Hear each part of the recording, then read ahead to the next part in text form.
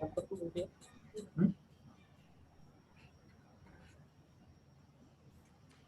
है चलो participant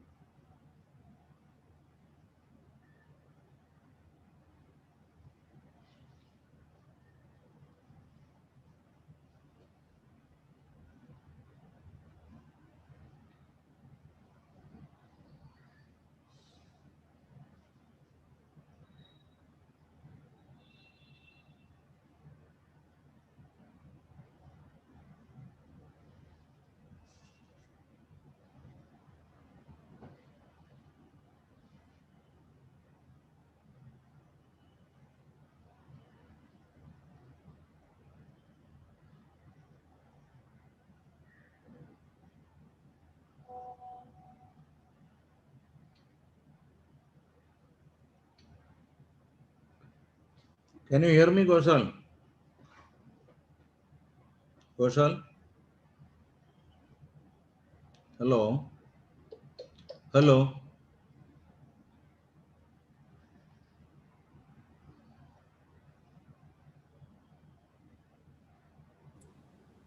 Dr. Vijayan Sahab, good morning.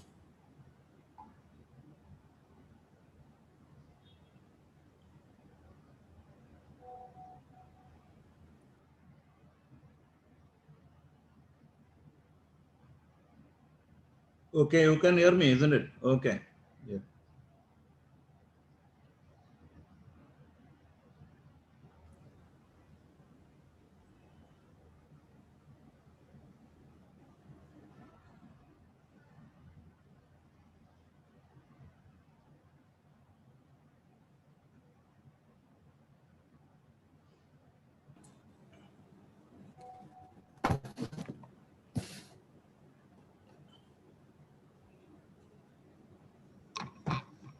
Vijayan Sahab, Yeah, good morning, Dr. Janaji. I'm here. Can you hear me? do you like to have this session? Because only 3 attendee I find. I can rather discuss with them, all 3 people, Could separately. not hear. Huh? I could not hear. I can Hello? see you. Hello? Hmm. Hello? 1 minute, 1 minute. Webinar room 3, can you hear me? Dr. Janaji, I'm here. Can you hear me? Hello? Dr. Vijayan. Hello? Good morning, sir. But I could not hear. Rather discuss with them. Good morning, sir. Are Good morning, you sir. able to hear Dr. Vijayan? Hello? Dr. Vijayan, are you able to hear? Are you able to hear? Janaji, I can see you, but I could not hear you. That's the problem. Yes, sir. वहाँ से किसका chairman जो है मैंने दे दिया मेरे पास Or maybe I will log out and log in. I don't know. वही तो आप लोग रखा था ना उसने कहा था इधर वाला चेयरमैन फोन से बोले कि नाम क्या Vijayan, है are you able to किसका hear? चेयरमैन चेयरमैन पूछ लो उसको हेलो नमस्ते सर, आपकी साउंड आ रही है, थोड़ी कम आ रही है sir. Yeah, I can see you, but I cannot hear you. That's the problem. Good morning sir am I audible Are you able to listen me? Yes sir, sir, yes sir. Webinar room 3. I can see. I can. I think you can hear me, but I could not hear. That is the issue. My voice, is it able, anyone able to hear me? Yes sir, this is Akhlaqpur, I am able to hear you sir. Okay. I'll do one thing. I will log out and join once more. Maybe sometimes. May I know who is anybody from organizers? Yes sir Okay. Should we have this session because I find only 3 attendees? Sir we have only 4 speakers sir in this session. No, speakers are 4, but attendees are only 3. Yes sir. So why should we have a session for 3 people? I don't think there is a necessity of having a session for only 3 people.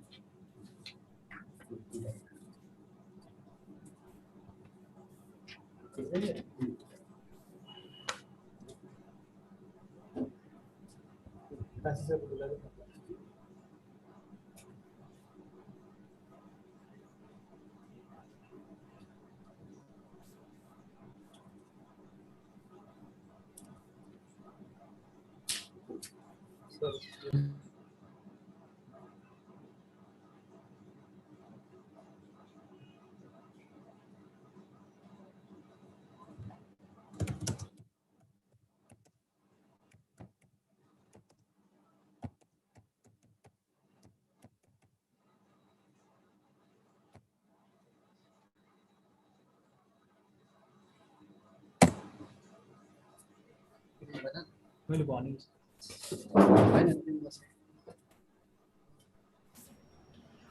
Okay. Okay. Yeah, good afternoon, sir. I think you can hear me, but I could not hear. Yeah, good afternoon, sir. Jina, sir. Good Yeah. afternoon. Sound is. Sir, are Good you able afternoon. to hear me, sir? Yeah, I am able to hear. Okay. So actually in this session, there are 4 invited presenters.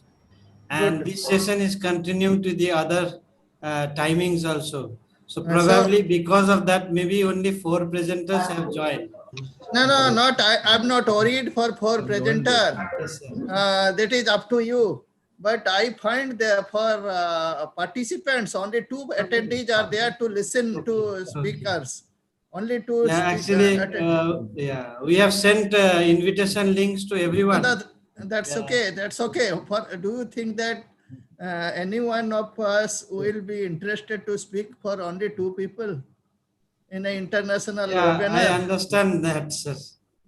But Rather, I would prefer to discuss with these 2 people Okay, sir. whatever I want to speak. Because see, if there is no attendee, no audience, to whom to Yes. speak? Yes, sir. To whom to Yes. speak? Yes, sir. I understand that, sir.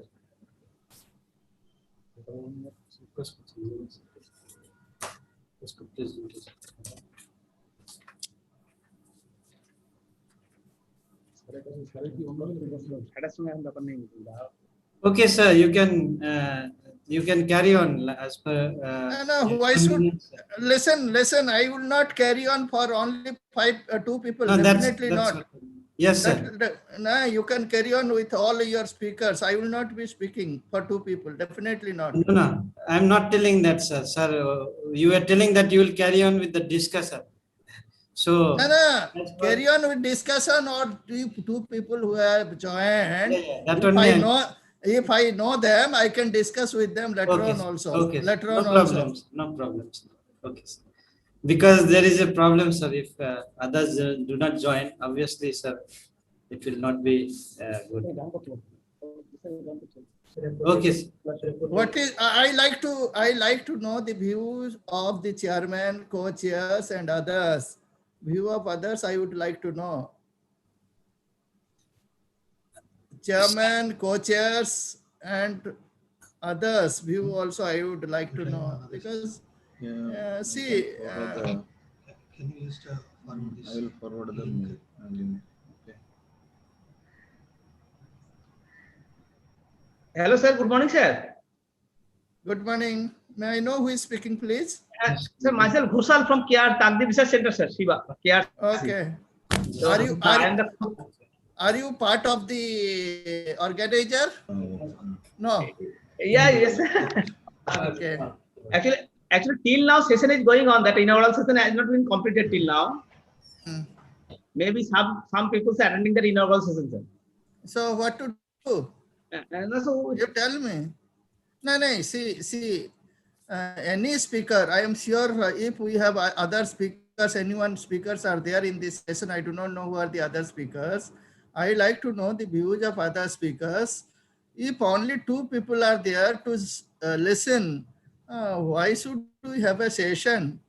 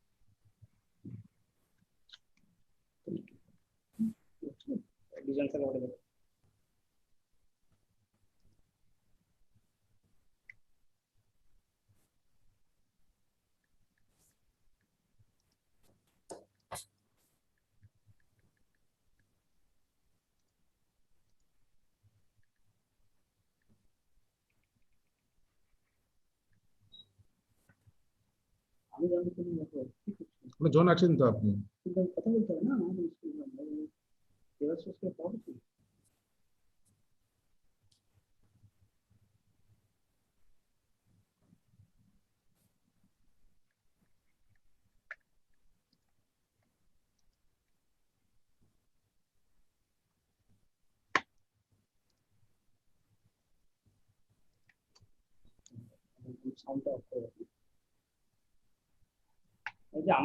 আমাদের সেশনে একটু problem হয়েছে, বুঝলে?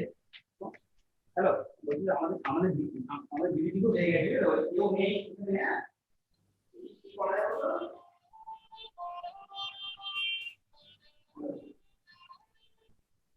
হ্যাঁ, বিলিটি কি করা যায়? বিলিটি বলছি আমি শুধু করবো, আর পড়াতে করবো, এটা কারেকশন করবো।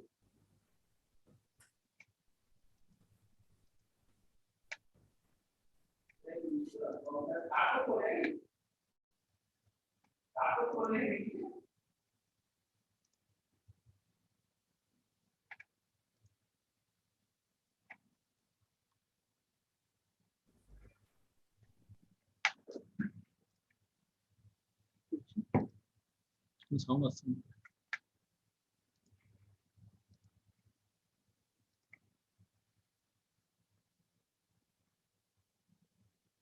আমার সমস্যা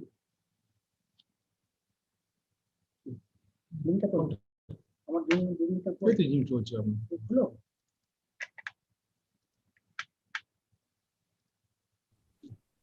বিজন স্যার আপনি তো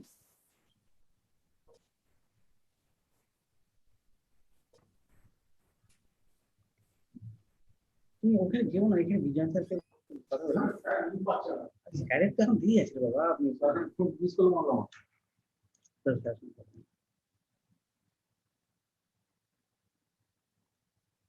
আমার সম্পর্ক হয়ে গেল শুধু শান্ত কারোর হচ্ছে না স্যার।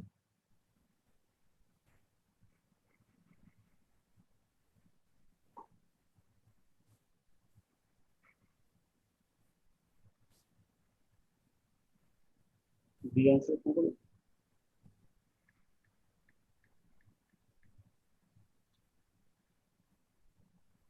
বিজন স্যার ফোন করুন। এটা হবে না মনে করেন।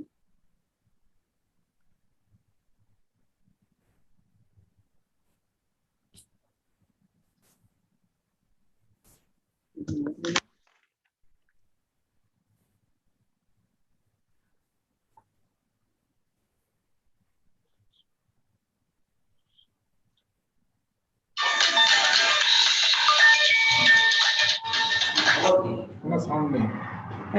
Hello, sir. Yes, sir.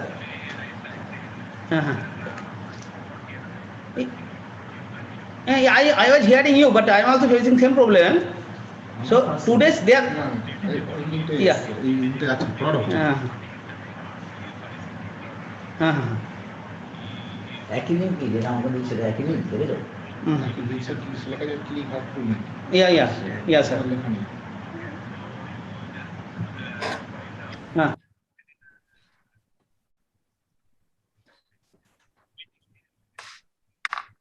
Yes, sir.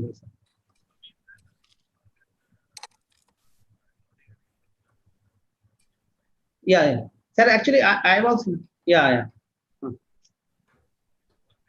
Yeah, I am also facing same problem, but I am facing same problem, sir. Sound problem.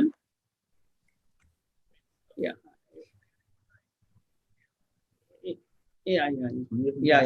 Sir.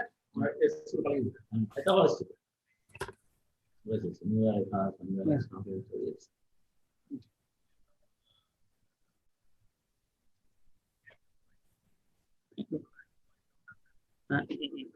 Yeah, sir. You do answer today. They have, yeah.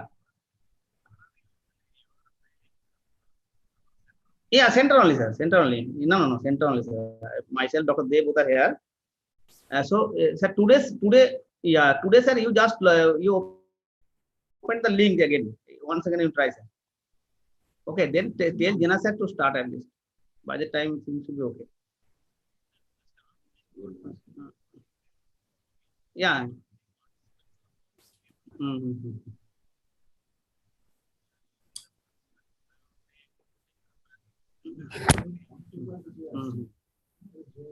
Dr. Dev, yes.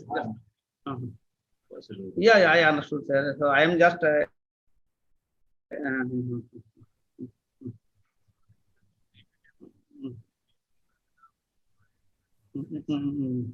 Yeah.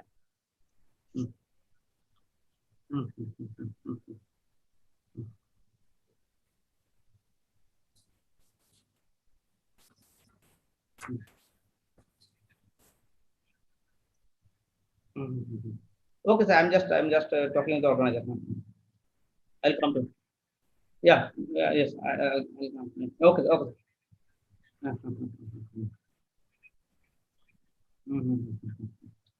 Okay, sir. I understood. Okay.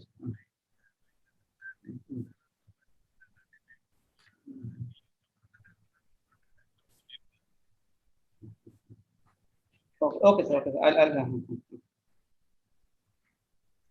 আর কিছু হচ্ছে না আমাদের problem তাই তো organiser problem তারপর link যেগুলো দিতে সেটা দিয়ে হচ্ছে না সবার লিঙ্ক খুলছে না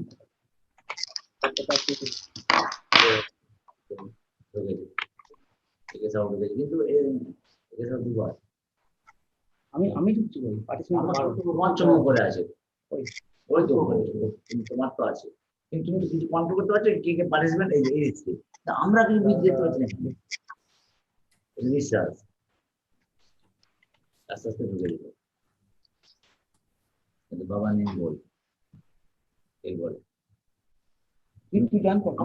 আমি আমার লিঙ্কটা কোথায়, তুমি কোন লিঙ্কে করেছো লিঙ্কটা ফরওয়ার্ড করো। Hello, madam. Tell. Yeah, I saw one. I saw earlier you, but now I am not seeing you. So tell our people also to join. Who are there, Vidya and all the people. Okay. I could see now. I cannot able to see you. Earlier I saw you.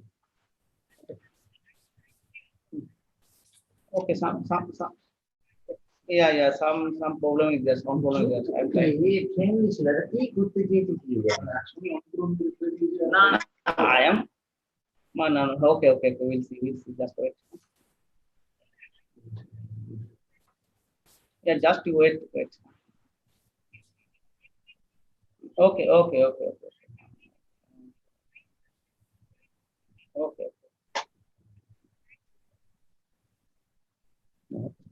আমার কাছে শোনা যাচ্ছে। তোমার voice শোনা যাচ্ছে না, আর আমার তো ছবি আসছে না, কিছু আসছে না, দেখতে পাচ্ছি না, সবাই দেখতে পাচ্ছি না। Hello, good morning, Vishwas. It will be better. I don't want that car. Morning, sir. All you সবাই আসছে, আমার তো দিকে আসছে, আমি তো জয়েন করাই আছি, কিছু আসছে না। লিঙ্ক দিচ্ছে তো, সেই লিঙ্কই তো মারছি। good morning. কোথায় তোমার মিনিমাইজ করো, আমাকে দেখি লিঙ্কটা, আমাকে দেখি। Put that then they will. Good morning, Dr. Ghoshal. Yeah. Now you can. Now you could hear my voice, no? Yeah, I could hear you. Rekha, I could hear you.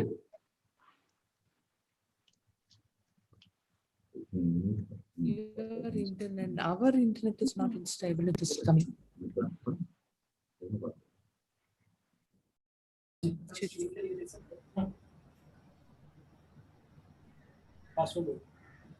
Good morning, sir. DDG, sir.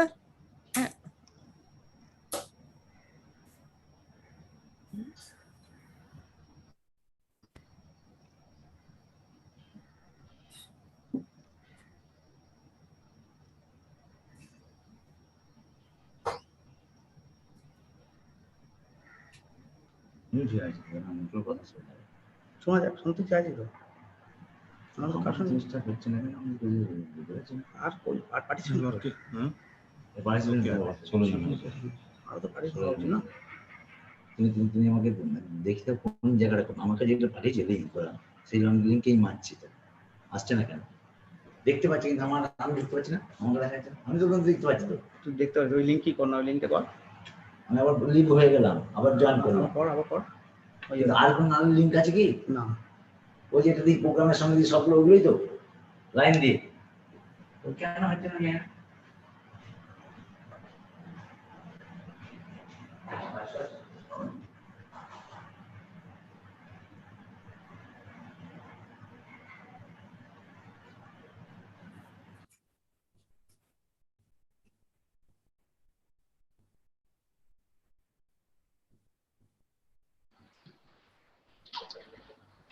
Hello.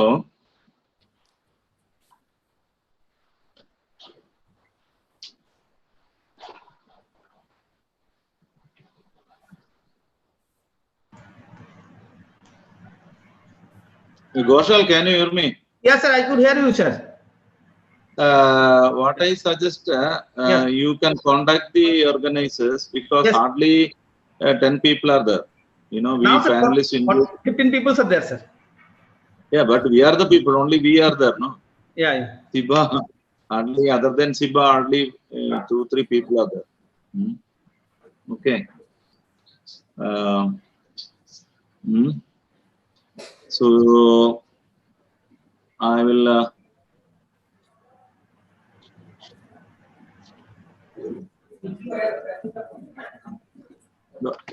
Dr. Janaji, hello.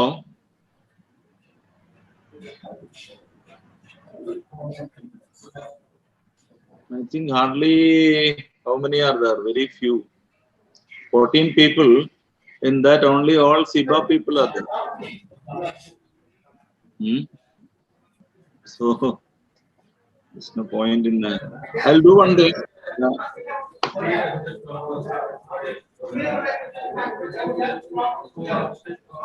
Somebody might have entered with wrong link or what? Only 10 people.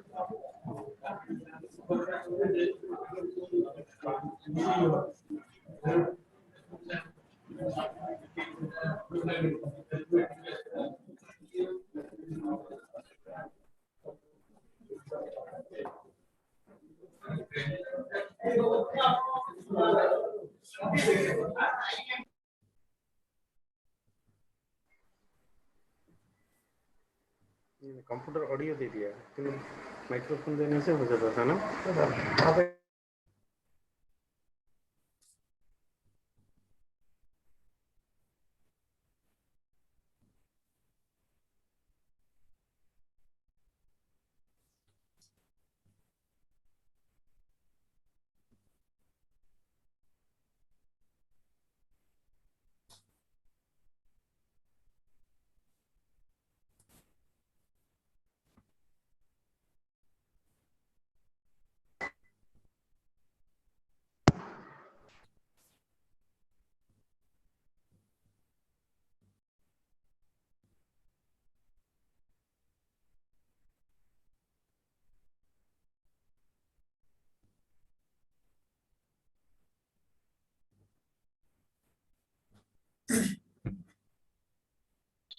Webinar room, if you can hear me, what I suggest, DDG, I talk to him because hardly 12 people are there for our panelists and all others are only SIBA attendees are there, participants. So he suggested his time is over.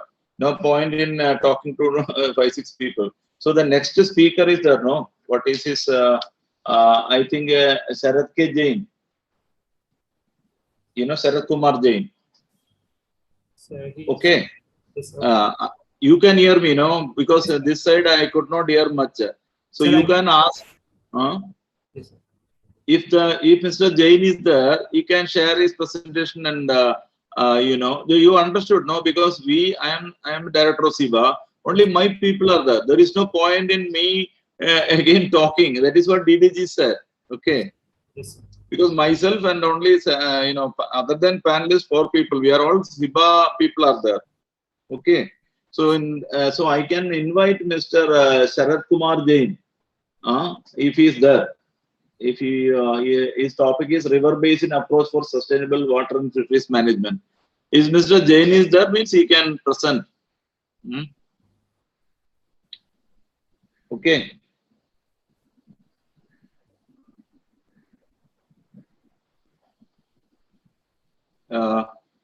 Because I think both are there. That is, there is some, you know, Mr. Jain also I could not see in the participants, you know. So Dr. Is- Baban. Is he there? Yes, sir.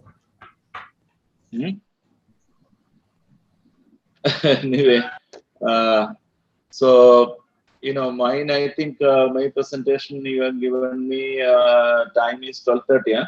12:50, 12:30. So I'll do one thing. I will again come back by 12:30. Goshal, my you Yes, know, scientist is there. So you just take care, okay? If it is, Okay. you see, I can see the people. Most of them are our people, especially Kakadib. You know, you are there, and I suggested next speaker. That is what DDG also said. Okay. I just talked to the organizer, sir. Hello, sir. I just talked to the organizer. Dr. Bijan, you can carry on with the other speaker. Yeah, that's what I said. If the other speaker also not to be there in the participants, you know, I could not see his name. No, I do not know who are the other speakers. Please go one by one so that the session be continued, even though there are 3 attendees. Maybe panelists can hear. Okay. Okay, so next person is Sarath Kumar Jain. I called upon him, but it appears that he is not there. And after that, you know, and our scientists are there. They can present. Mr. Day, Rekha. That's what I feel. Panelist room. Can you ascertain Mr. Jain is there or not? Yes, sir. He's not there. He's not there. Then next person is Mr. Piotr. He's the professor and head of River Fisheries Department in Poland, defining environmental flows for India with help of Meso-Hudson model. Is he there? Sir, his session is in afternoon, sir, from 1:30 to 4:20. Okay, so who is the next speaker in my Dr. Pawan Ningoli. Pauline is there? Sorry, sir. I could not see Mr. Pauline also. I am not seeing him here in the participants. So they are in afternoon session.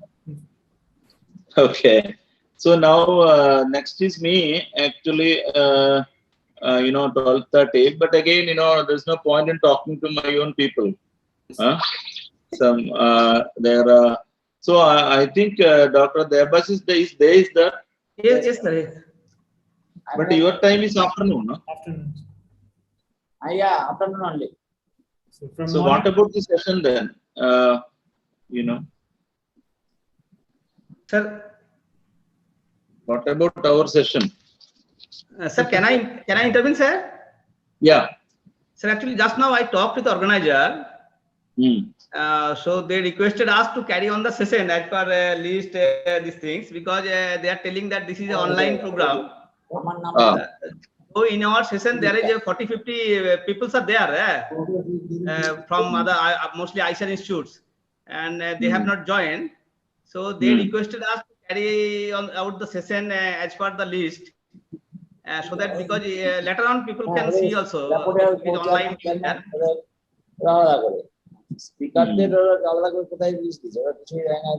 But what is you see, there is a list of the session. First talk Dr. Jana Ingole, Vijayan, Jain, Mr. Prater, Payalin, nobody is there. And according the time, it will come by 1:50 only. So what I suggest, maybe we can, rejoin by, because no speaker is there. Next speaker is actually Debas's day. Time is 2:10. Who can, sir? Yes, sir. Or we will join after, we'll assume that we have presented in the present session, because Jana Sahab is, he was there, he waited until 12:20. Yes, sir. So from morning session, Dr. Pawan Ningoli sir, he is there. He's there with us. Yeah, please tell him to join, sir. Hello. Yeah. Sir, Pawan Ningoli is there. Yeah, tell him to present that.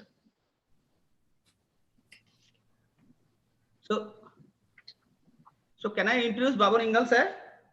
Yeah, I think Goshal, what I suggest, you take care, okay? Yeah. On behalf of me, do conduct the session in joining with the webinar room, okay? Okay. Okay, sir. Okay, and so, maybe one of you can present in the session also, and so that afternoon I will again come by 12 o'clock, 2 o'clock. So maybe more people are there will present. Okay. Okay, sir. So take care of the session, Goshal. Okay, because you know these people. Because I think there are a lot of confusion because of the what is that online mode and parallel session. I think that is a big problem. Lot of parallel sessions. Okay. So let us now hear. Okay, then you take care. Okay. Okay, sir. So now I request Dr. Pawan Ningoli.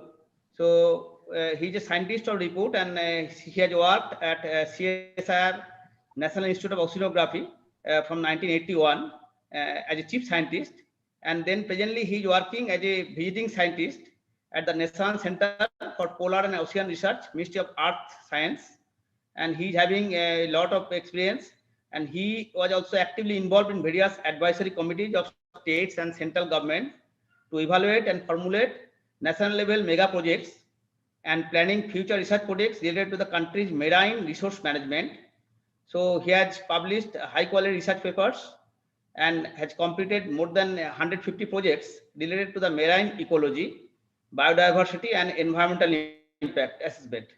So he has supervised more than 80 MSc BTech dissertation and 12 PhD students. So now let me invite Dr. Baban Ingle to present his things. His topics is changing land use patterns for enhancing fish production through coastal aquaculture. So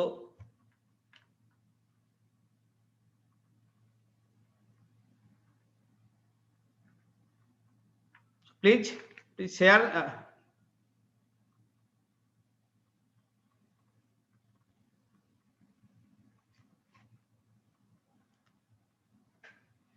Hello, Ingle sir.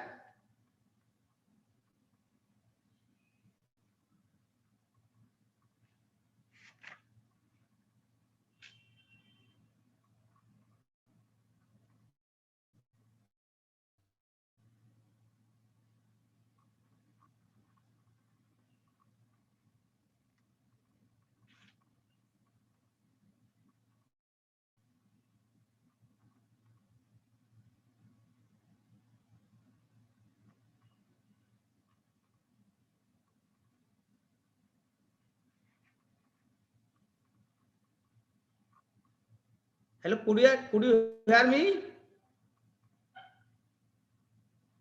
Hello.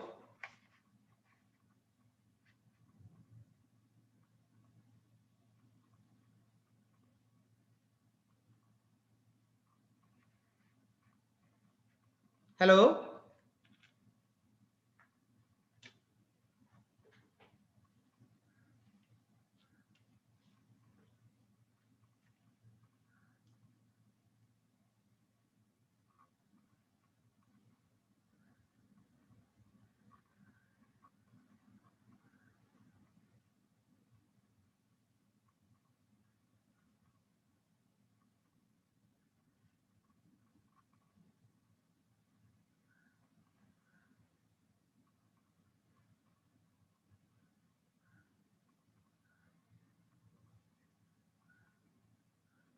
Hello.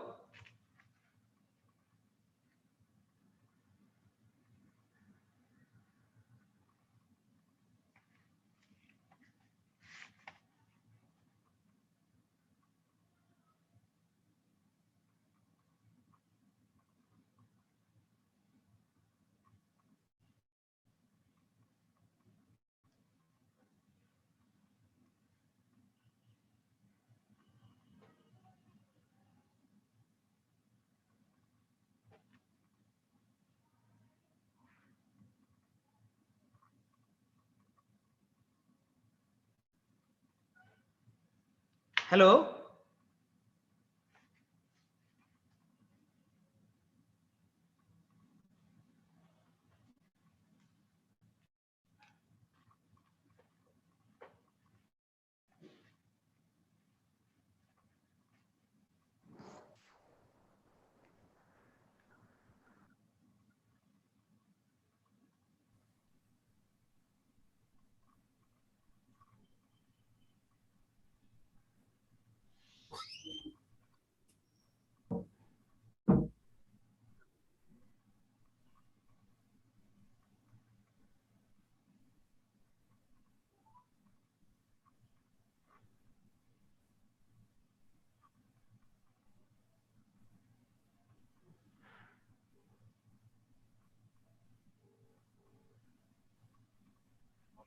বলছি আমার session 3 যে ছেলেটি আছে ওর একটা phone নাম্বারটা দাও না, ও তো কিছুই করতে পারছে না।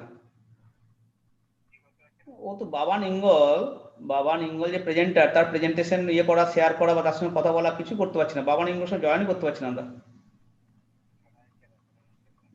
বলছি সেশন 3 যে আছে, সেশন থিম 2 তে আমার সেশনে, হ্যাঁ, তার ফোন নাম্বারটা আমাকে শেয়ার করে দাও একটু ছেলেটার। হ্যাঁ, ও কিছুই করতে পারছে না। বলছি আমার সেশনে যে আছে না, হ্যাঁ করো। You mentioned one is I'm unable to hear my voice. Is also I feel admin please look into it. Go. Okay, sorry. अरे तुम्ही अटेंडेंस में जाओ ना अटेंडेंस तुम्ही वॉइस म्यूट कर रखा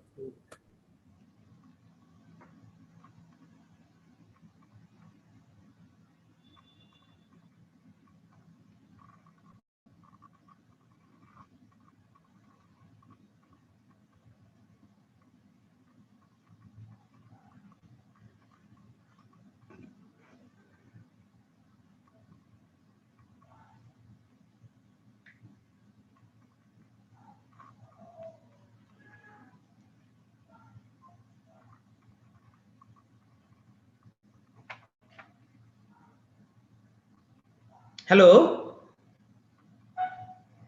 Hello?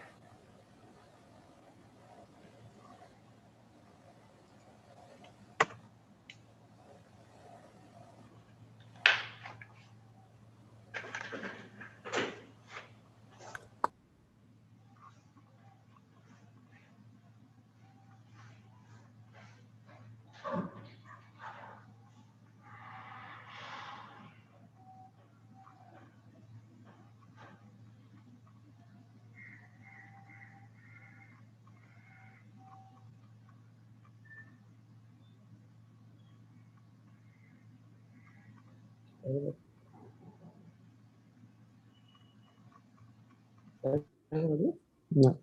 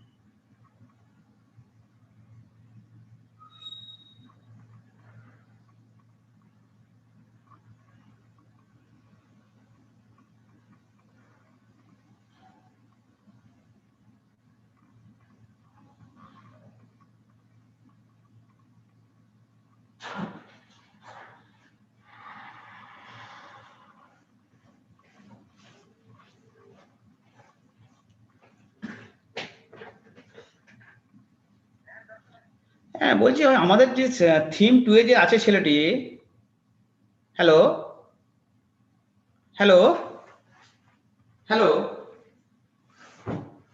হ্যালো হ্যালো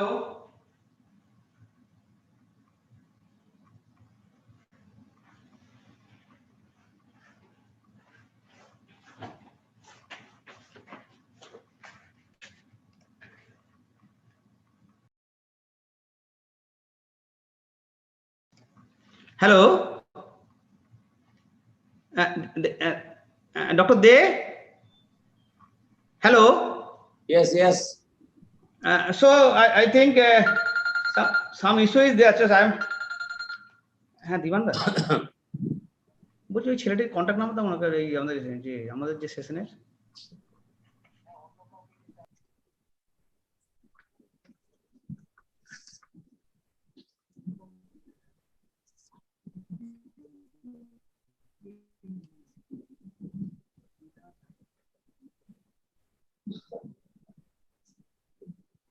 कौन के लिए तो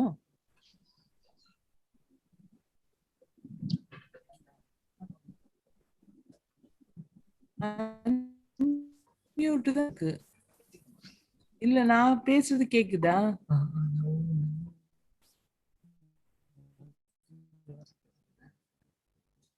mute.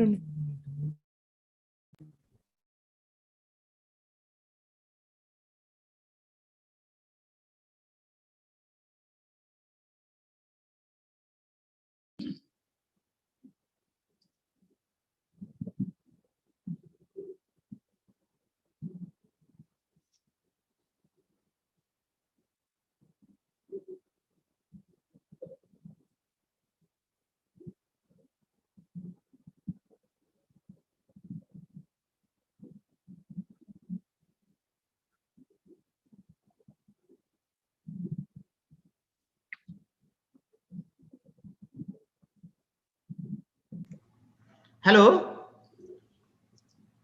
Yes, yes. So I think Dr. Bawan, Dr. Ignol is having some problem. So let I request Dr. Sarad Kumar join. Hello, whether he has not joined, I think, Dr. Join. So now I request Dr. Devashish De to present this thing. Of course, he is there after lunch session, but as the earlier speaker is not there, so I request Dr. Devashish De. So Dr. Devashish De is having a vast research experience in the field of brackish water aquaculture, especially in finfish and shellfish nutrition and feed technology in particular. So he has worked for development of cost-effective feeds for brackish water fish and shrimp farming through specific dietary nutrient optimization and alternative feed ingredients. His research interest includes nutrient enrichment of unconventional plant ingredients, fermentation, cost-effective feed development for brackish water polyculture, farm-made feed for brackish water fishes, recycling of fish waste and its use as replacement of fish meal, and as plankton booster in aquaculture. His research area also includes captive broodstock development and culture of Hilsa shad. He has developed and commercialized different technologies for enhancing production and profit in brackish water aquaculture in India. He has also developed mobile shrimp app in Bengali language, Chingri, for shrimp farmer of India and Bangladesh. So he has been awarded with Nanaji Deshmukh Award for outstanding interdisciplinary team research from ICAR Government of India. He is also a recipient of Endeavour Research Fellowship of Government of Australia. He has served as an executive committee member of Society of Public Research of International Journals, and presently working as principal scientist and officer in charge of Kagdi Research Center of ICAR, Central Institute of Brackish Water Aquaculture. So now I request Dr. De to start the session with his presentation. Actually, they are not allowing to share the screen. I don't know. There is a problem in the link. When I sharing the link, it is they are showing that it has been disabled by the organizer. So just can you contact the organizer and just tell them to make them able just so that we can I am contacting Dr. De. Yeah. I am just contacting. We cannot share the screen. I am just contacting. Dr. Gosal sir, this is Dr. Sao from Sifri. Yeah, Sao sir. So, yeah, good morning. So then you said some Dr. Sarad Jain, he's there in the as a presenter. I don't see here. That's why. Let us start with Dr. No, he's not here. Like his presentation is on 18th. No. Dr. Sarad Kumar Jain is river basin approach for sustainable water. Yeah. That is on 18th. If you look at the schedule, they have sent the invitation. That is on the 18th. Yesterday I discussed with him, and he said it is on 18th 10 o'clock. But in my list, he is there, no? Dr. Jina sir, Baban Ingol, Vijayan sir, then Sarath Kumar Jain, then Piotr Perasic, Pailan, they. Yeah. I think they have all on 18th. Poiter, I think, have today. I don't know exactly, but Dr. Jain, he has on 18th. No. You can 16th only. That you see let us start first. Huh? Yeah. Dr. Shahu, on 18th, only 2 presentations are there, oral presentation of this session. So Okay. all are in today only. Sorry, I could not get you. On 18th, only 2 oral presentations are there for this session. But if you look at the invitation, Not and 18th, 17th. but I have that. 16th, there are 16 oral presentations, including 9 invited. In fact, yesterday I had a And this discussion with session- him. Yesterday I had a discussion. No, this session starts from 11:50 with the lecture from our DDG sir. Yeah, I know that, Dr. Yeah. Vishwas. But yesterday when I discussed with, because he is an invited speaker, so the link has been sent for 18th. 18th, there is no oral presentation for this session. No, because Don't know. There he is said something. that's why there are a lot of confusion. He also was telling same thing. I could not.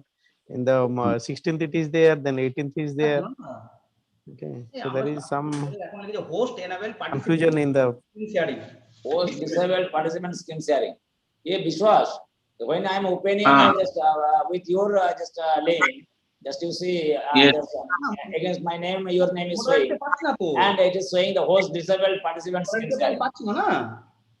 Share skin. unmute করে আছে Yes.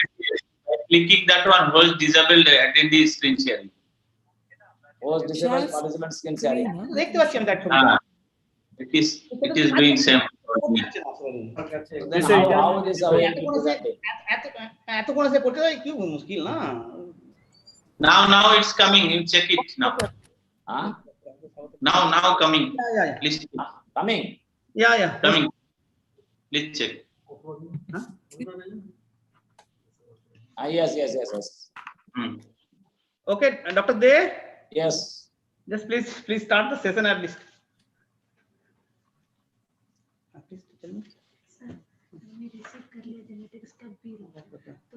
I don't know anything. Talk with Pankwan sir. He told Now me. can you see my slide?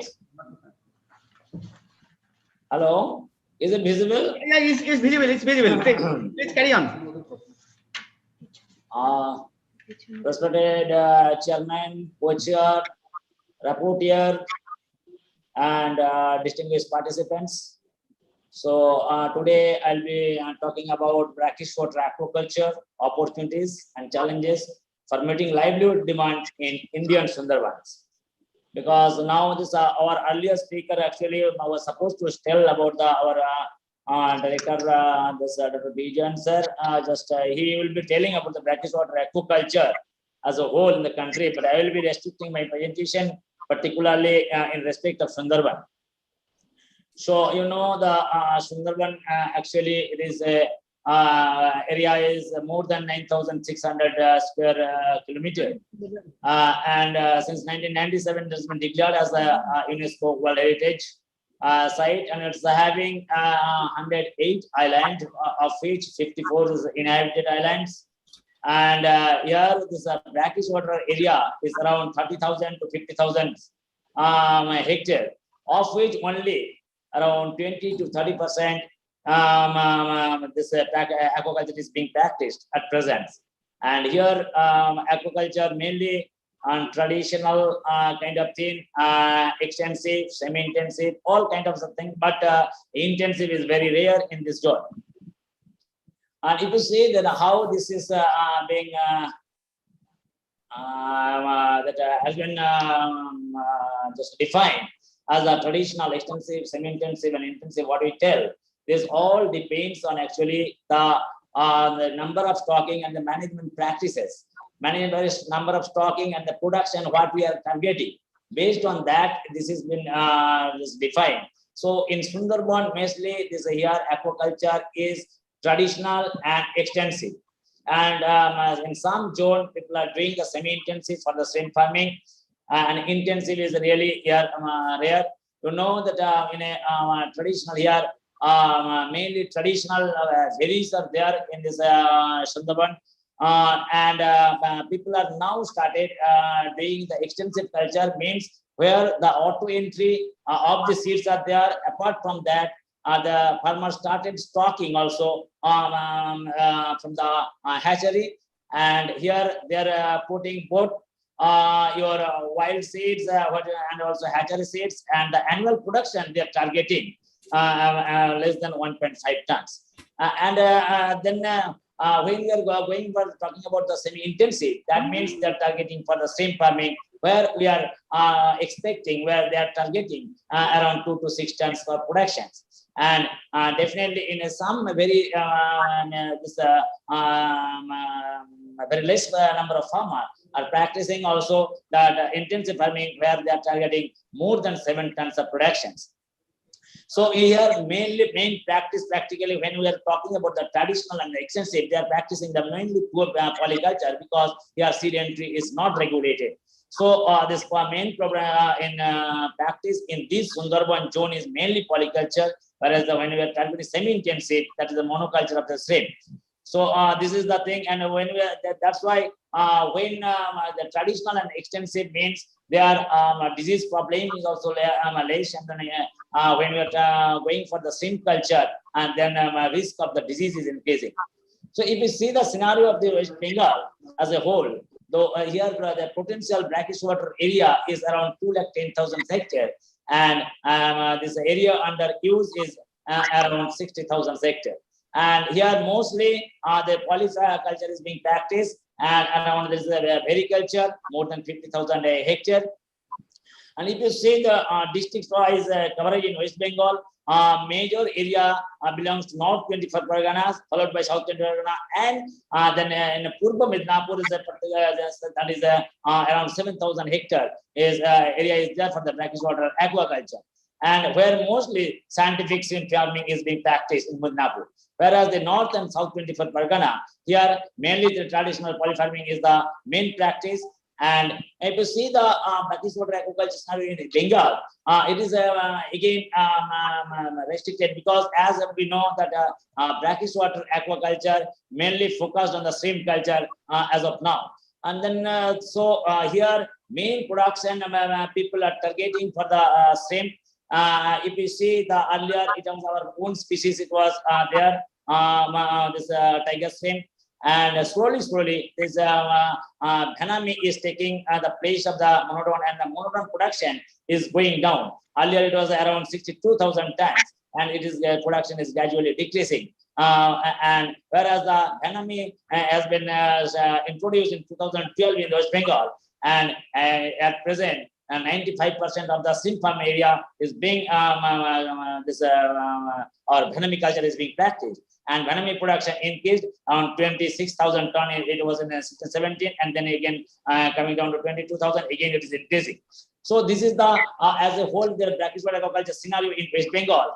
And if we just now see the different opportunities for the Sundarban, for the brackish water aquaculture, and we will go first by the different species. And what are the species, potential species in the brackish water aquaculture?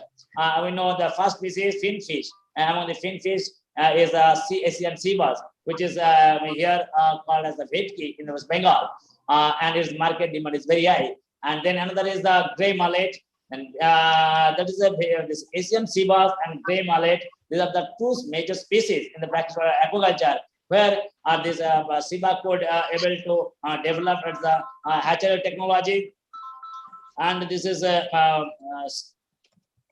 SIBA could able to just develop as a hatchery technology and also pig technology. And then there's the mullet seeds like the tarde mullets and the parsia. Then another ornamental species, Catophagus argus. Then another important species, this is milkfish, where this SIBA could get breakthrough for the production of the seed and feed technology. And then another important species is the pal spot, which is again as an ornamental fish species. Is a major finfish species for the brackish water aquaculture in Sundarban. And if you see the shrimp species, there's a major, our major native species is the tiger shrimp. Due to WSSB, it's a culture. People are, the farmers are reluctant to do the scientific culture of the tiger shrimp due to WSSB.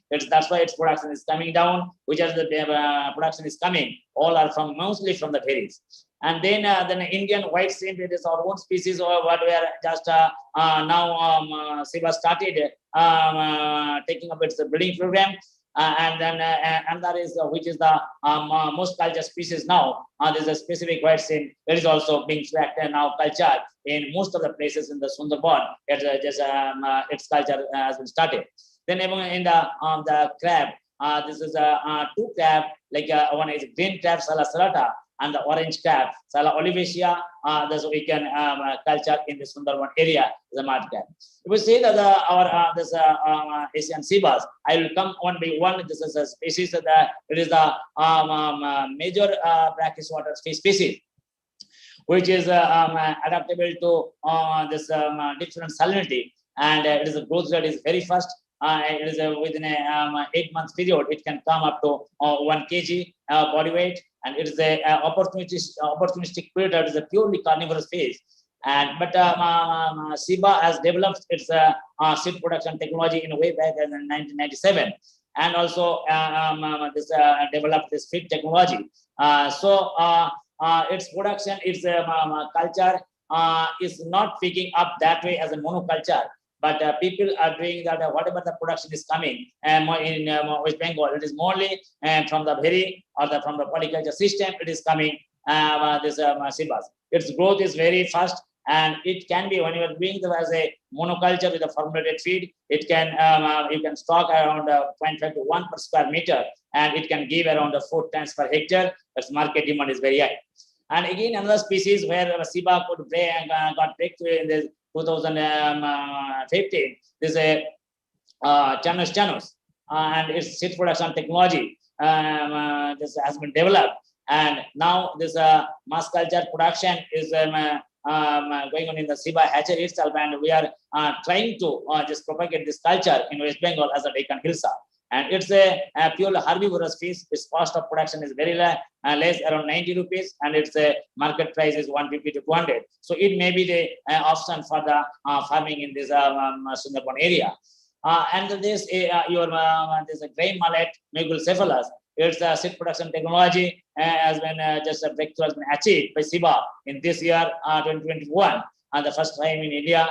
And its feed technology is also has been developed. Its feed is ready, seed is ready. So it is a very good species to culture. So I think in the Sundarban it will be affected species in future.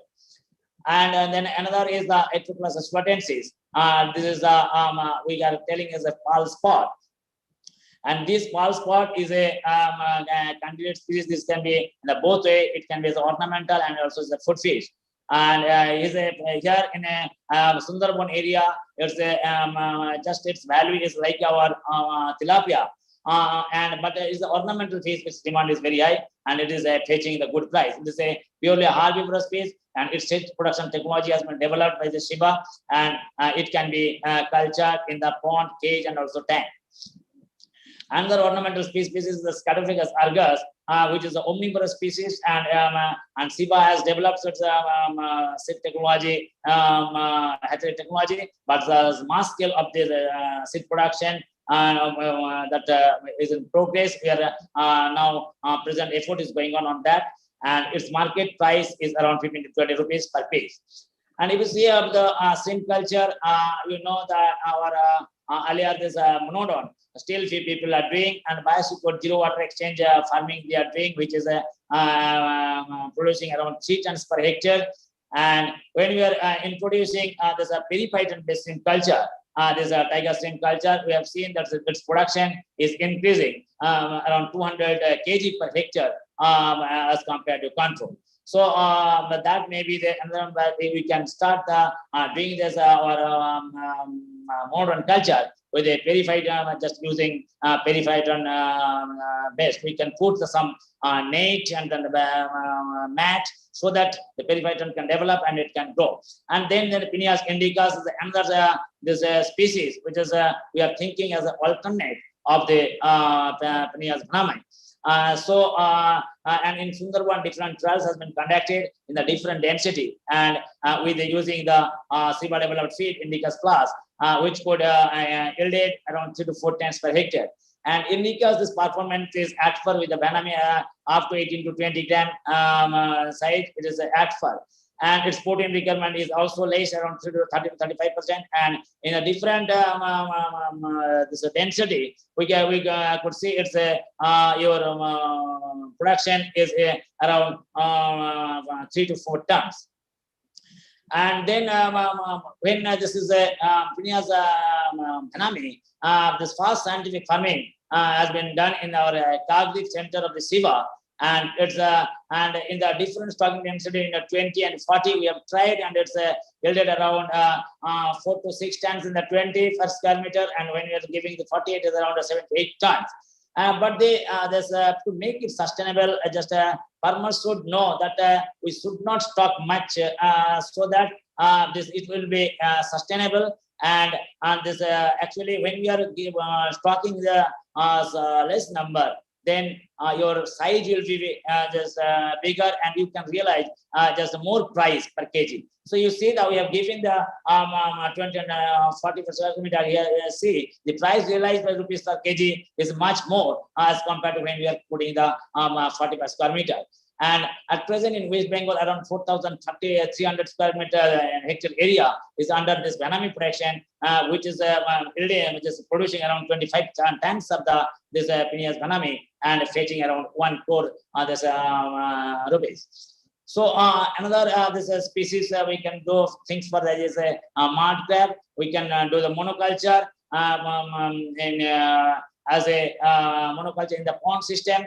We have to give the different hideout, and then we have to make the fencing, and it can be stocked around 0.5 to 1.5. And in scientific, it is managed the farm. We can get around 2 tons per hectare if we stock around 0.5 to 1.5 numbers per square meter. It can be used as a polyculture also if when we are stocking mud crab along with this our mullet or the milkfish. It is giving the more production, and it is giving the more return.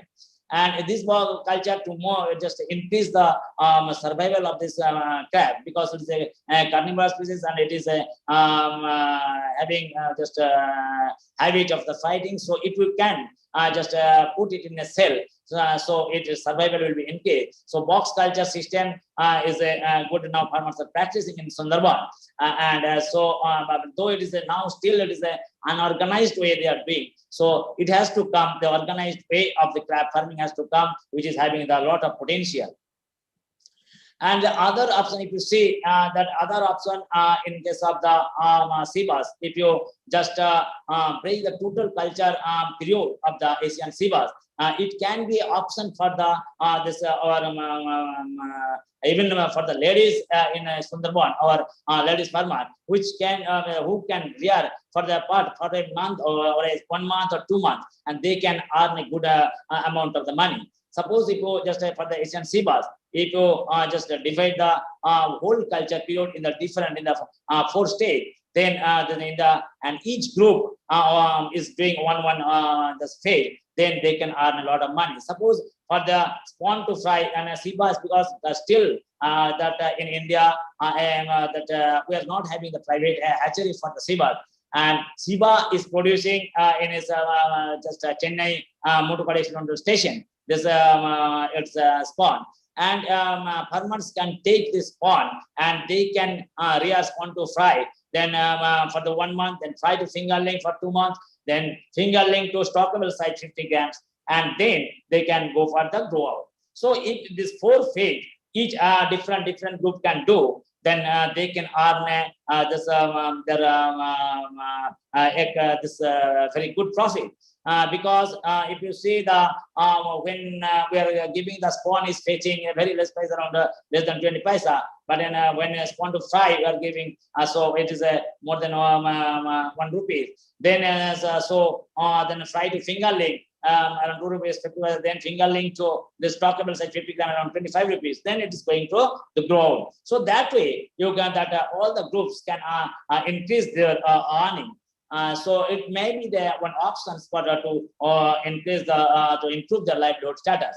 And then through our milk fish broad farming is another option, because I was telling that its cost of production is very less, 90 rupees, and within a 6 months period they can get a very good return, because the cost of production is 90 rupees and you can sell in a local market in 150 rupees a kilo. Another good species for the to culture is Mr. Gulio, and SIBA has developed its backyard hatchery technology and and also its production technology with a formulated feed. So farmers can just take the hatchery technology one group, and next other farmers in that zone, in that village, particular village, other farmers can do this grow out culture. And its cost of production is also less, 90 to 100 rupees. And its cost of this when your market price is very high, around 250 to 300 at any point of time. If you go to the market, you will get that to 300 rupees for this Mr. Gulio. And we have standardized the its hatchery technology, and hatchery technology per seed this production price is around 20 paisa per seed. So you can get the good amount, and if you can sell it around suppose per seed 30 to 50 paisa, then you can fetch a lot of profit. So I think Sundarban farmers can get that option to develop a hatchery, there's a backyard hatchery for the Mr. Gulio, and then other farmers can have that seeds and for the grow out culture. And the potential area, and the SIBA is working on this Hilsa culture. You know, in the SIBA could able to develop on stock in the brackish water farm, and it is growing in the farm. But another approach SIBA is doing to propagate this Hilsa culture, because it's having the potential desire, the Hilsa is having the high fecundity. And so what this it can be the braid through the stripping, and what we are doing that this fertilized egg we are bringing under nursery rearing we are doing, and then we are giving the nursery reared this fry to the farmer. So now the Sundarban farmers started getting that and within a very good result that they started getting. Within 6 months, they are just Hilsa attained around 190 grams. In the 2 villages, we are seeing that it is having the potential in the future. So, and then our Paul Spot hatchery, modular hatchery set productions, SIBA has developed. So it is a arrays based 1,000-liter tank, this hatchery, and it increases. So we have curtailed the parental care and increase the frequency of the breeding, and each laying they are producing 2,000 to 2,500 eggs per batch. That way, this that model can be replicated in the different locations in Sundarban, so that the farmers can earn that good amount of the money and can improve their livelihood. And another model, this is there's the integrated multi-trophic aquaculture to increase the income by introducing the extracting species in the polyculture system. So if you just introduce in your polyculture system some oysters, so they can just extract the nitrogenous and waste of the cultured water, and then it will help to keep your this pond environment clean, and this species will get the better environment to grow. And we have seen that in IMTA system, this production is increasing just significantly as compared to the control when you are doing the normal polyculture. And this another is the option as in Sundarban, which is mostly practiced now. There's a practice water polyculture with a modified or extensive polyculture. When we are using the polyculture permitted feed, they are improving the income of the income because this polyculture feed, SIBA developed the Polyplus, which is a very cost-effective feed and would helping to increase the production, and it could improve the 3 to 5 tons of productions and the net profit around 4.5 lakhs per year. So this kind of there's a improvement with the fermented feed farmers can get when they are doing the polyculture to make the this polyculture more cost effective. Then SIBA Plankton Plus we are using and curtailing the quantity of the feed required. So what you could find that there's a Plankton Plus when you are putting it could reduce the 30% feed requirement in the polyculture system. If it is the shrimp-fish polyculture system or catfish polyculture system, in the both case it is yielding. And there is the this integrated aquaculture, and when this it is also helping to increase the income of the farmer when we are introducing with the aquaculture this all horticulture as well as the livestock. And we have seen the chick horti aquaculture is a better option as compared to dark horti aquaculture. And then another option is some ornamental candid practice water ornamental species are there. Like I was mentioning that one is the pulse spot and the scatophagus. Besides that, there was a silver moony, then orange comet Atroplus maculatus, and then Atroplus canadensis. These are the species which can serve as the ornamental and is having the high demand in the market. So it can be the farmers can have the hatcheries, ornamental fish hatchery, backyard hatchery to develop this this ornamental backyard ornamental species. And another this option is around to develop the wealth from the waste. So SIBA has developed one technology to develop Plankton Plus from the fish waste. So that can be option because as in West Bengal, you know, lot of fish waste is getting generated in the different markets, and that waste can be converted in a daily basis. If you are having the 100 kg waste also in a market, so it can be converted, can be recycled to the wealth, and farmers can do develop the Plankton Plus. And this Plankton Plus is having now at present the high demand because it is improving the production of the shrimp and the finfish culture, both in brackish water as well as the fresh water. We have this trial was done across the India and coastal states, and it is giving the very good performance, and it is improving the survival around 10 to 12%, and it is increasing the productivity around 1.2 to 1.7 ton in the shrimp culture system. So this is the feed mill. Farmers can have the small mini feed mill unit for them, just for that just incurring around the 15 lakhs. So to develop as mini feed mill, and they can use for their own purpose as well as for the fellow farmers. They can sell because it is a 200 kg per day they can produce, and if they within a 15 lakhs they can just develop a mini feed mill. So this is, and if you are having the this capacity, farmers having the capacity, they can go for the big feed mill also around just 1 ton per hour, but it is having the much it needs much more investments.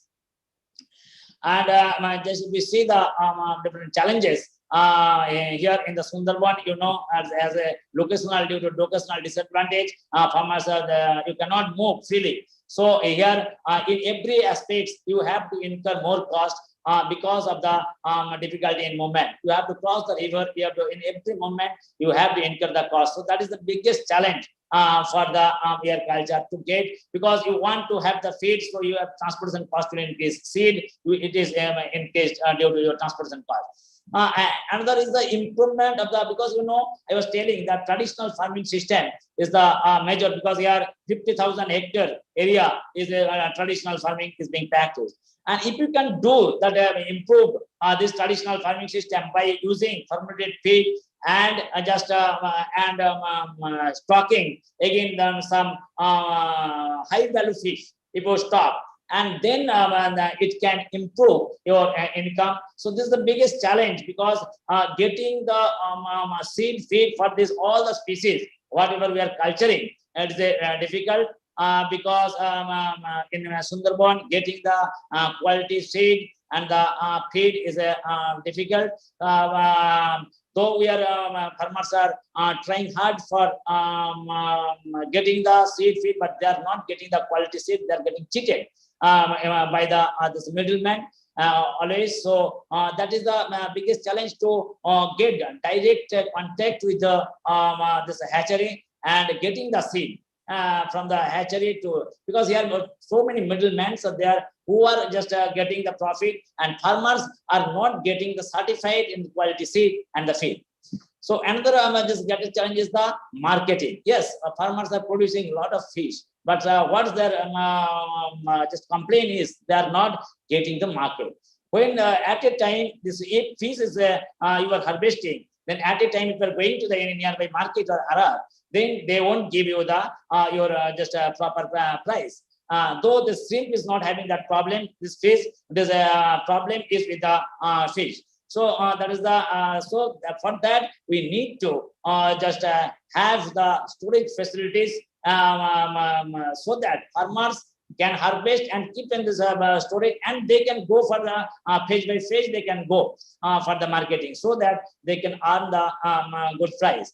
And another is, everywhere that is disease is the major challenge. Though in the agriculture disease is less, but when we are going for the intensive or semi-intensive or intensive, so there is a lot of chance of the disease outbreak. And the farmers, this government is not having that much scheme to for the fisheries.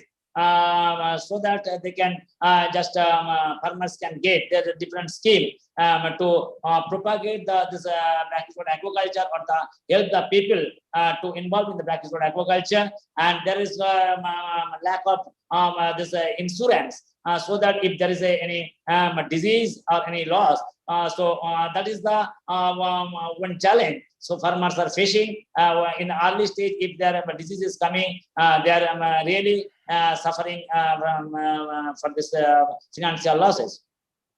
And here this is a lack of aqua clinics for the this, analysis of their water and also their feed and also the early stage of the disease. They are not able to analyze their quality, water quality, feed quality, all these things. So this is the that needs to be developed in the different place where the aquaculture is being practiced. There should be aquaponics in the Sundarban, and the storage facility, as I told, should be there so that the farmers can get the better price.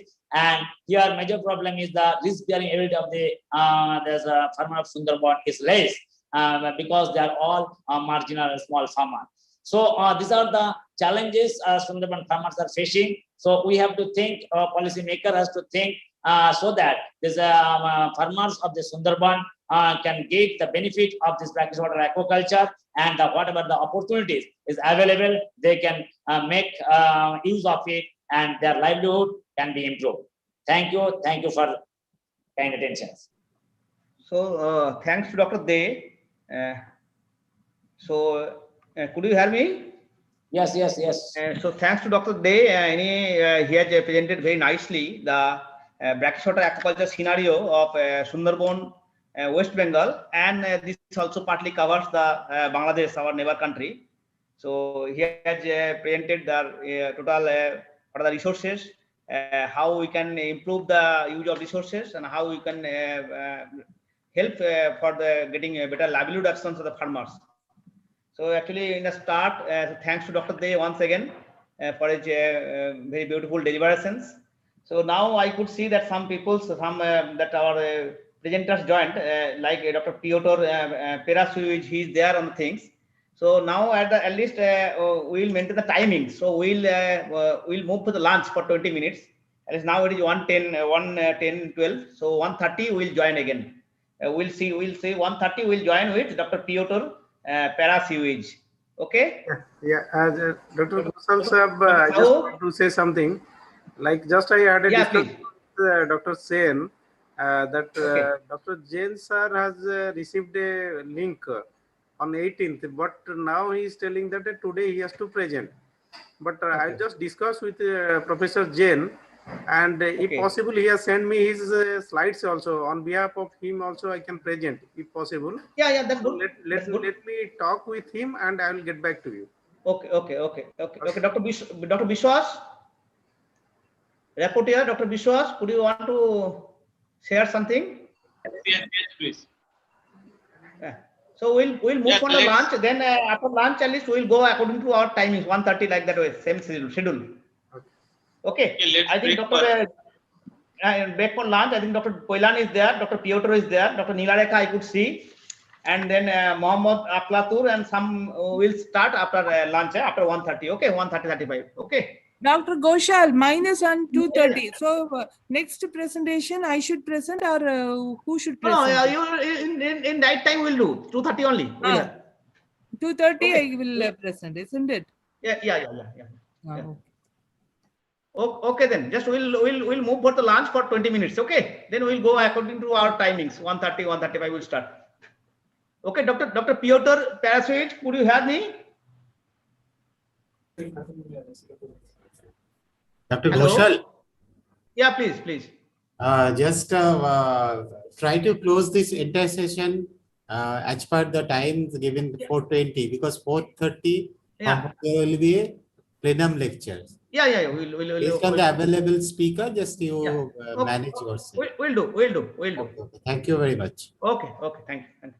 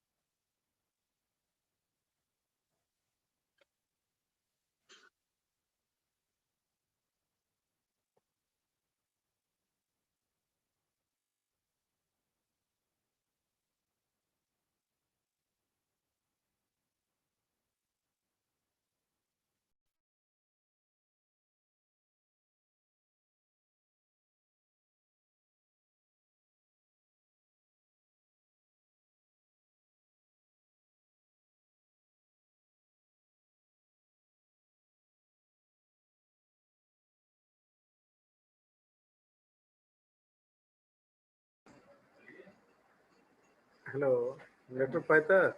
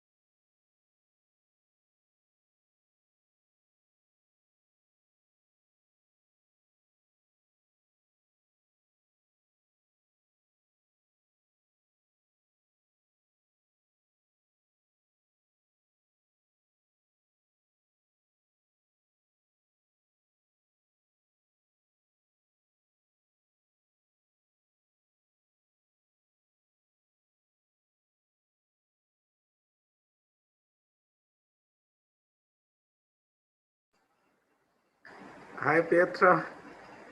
Good afternoon. Hello. Hi, hi, Good to hi. see you. Nice to see you. Nice to see you. So, in fact, Professor Jain, he thought that his presentation is on 18th. Professor Jain from NIH. You might have Oh, seen. no, it's No, you have not seen that. no, it is today, is it? Yeah, but it's today. So on Oh. behalf of him, I'm going to present. It's good to see after a long time. Yes, same. You look great. You look very healthy and happy, I see. Yeah, you too. Your background is very like excellent reverbation. That's Poland. Yeah, that's Poland. Great. That's the river I wanted you to work on. Oh, I see. Yeah. So, just Dr. Jain is calling. Just I'll take off his phone. Yeah, sir. Good afternoon, sir.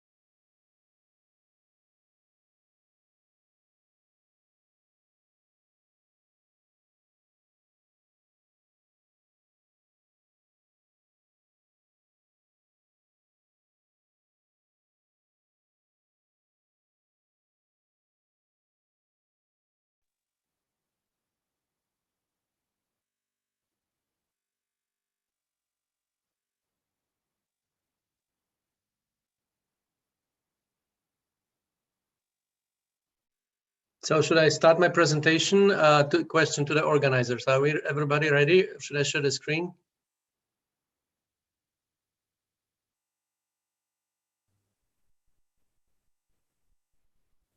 So I think co-chairman has not come yet. So I Okay, request- good. So let's wait.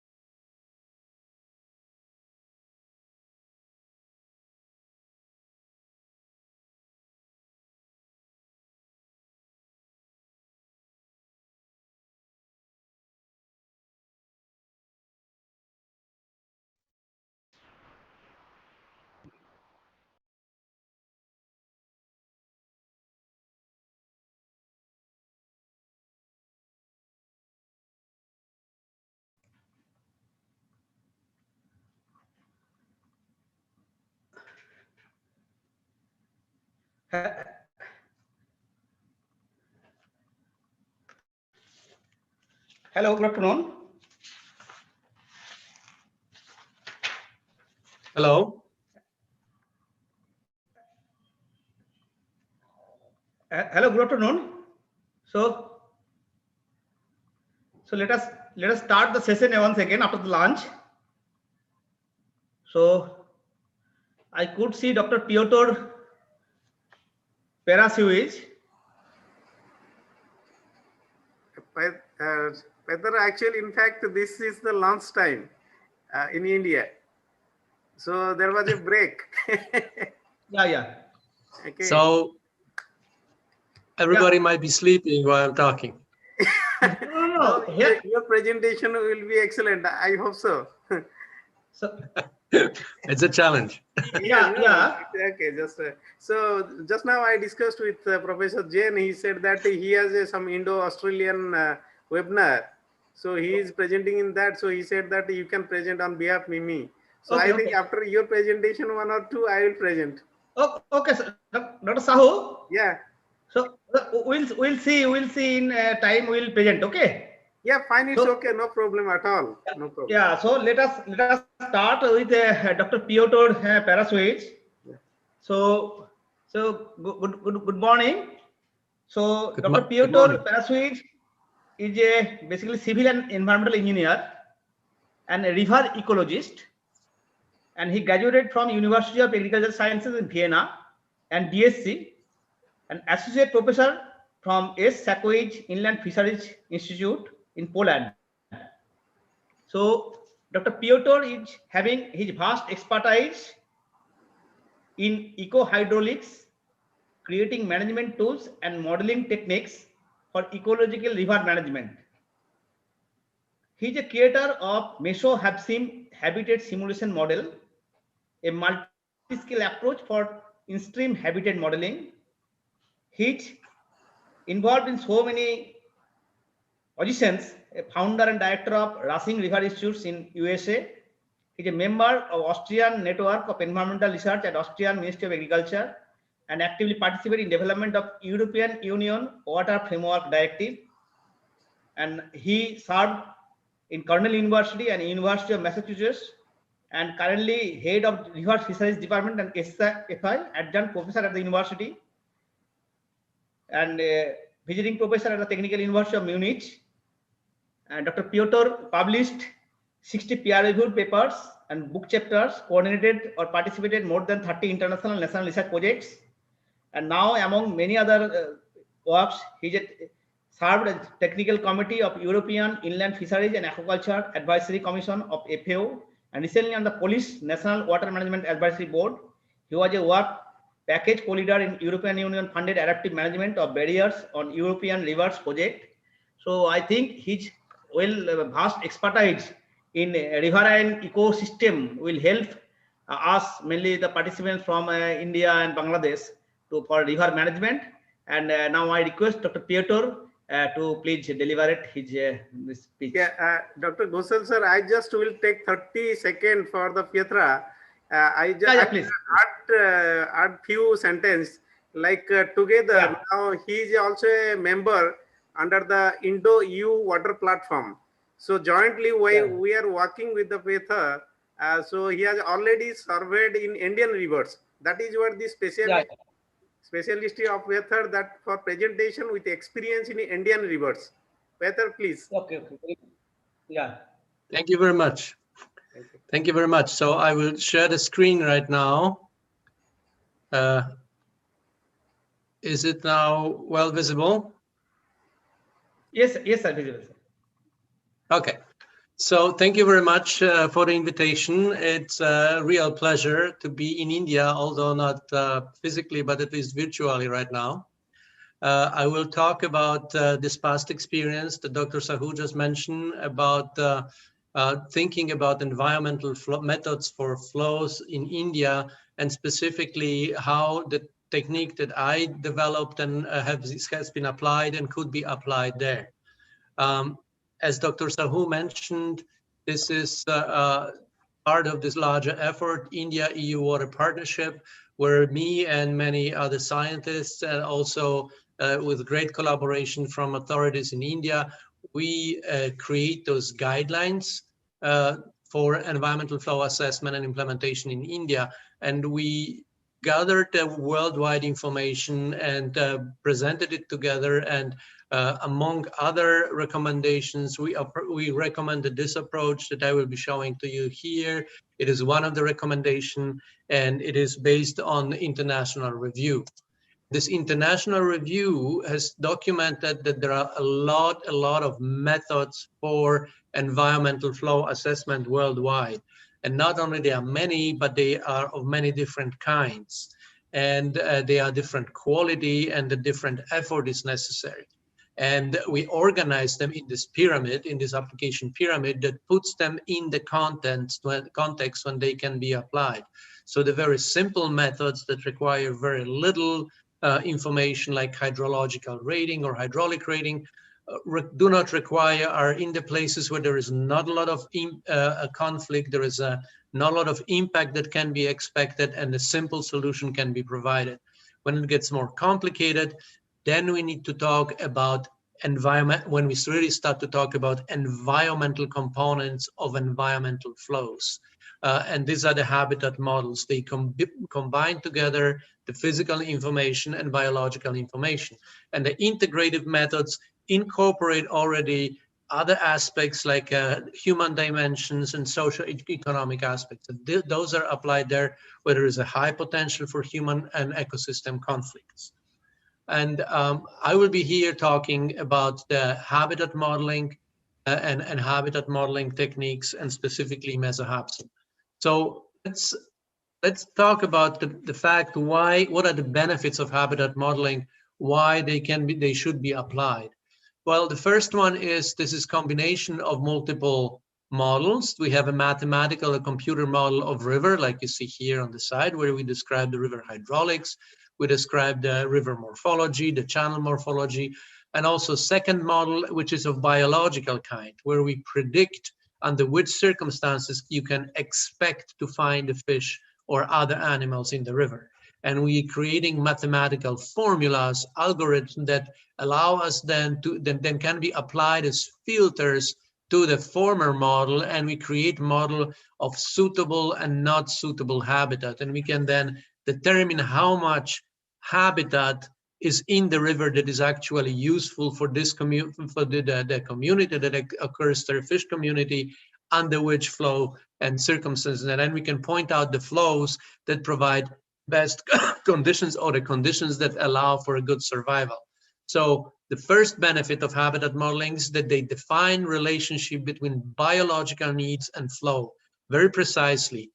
They are we call them incremental. So they say how much habitat it's at any given flow. You can be precise to a liter and say 200 liters here provide 30% more habitat than 200 liters less than we have now.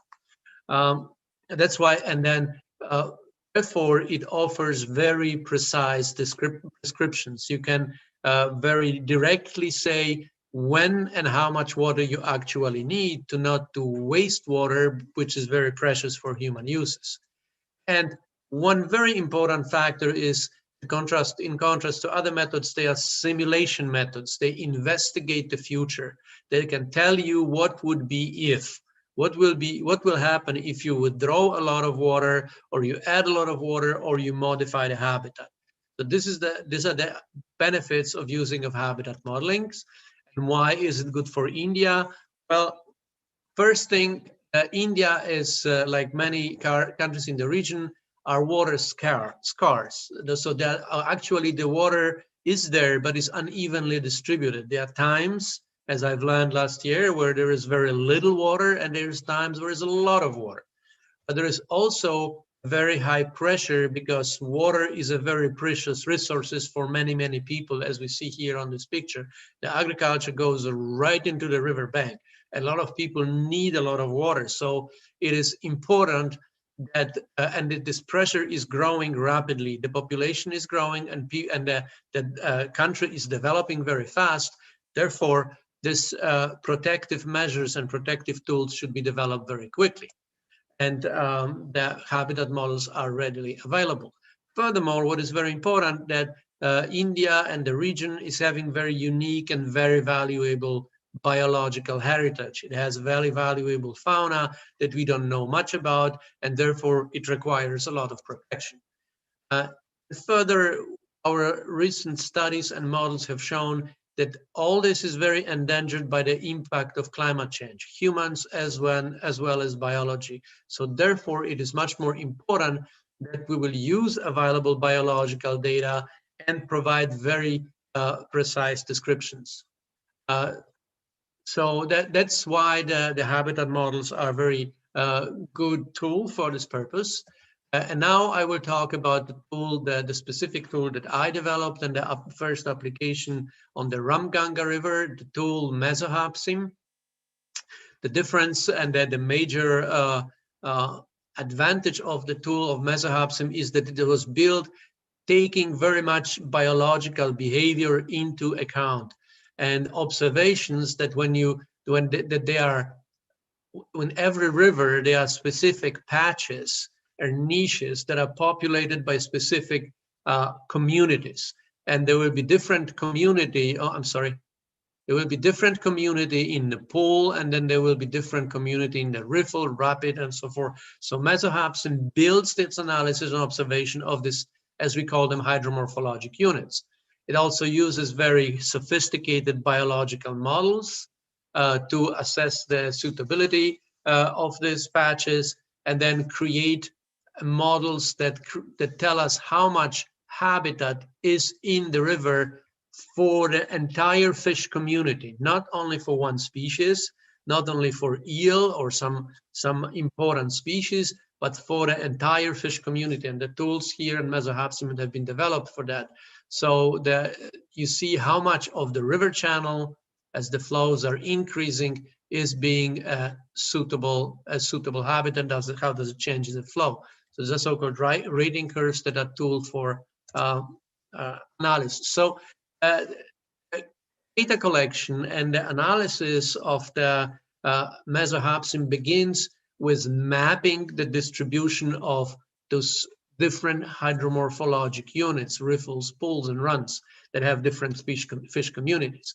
And this would be in other methods and other tools is very tedious process. Here we can support ourselves with modern technology.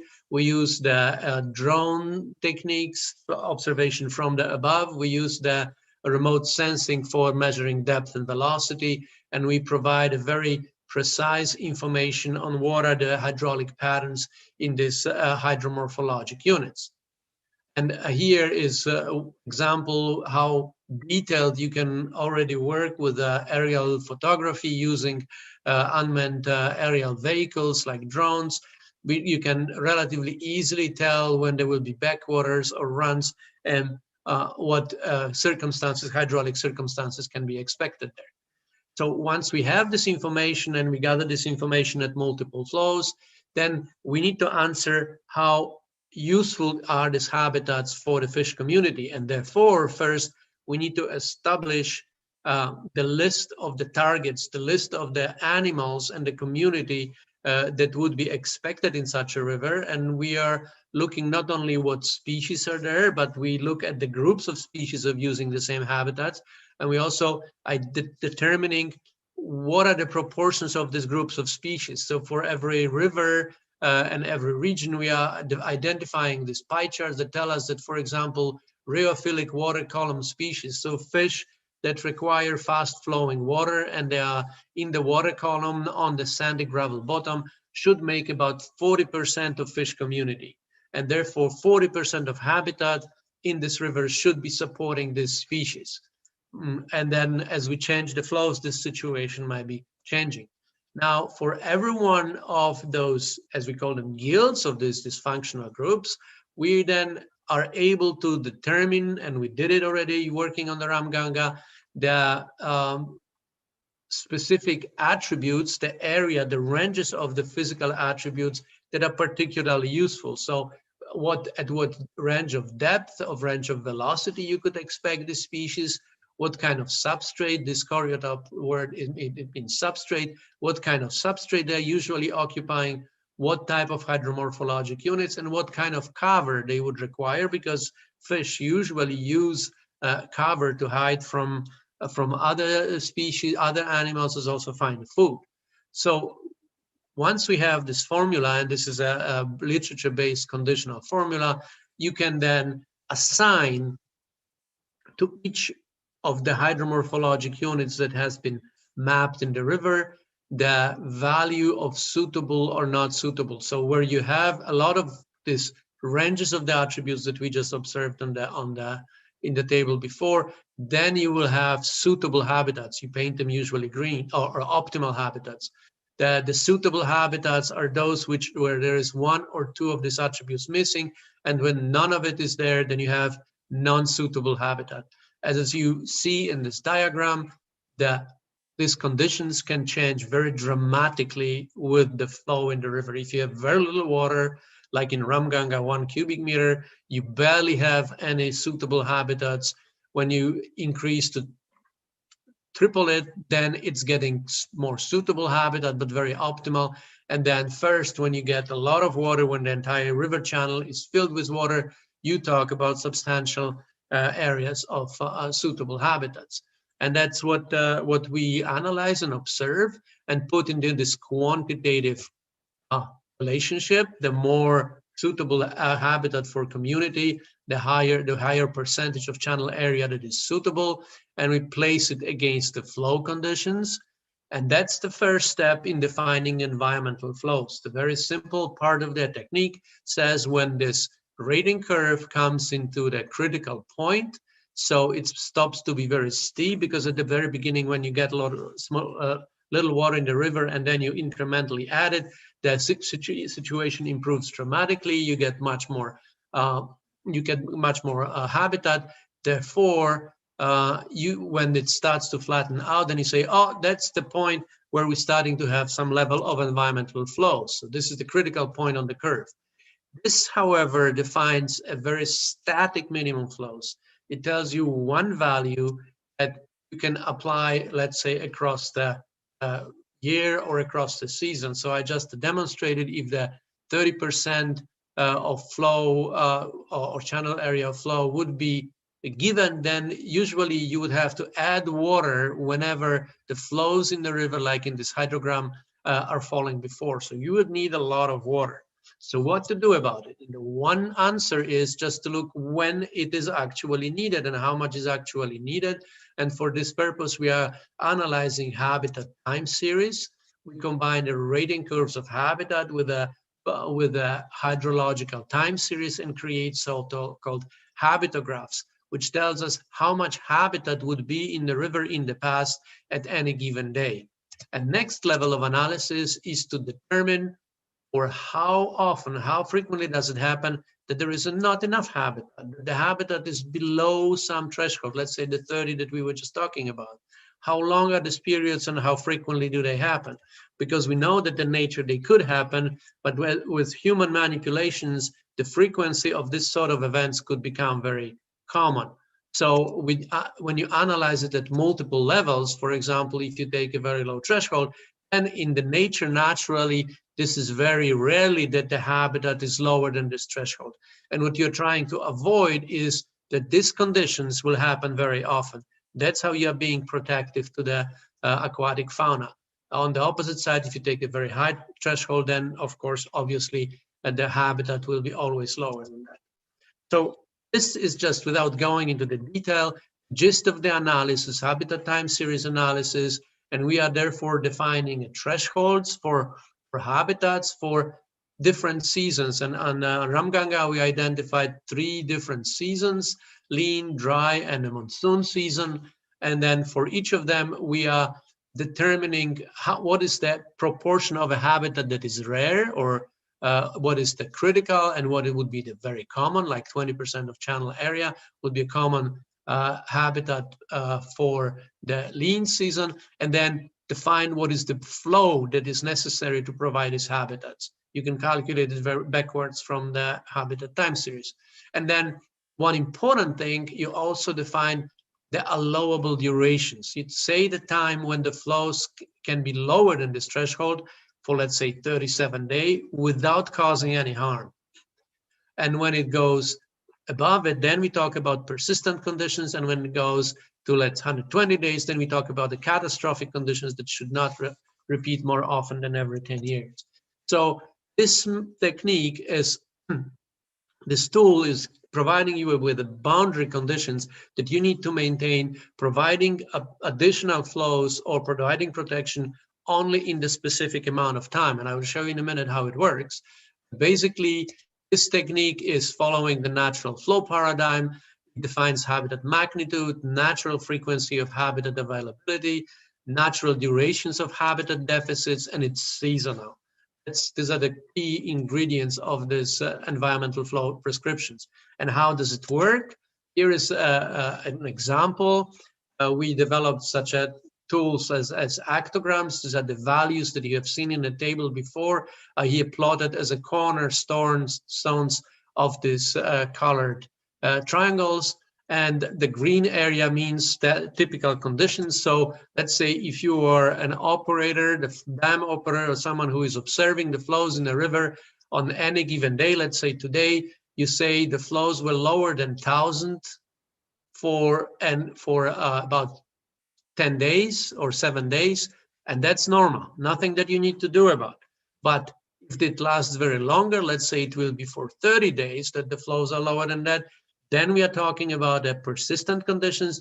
Then there is need for human actions, and only then there is a need for human actions.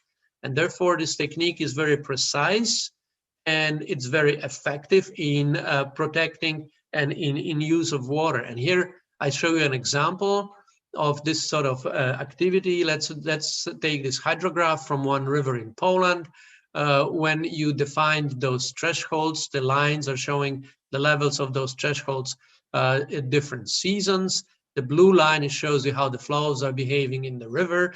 And then you don't need to do anything until the moment when the flows will be below the yellow threshold for long enough period of time. Let's say only if this is 10 days or such, only then you need to do something. And the red squares are showing you this is the times when you need to actively either add more water or do some other action. So you react only when needed. It's a biologically protective method.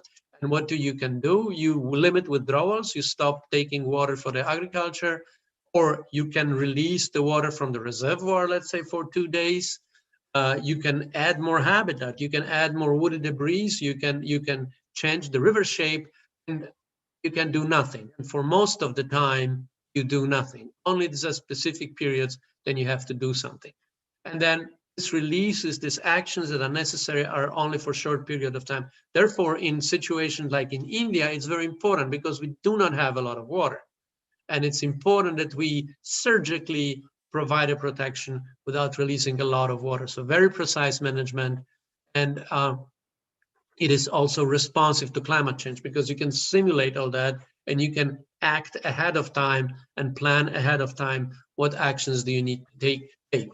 And then one more thing that I would like to add at the very beginning, this technique can be applied on any given river, every particular site, under every hydropower plant or water withdrawal.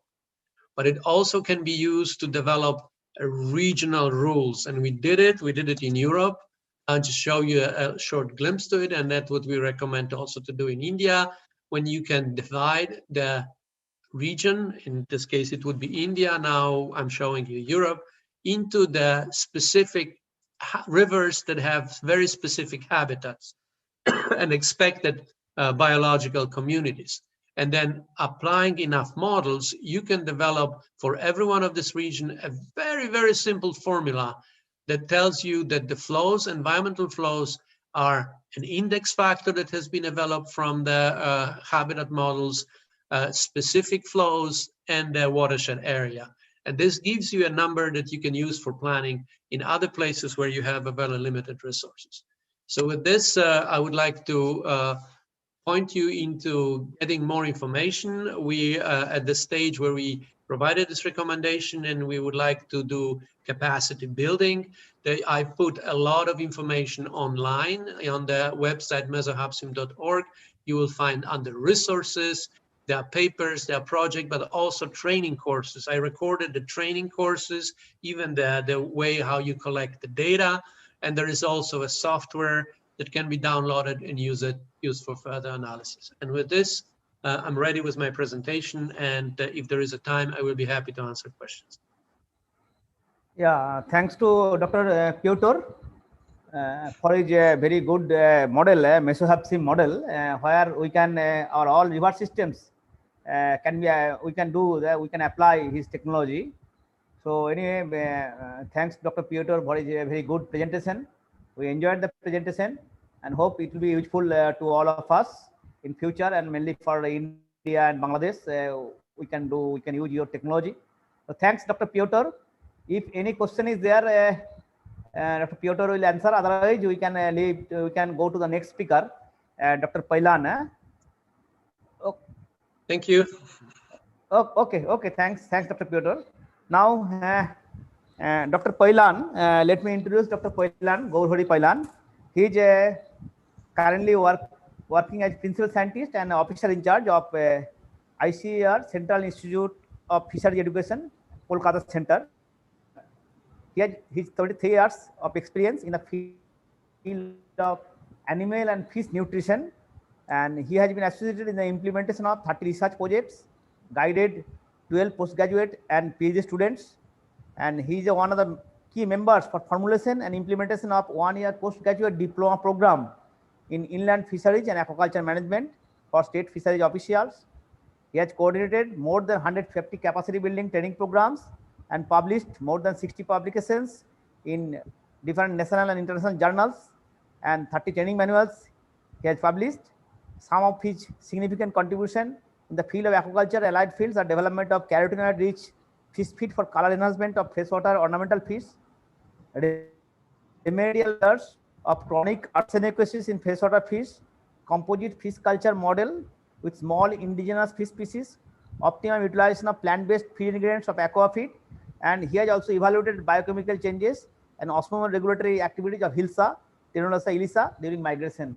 So he is having a vast research experience. Now the floor is yours, Dr. Pailan, please.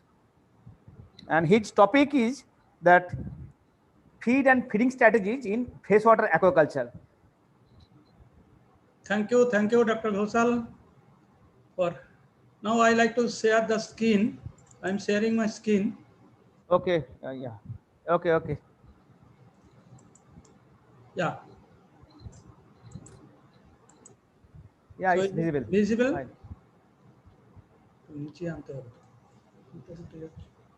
Yeah, it's visible. Please carry on. So, good afternoon to one and all. First of all, I'd like to thank the organizer for giving me a chance to speak about something about this year feed and feeding strategies in freshwater aquaculture. I think this symposium, particularly this is the coastal region, mostly we are maximum of our lecture is delivered on your marine fisheries or brackish water fisheries, but at the same way the freshwater fisheries, that is also equally important. That's why we just think to deliver some lecture on this your freshwater aquaculture. If you just think about aquaculture, particularly in Indian context, it is a fast growing and food producing sector with the 10% annual growth rate. So in India, you see that about 13.75 million metric ton of fish that is produced. Within this 13.5, about 50% or more than 50%, about 7 million metric ton, that is of the freshwater, for the culture, from the culture system. And if you consider the culture system, about 90 to 95%, that is from the freshwater aquaculture system. And we are having a vast resources for this, about 3.1 million hectare of reservoir, 2.36 million hectare of these ponds and tank, as well as 0.19 million hectare of river and canal. These are all the freshwater sources. And among these, within these sources, mainly the freshwater, so we culture, carp culture, that is 6.6 to 6.5 million tons. So majority of this culture is the carp culture. And that our fish production that is increasing during the period of 1950-51, that was about 0.75 million tons, but during this current year 1918-19, that was 13.75 million tons. So there was a tremendous increase of this fish production, and that was possible due to the intensification of aquaculture, which was mainly supported by the feed-based. So feed-based aquaculture, that is very important, and to meet this increasing population of, particularly in Indian population, intensive aquaculture with the feed-based aquaculture, that is the most important one. But in Indian context, if you just see, majority of the farmers or producers, we generally concentrate on in your semi-intensive type of aquaculture, where the importance of both the natural food as well as the feed is are involved. So in Indian context, we should consider all these natural food production along with your feed supplementation from the outside. So in ecosystem production, particularly for the fish, you see, for the production of the natural feed, natural food, particularly the different types of the planktons, benthons, like this, solar radiation, that is most important. And solar radiation, that is most part of the India, that is abundantly available. So there is no crisis of the solar radiation for the production of your plankton. And at the same time, the management intervention, particularly in the form of lime and fertilizer, that is also important for the productivity of this, your pond productivity. So what we are talking about, the majority of the maximum quantity of the production is from this your carp culture, from the carp. And so we concentrate on this your carp for this in the freshwater aquaculture system. So if you just see the different factors which are really important for this fish production, particularly the three factors we consider which are very important. One is the seed. If you just culture this your fish in the freshwater aquaculture or any of the culture system, seed is the primary thing. We have to stock the quality seed. Then we can expect the maximum production from this pond or tank. And next to the seed, we come to your feed. So feed, that should be quality one, that should be balanced one. If you don't use this quality and balanced feed, then we cannot expect the maximum production from that system. And third one is the environment, like your water quality parameters or any of the disease or any of the other things, weeds or any of the your infection that is present in this pond system, that should not be there. So if all these things are seed, feed, and environment are proper, then we can expect the maximum production from this culture system. In this system, there is one small example. If you just see that if there is no inputs in this system, so production will be very less. On if you just supplement with some of the one of the ingredient or any one of the ingredient, particularly that is the common culture of the farmers in Sundarban areas and also in other areas also in eastern region. We supplement the different types of the feed ingredient which are available in our home. Maybe that is the any of the single ingredients, maybe one of the your rice bran or any of the grains or any of the oil cakes. We just supplement to the our fish culture pond, and quantity also very insufficient. We cannot consider the quantity. Also the frequency of the supplementary is not proper. So in that case, if you just supplement, there is a little bit of increase of your fish production. Intensive manuring, if you just go for this, so there again there may be the increase of the some of the feed production due to the production of your natural food in the pond. But for the maximization or optimization of the production, you have to go for the manuring. At the same time, you have to go for your balanced feed. So balanced feed may be in the form of the pelleted feed or maybe in the floating feed or maybe in the sinking feed. So balanced feed we have to go. So there is a scope for discussion on this your pelleted feed or balancing of the feed. in this lecture. So for this preparation of your feed formulation or for the preparation of your balance feed, some of the prerequisite thing we have to think about, we have to keep in the mind.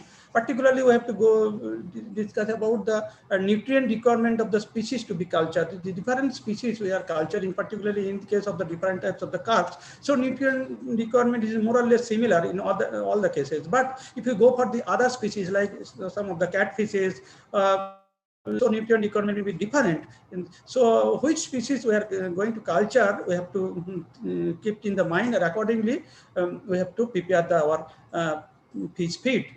Then feeding habit of some of the fishes, if you just think about in our case, particularly in our aquaculture, 3 species aquaculture or IMC if you just, when we culture, so their feeding habit also different. And maybe some of the surface feeder, some of your column feeder, some of the bottom feeder. Accordingly, we have to prepare the feed as well as according to their carnivorous or omnivorous or herbivorous nature. We have to prepare the feed. Then we have to see what are the availability of the ingredients in our local market. And for the preparation of the economical feed, we have to consider the cost of this cost as well as the nutrient composition of this feed ingredient which is available in our local market. Then obviously we will think about the digestibility of the ingredient. If one ingredient is very much available in the local market, but that is not digestive enough, so we cannot consider, or we can consider the minimum quantity for the preparation of fish feed. And that types of the different processing these are, maybe it is the protein feed, maybe it is the your sinking feed, or any of the paste feed or the mass feed. So all these things we have to consider before we preparation for a feed or economical feed for the aquaculture practices. And what are the different nutrients generally we require for these people for the fish?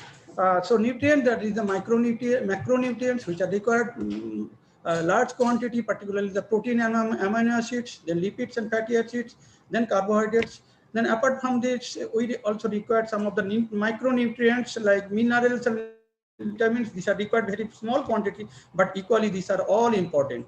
And other things we have to consider, like some of the binding agents, preservatives, attractants. These are all should be considered for preparation of our fish feed.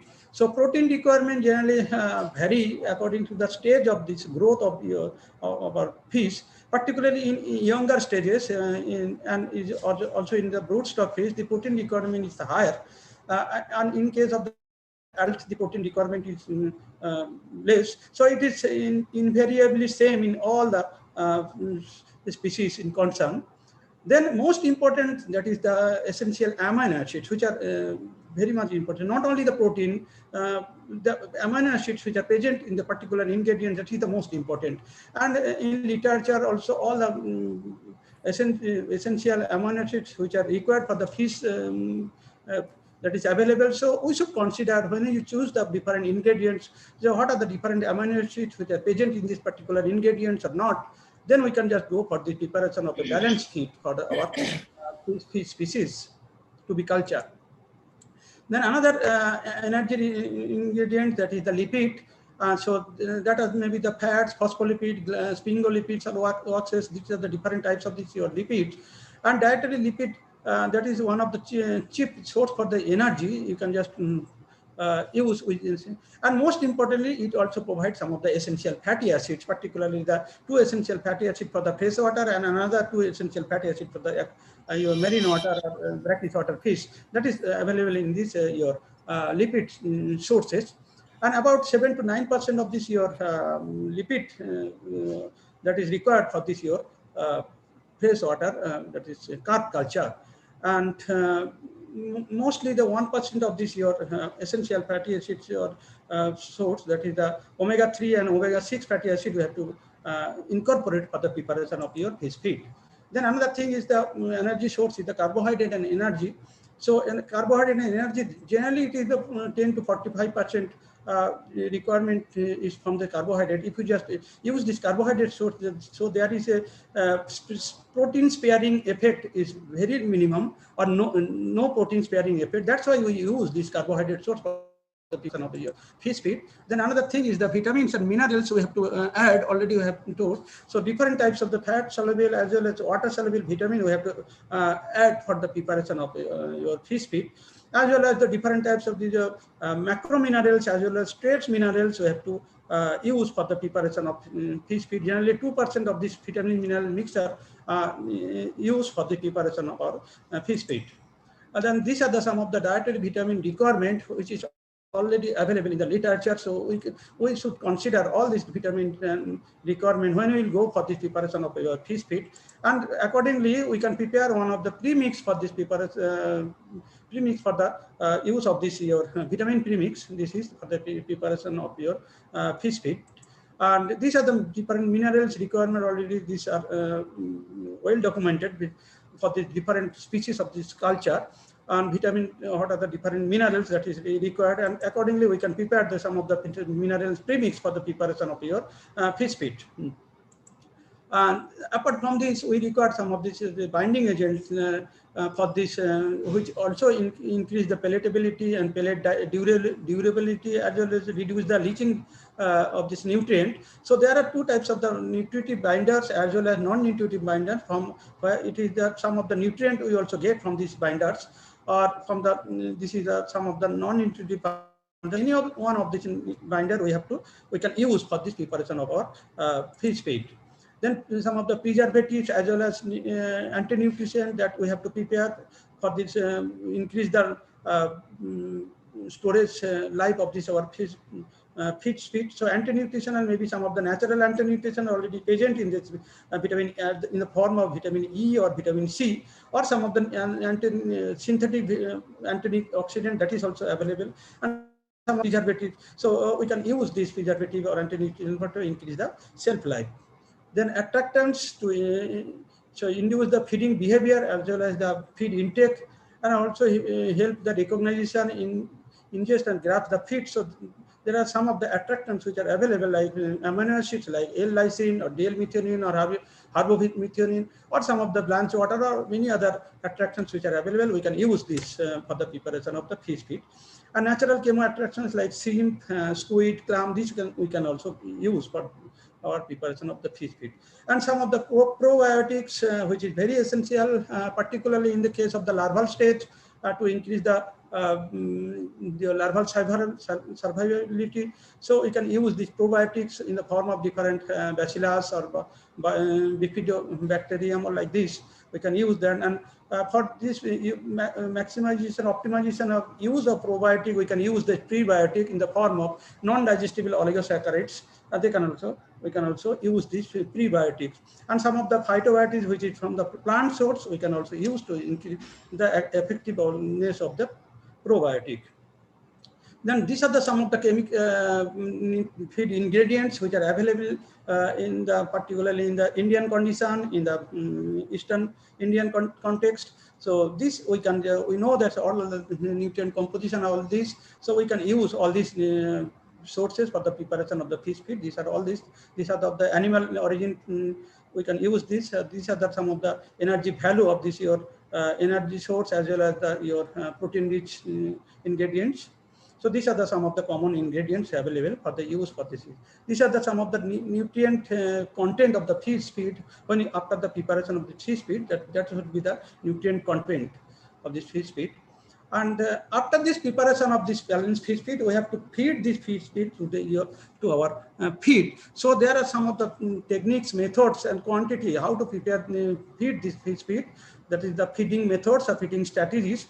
So during this spawn to fry, that is your larval layering during this stage, we have to feed the first 5 days 4 times of this body weight of the feed, then second 5 days 8 times of this body weight. Then in the next stage of the fry rearing stage, or we have to go for this year this is the 3 months duration practice. So first month we provide 6 to 8% of the body weight, and the second month 5 to 6%, third month 3 to 4%. Gradually we decrease the quantity.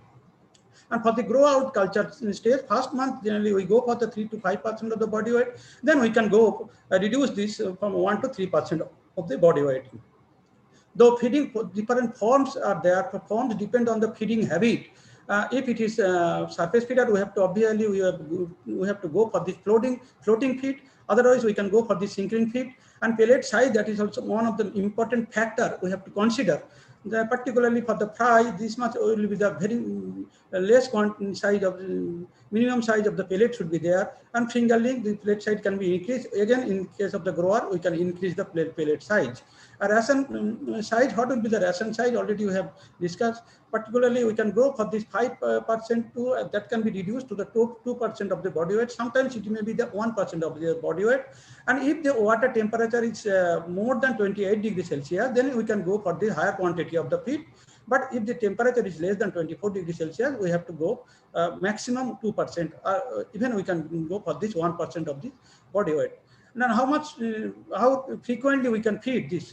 So depending on their life stage, particularly in season, particularly in case of this your summer season, we can go for this twice in a day, maybe in the morning time and as well as in the afternoon or evening time. But during this winter season, only one time that will be sufficient, maybe in the afternoon, within 3 to 5 p.m. And feeding methods, there are different feeding methods. What is the aim, objective of this feeding method? To reduce the feed wastage as well as the minimize the return. So maximize the return. So these are the different methods like broadcasting, ring or floating pellets, and ring for the floating pellet, and tray feeding or sinking pellets. So these are the different methods. These are the broadcasting. In this case, we can go for the 70% of your mass feed. Along with this, the mix, we can mix the 30% of the pelleted feed, and we can broadcast this to your aquaculture pond. In case of the back feeding, there may be the rope back feeding, and there will be the pole back feeding. So sufficient quantity of back that should be used in a particular pond. Generally, in 1 hectare pond, we go for about 25 to 30 numbers of the back that should be used in particular, so that every fish can get that sufficient quantity of the feed. There should be no competition. In case of your floating feed, we can go for this feeding with the net enclosure, or directly in the pond, we can just use that. In case we can also use alternatively, we can also use the tray feeding or different types of basket or tray feeding. In that case, basket that can be hang in the different height also for this different surface feeder or column feeder or bottom feeder feeds. And demand feeder we can also use for this preparation for minimize the wastage of the feed for the fish. So ultimately, we can just conclude that aquaculture is a feed-based industry with artificial feed accounting for major expenditure, except it is more than 60% of the total expenditure is for this your feed. And successful and sustainable aquaculture depend upon the provision of nutritionally adequate, eco-friendly, and economically viable artificial feed. So a nutritionally balanced feed with proper feeding strategy is of utmost importance for a commercial aquaculture system. So this is in nutshell, just I like to present within this short period. Again, I'd like to thank all of you for your patience hearing. Thank you very much. Okay, thank you, Dr. Poilan. So actually, we know that feed is one of the major inputs, and it in operational expenses of aquaculture, 60 to 70% contributes from the feed alone. So Dr. Poilan has deliberated very nicely the importance of feeding management in freshwater aquaculture system. So thanks to Dr. Poilan. So now I request Dr. A.K. Sahu. Could you hear me, Dr. Sahu? Hello, Dr. Sahu.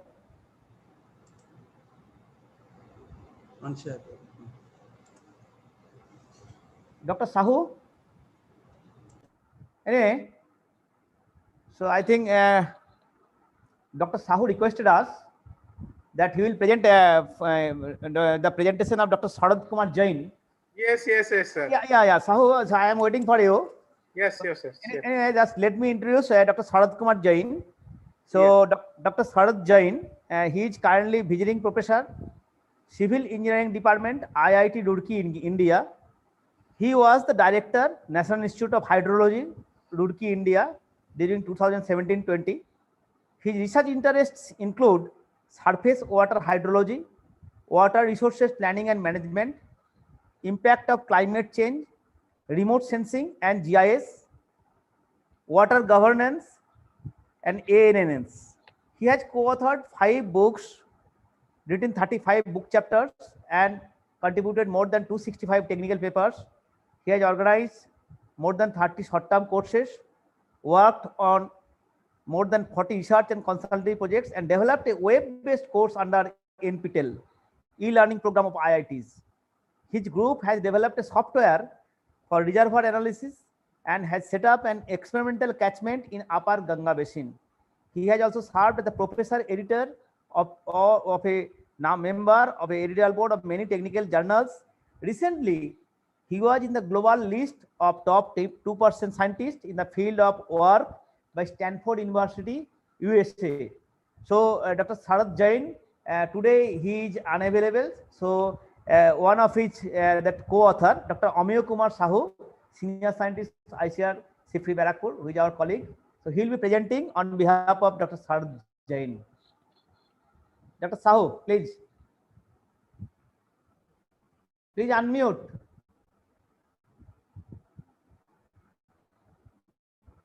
Dr. Sahu, please. Hello. Yeah, please. Okay, go on. Carry on. Okay. Yeah, we can hear you. We can see. Thank you, Dr. Ghosal sir. Yeah, in fact, good afternoon, everyone. And I am presenting on behalf of Professor Jain. So just to briefly introduce us by Dr. Ghosal. So we are working together, particularly on the water management for fisheries. So the title is on the river basin approach for sustainable water and fisheries management. And the NIH and IIT Roorkee, they are taking care of river hydraulic aspects, whereas ICR Sifri we work on particularly on the fisheries aspect. So first of all, let me just say in India particularly, the water demands, how it goes like a drinking purpose, then for the irrigation, navigation, hydropower, and livestock mining. If you look at this, so nowhere we stand for particularly for the fisheries, though it comes in the livestock, but there are no exactly the rules or the policy which can take care of the fish species diversity in the rivers or the reservoirs and the water body. And look at particularly in the hydrological aspect, the water requirement, particularly the highest in Asian continent, then comes to the North America, Europe, and South America, and Africa. And why? Because of the population as well as the different wage of consumption pattern. Because we have certain policy which can protect both the water withdrawal and the consumption pattern. Now, particularly, this is a typical hydrograph of a river regulation. As this workshop is linked with the agriculture, you mean to say that most of the agriculture scientists will be here. So when we estimate particularly the water requirement for agriculture, mostly we go for the 70% dependable flows, where in case of the fisheries, I will let you know what is the percentage of dependable flow that we are working on. And when it comes to water resource planning management, it always involves in the estimation of short-term and long-term needs, ways to meet these. And it involves a comparative evaluation of alternative solution with respect to their technical, economic, political, and social merits. That's what the importance of the policy comes, and integrating that a holistic management is generally used to take at the policy level, how integrating the water resource planning and management. So the river basin, why we are considering the river basin is the best unit for the water resource planning and management, because of this is the framework. Like why we need, we need for the environment, we need for the people, we need for the irrigation, industry, energy. That means it is the integration in a one basin, particularly not we are looking for the river and it associated water body, its basin, the resources. What Python in the previous speaker, he has worked and he was discussing about the environmental flow. I will touch upon in the latter stage, and particularly the basin we maintain in the basin management plan, so that just like the tributaries in a river, they are the veins of the particular river system. So once you control the tributaries, the main channel will be taken care. So that's what it comes the integrated management system. And what are the challenges ahead, like the ecosystem, water for food, drought, and all these things, whatever we have highlighted. The energy is also a biggest challenge. So whether we should go for the solar energy, renewable energy is considered as the hydropower, but how far this hydropower can protect us, considering the ecology as the part. Now, why? That's what I was explaining. Why integrated water resource management? Because in a particular basin, if you look at entire, it is like a river system. So many tributaries, rivers, and you see the activities like fishing, hydropower, forest. So everything is like, say we have a rituals in the rivers like River Ganga. So everything should be integrated so that all the stakeholders should get the right amount of waters, like water rights to all, not only the water rights for the human, and also we are working for the water rights for the fish as a sustainable integrated water river basin management. And that's why it is the planning of water, land, associated resources with coordination among the geographical, functional, and procedural aspect. This is what the basic concept of the integrated water resource management. So in the, it may be a local planning, maybe regional planning, maybe continental, because if you look at the River Ganga, so it passes through the India, Bangladesh, so that also the intercontinental, that management should be planned accordingly. Now, in the integrated water resource management, that depends on particularly the supply and the demand, the human system, they're all, it needs to be a balance in the natural ecosystems. So integration within and between the natural human system is the integration. Now, as Professor Jain could have explained nicely, because I am not part to this, but the NIH, he was previously the director of National Institute of Hydrology, Roorkee, and they have developed, like the group of Professor Jain have developed a software on the water resource planning management. Based on that, that model can take care the inflow estimation, reservoir sedimentation, spillway. But considering, if you look at this, so where the ecosystems, so that's what, that is the integration of a hydrologist with the ecological people, so that we can integrate together. And this is what the publications, so he has a number of publications, as Dr. Ghosal has mentioned, and the very important is the analysis of the larger intervention water transport system in India. And he's a member and the chairman of the expert appraisal committee in the River Valley. Now that comes in the fishery, that we cover almost the hydrological, touch upon the why we need particularly a river basin management plan. Now coming to the fishery, if you look at the different the demands, first the domestic, irrigation, navigation, where does we stand really fishery? So that's why we are at the Ministry of Environment and Forest. We look for the fisheries protection in different, the planning should be planned according to the fishery management plan. So demands for the fishery sector can be easily considered along with the other demand. If you look at the water policy in the 2012, so there is no water for the particularly the ecology is the place at the 4th or 5th the serial number.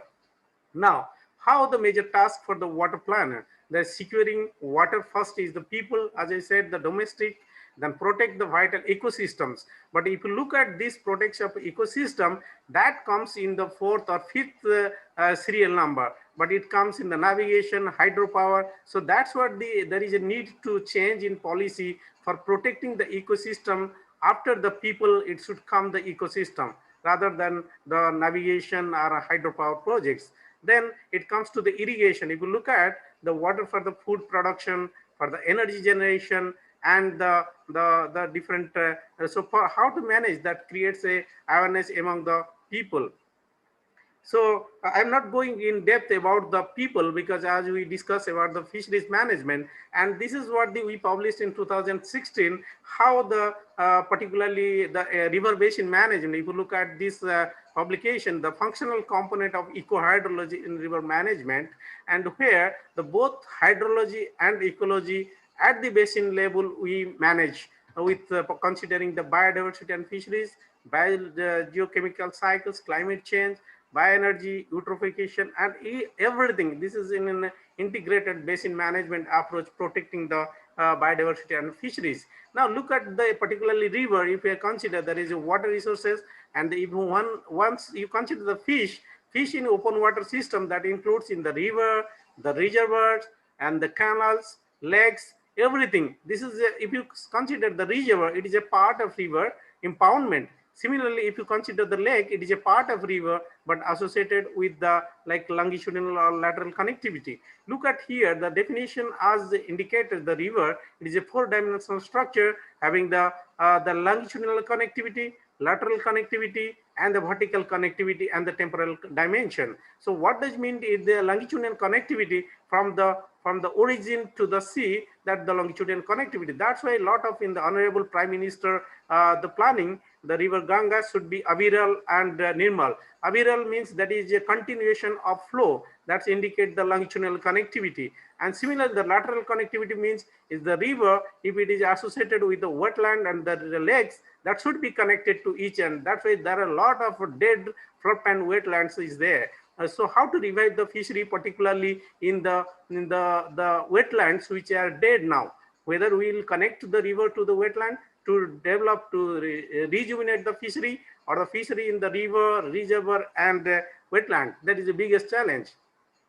Now, what are the, look at the problems, like major problems in the river. Look at here, this is a river system having the reservoir in the top. So the fisheries development in the reservoir, but come to the down, there is but the ecology has totally destroyed. Look at this. This is a river in the upstream, and look at the downstream, where particularly we go for the cage culture in the reservoir. But what should be the habitat of the river to protect these fisheries in the downstream? That's why the Pythar, the Professor Pythar, who previously discussed that should be a minimum flow to protect the fish. Particularly we look for that. So major challenges are the water abstraction, pollution, and the climate change.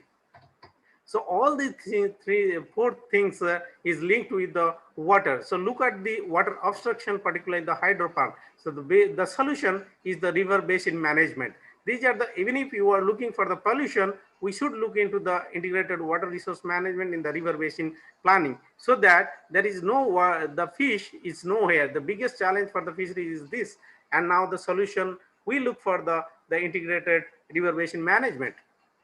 And as I already said, that rivers, reservoirs, lakes, this is a part of the river. So once you maintain the river, exactly the flow pattern, particularly if you maintain the river healthy, so all the systems which are linked with the river will be definitely will be the healthy. Now this is the hydrologist looking for, where is my fish? Sure, this hydrologist does not know the fish. So we the people, we integrate with these persons to make the fisheries sustainable. Look at here. So this is the river. So the hydrology in the particularly river basin management, we have the component of hydrology, morphology, habitat, and ecological diversity. And the critical factor in all these things are the flow. If there is a flow, that's why there is a continuum, river continuum processes. That means if there is a continuation of flow, then it can maintain the particularly the fisheries, habitat, and the sustainable fisheries. Now, though it is very exhaustive, so there are different river, particularly in the floods, high flow pulse, normal flow, low flow. So if you look at this particular slide, I'll just come back. Here in a particular river system, what happens? These are the lean period where the rivers remain dry. and these are the monsoon, particularly high flow. You see, considering this is a typically June and July, this pocket, June to particularly October, we have a peak season or the flood flow, and this is the Western countries, and this is the dry season. So how to maintain a natural the flow pattern? That's what the flow has a critical role in the fisheries management. The flood, if you look at the flood, it can clear the channels, and the fisheries, particularly the migration occurs, particularly these slides, okay, is going very fast. Okay, so this flood, particularly these are very important for the fish breeding purpose and also for the agriculture as well. And if you look at the high falls flow that comes particularly in the physical characteristics, I mean immediately the low flow. So I'm not going in depth about the hydrological because this will take a lot of time. So we have assigned a few like slot for that. And if you look at the particularly, as I said, the longitudinal, lateral, vertical, and temporal, these are all drivers, key drivers for the ecology of the rivers and associated floodplain wetlands to sustain the fisheries. Now, in particularly 4 important main type of flow in the river system, we have a population flow and the critical flow. If you look at the critical flow, that triggers events such as migration and reproduction. Hence, the main criteria are timing and the quality. And underlining this is very important because to maintain the fisheries, particularly once they migrate, they reproduce, that means it's sustained. So critical flow you have to maintain in a river system for maintaining the sustainable fisheries. So among the 4 criteria, 4 main type, so we look forward particularly the critical flow and the habitat flow, because this habitat flow maintain the environmental quality for the fish survival, whereas the critical flow maintain the sustainability. So considering both habitat flow and critical flow, we estimate what is the requirement of the fish, the water requirement. So this is a small publication from ours, the managing the rivers and the eco-hydrology that's under the changing climate.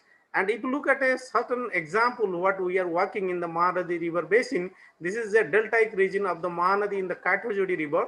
That's what we look for the basin management in the Mahanadi River. This is a 100 kilometers almost the river system having the freshwater and the estuarine zone. Now look at how we estimate the fish population in a river system water requirement. So example, in the 100 kilometers, we have taken the 4 sites. Among that, which species are available in which station and which fish is common to all the stations. If you look at here, we have a series of fish species. Among them, the Sirinus reba, which is known as the minor carp of a fish, particularly they are all available in the different sites. So we consider that we should consider the Sirinus reba, because when you are considering a particular water requirement, so then you can have a particular species like Mahasiri in the upstream, you can Hilsa in the lower stretches, in the middle stretches, minor carp like Sirinus reba. Then based on the experimental fishing, experimental design, we develop a particularly the habitat suitable carp for the minor carp. That means this carp, at what depth it is mostly available, and based on that we give a score and 0 to 1. And similarly the velocity, what is the depth and velocity requirement particularly for this fish species, and we consider the velocity accordingly. Now based on that we go for the FAPSIM model. As you say have seen that previous speaker, Professor Paithar, has given the major FAPSIM. This is a FAPSIM, the physical habitat simulation model for the Kathojodi River we have developed, and say considering the river cross section, if you simulate, then how much water should be there, what depth should be there, what velocity should be there.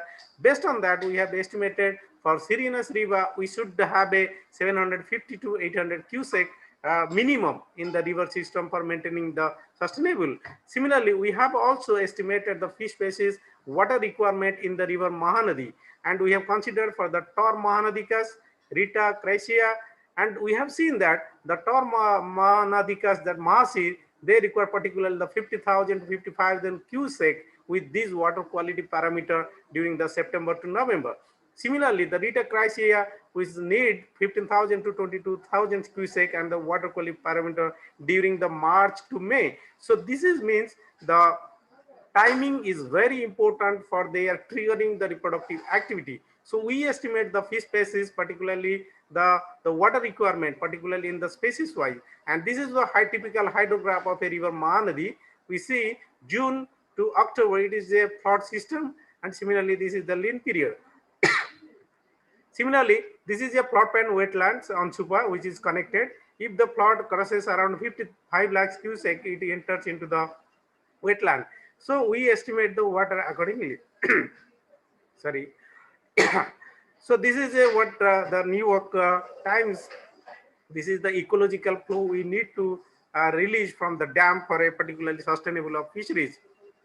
Similarly, the dam flow limits loosen to feed grants. And this is a Mekong River fish we know, and the Mekong River is the Asia's biggest the river system basin which support millions fisher folk, particularly for the large catfish and the Mekong River. So there is a good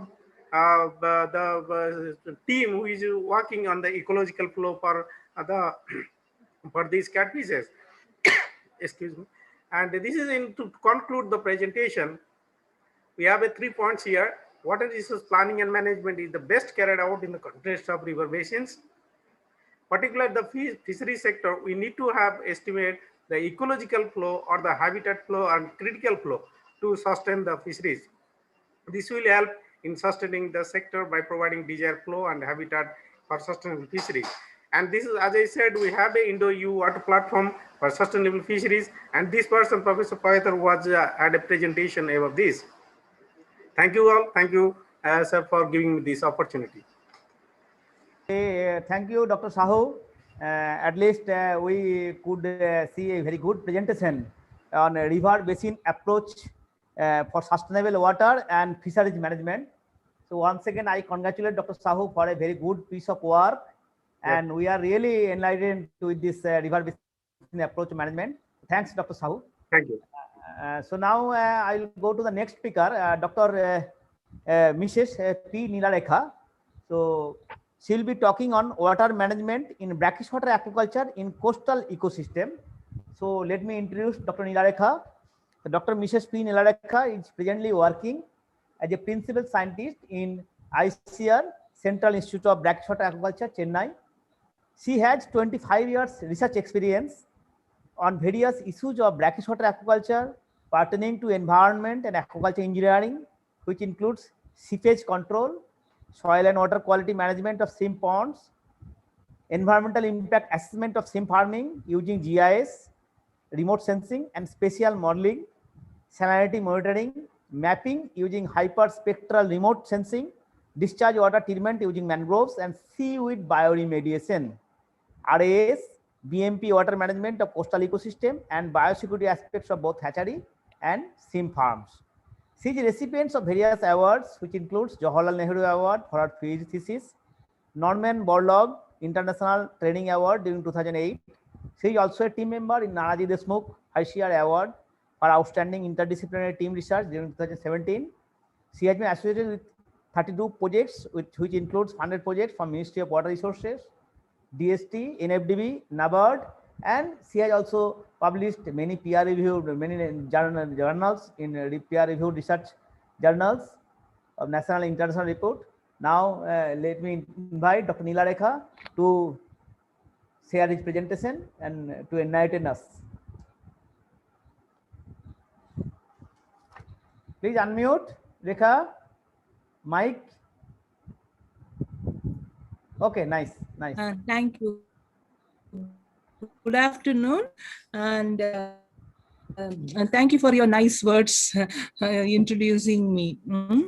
And I am really privileged to talk the research work which I have undertaken for the past 25 years under INSIBA. First, let me thank the organizer for giving me this opportunity and our data to nominate me for this webinar of international repute. And I was given the topic, water management in brackish water aquaculture in coastal ecosystem. It is not coming, no? Yeah, it has come. Just PowerPoint mode. It has come. We could see it. Just come and that slide. Next slide. So next slide, you just come. This next slide. this thing. Huh? Okay. Okay. Actually, first let me tell about the coastal brackish-water resources of India. And India is blessed with 8 union territories. A total of, it's all general estimates, but I wanted to tell because this coastal brackish resources are so much. A total of 14 major, 44 medium, and 162 minor rivers draining the freshwater sea through 53 estuaries in India. A total of 17 major lagoons or lakes occur along the coast of India. The variety of coastal ecosystem include brackish water lakes, lagoon, estuaries, backwaters, salt marshes, rocky bottom, sandy bottom. All this will give avenue towards expanding the coastal aquaculture. These areas are also biologically productive in terms of fish production and supporting the coastal livelihood. So first, what is brackish water aquaculture? Actually, brackish water is a farming in marginal water because it is aiming for deriving maximum benefits from unproductive and marginally productive coastal lands and brackish water bodies. Brackish water farming in India earlier is confined to the berries. Actually, traditional thing was done in berries in West Bengal, Pokali in Kerala, and in Goa and in Gujarat with different names. Actually, if you see, brackish water is synonymous with shrimp farming only. And so I will talk about what is the water management in shrimp farm. So actually first till 2009 that Penis monodon was dominating, and then since the introduction of white leg shrimp attracted the farmers' attention because of the fast growth, low incidence, the native diseases, less diseases, and all those things. So Vename culture is now dominant. You can see the data in the production data of L. Vename, how P. monodon was dominated earlier, and then now it is L. Vename. And around 7 lakh tons has been produced during this, and even ICR, in SIBA, we have standardized the native species culture practices also, that is Indian white shrimp, Penis indicus. Then why need for water management? Why we wanted to have a water management thing? Water resource and its dynamics are the key factor for the success of the culture. So water quality is very important. So, and that is upon to this thing. And the environmental and disease problem also, if you address correct scientific management with water, all related to water, because it is we are culturing in water. And so water management is very important. And now that super intensive cultures are starting. People wanted to culture earlier when monodon was there, only 6 pieces per meter square meter cube only was allowed. But now, if you see, 150. Now that the guidelines itself is allowing 60 meter cube per 60 pieces per meter square. Whereas with the super intensive biofloc and other things, they are considering around 1,000 per meter square, 1,000 pieces also they are culturing, and they are getting good harvest with better management. All is addressed with water quality only, water management only. So water management is that much important. So I wanted to discuss my presentation, how water management can be addressed at 3 levels. First, it should be the pond level should be maintained properly, and for that, the optimum water quality, be it Vename or be it monodon or be it indicus, whatever may be, that water quality should be maintained properly. And then second level is farm level. Usually in India, if you see shrimp farming is done in clusters of area.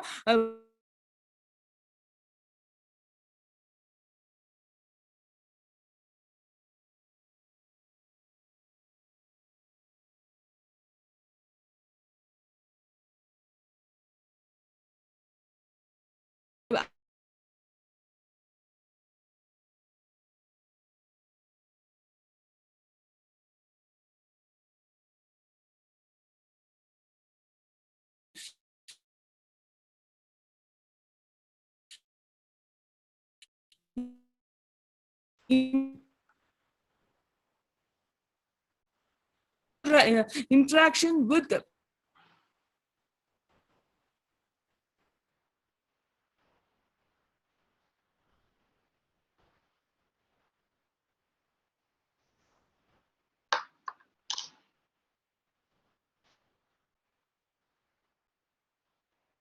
I think there is some issue of network there.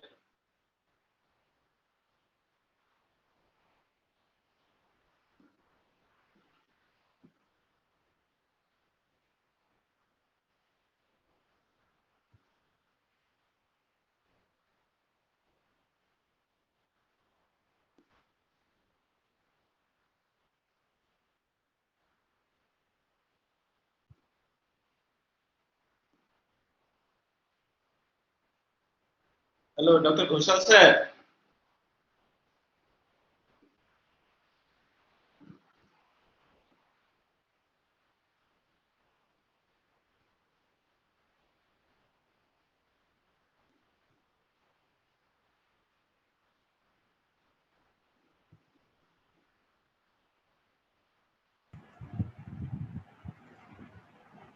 Hello. There is some issue of network, I think. Nothing is like our connection lost. I think. Okay, so what could be done now? Maybe next speaker we can invite. Once he joins back, then again we can present. Okay, let us wait for another 1 minute at least. Hello, Vishwas. Yes, okay. So now 25 years the participants are there.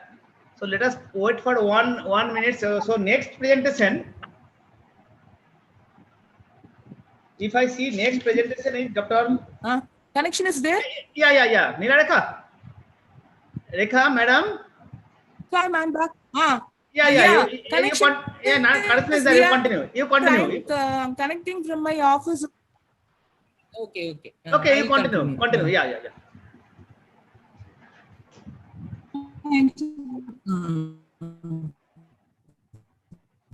That is ecosystem level. That is watershed-based studies. Then, so in the first slide, water pond. So first we want to take intake water. That should be adequate water quality.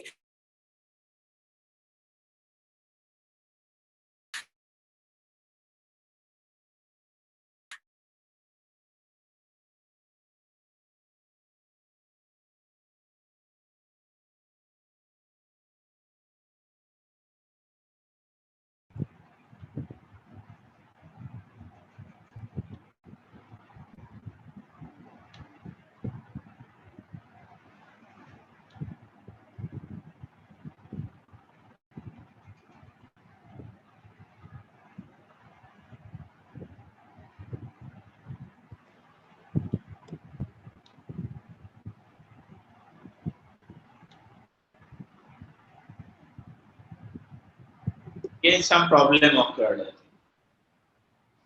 Yeah. So anyway, let us wait for 1 minute at least. Madam is trying. Okay. She is trying. Otherwise we will move to the next speaker. Dr. Subhendu Adhikari sir, in charge of Regional Research Station ICR SIFA, Rahura, but I could not see him in the participant list. Yeah, he did not join in. Okay. So Neela Rekha madam. Hello. She is not there. Okay. So now next day, I think almost our all the leads speakers. This is over. So we could have a presentation from the lead speaker. So now we'll move to the Now she oral is session. back again. She's back. Yeah. Okay. Let us. Okay. She's back now.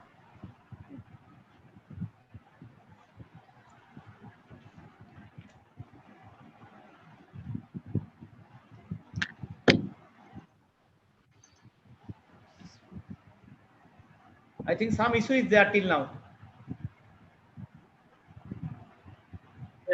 Let's start the oral presentation. Hello, in the oral presentation, I could see that first presenter is Dr. P.E. Singhare. I think he has also not joined. Joined as attendees. Attending, eh? Attendees. As Okay, attendees. so attendees. So Dr. P.E. Singhare, he is the senior scientific officer and head Marine Biological Research Station, Ratnagiri, Maharashtra, India, and he will present constraints of shrimp farming in Maharashtra and its measures. So by the time I think Dr. Nilalekha will be back after some time. I think Jena sir also joined now.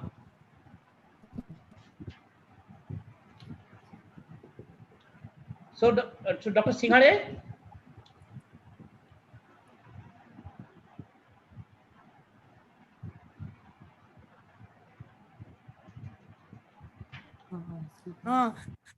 Can I talk? Yeah, Rekha madam, you can continue then. Okay. Okay, just. I'll finish it then very fast. Okay. You finish it. Fast.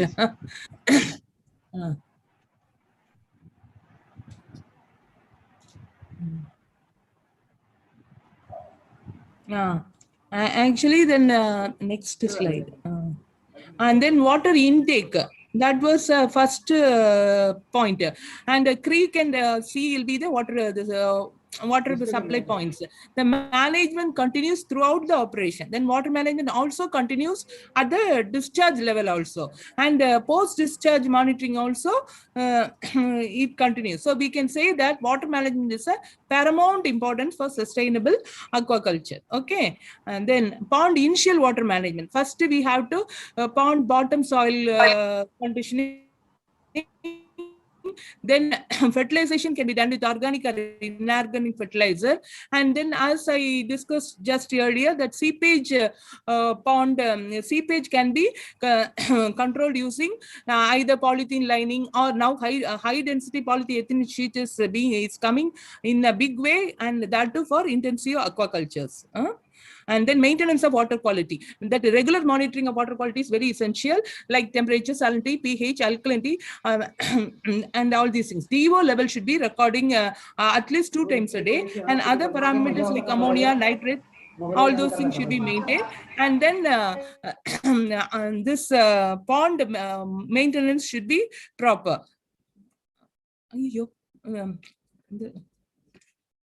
That's 1 minute. Not.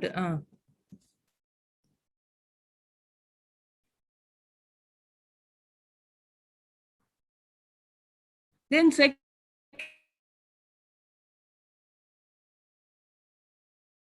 level is farm level. Farm level in shrimp farming, the aquaculture is being practiced mostly along the brackish-water creeks in clusters of farms, drawing and draining water from the same source. So first thing is we have to get that careful site selection is required.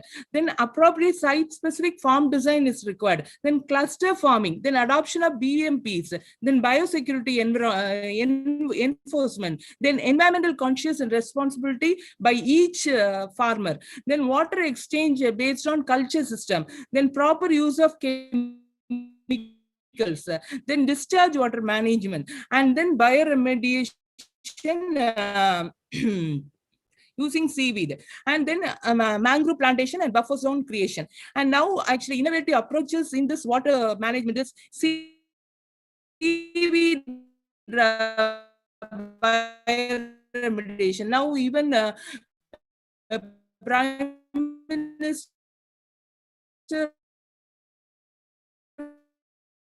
of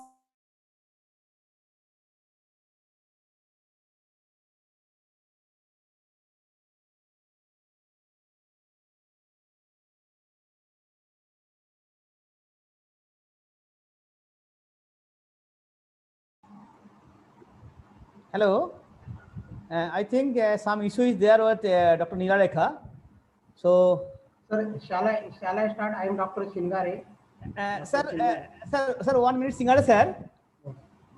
Hello, Singer sir, could you hear me, sir? Yes, I am. You are audible, sir. Yeah, sir. Actually, sir, our one lead speaker, our DDG sir, Dr. Jena sir. Okay.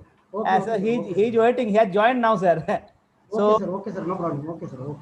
Sir, Jena sir, sir.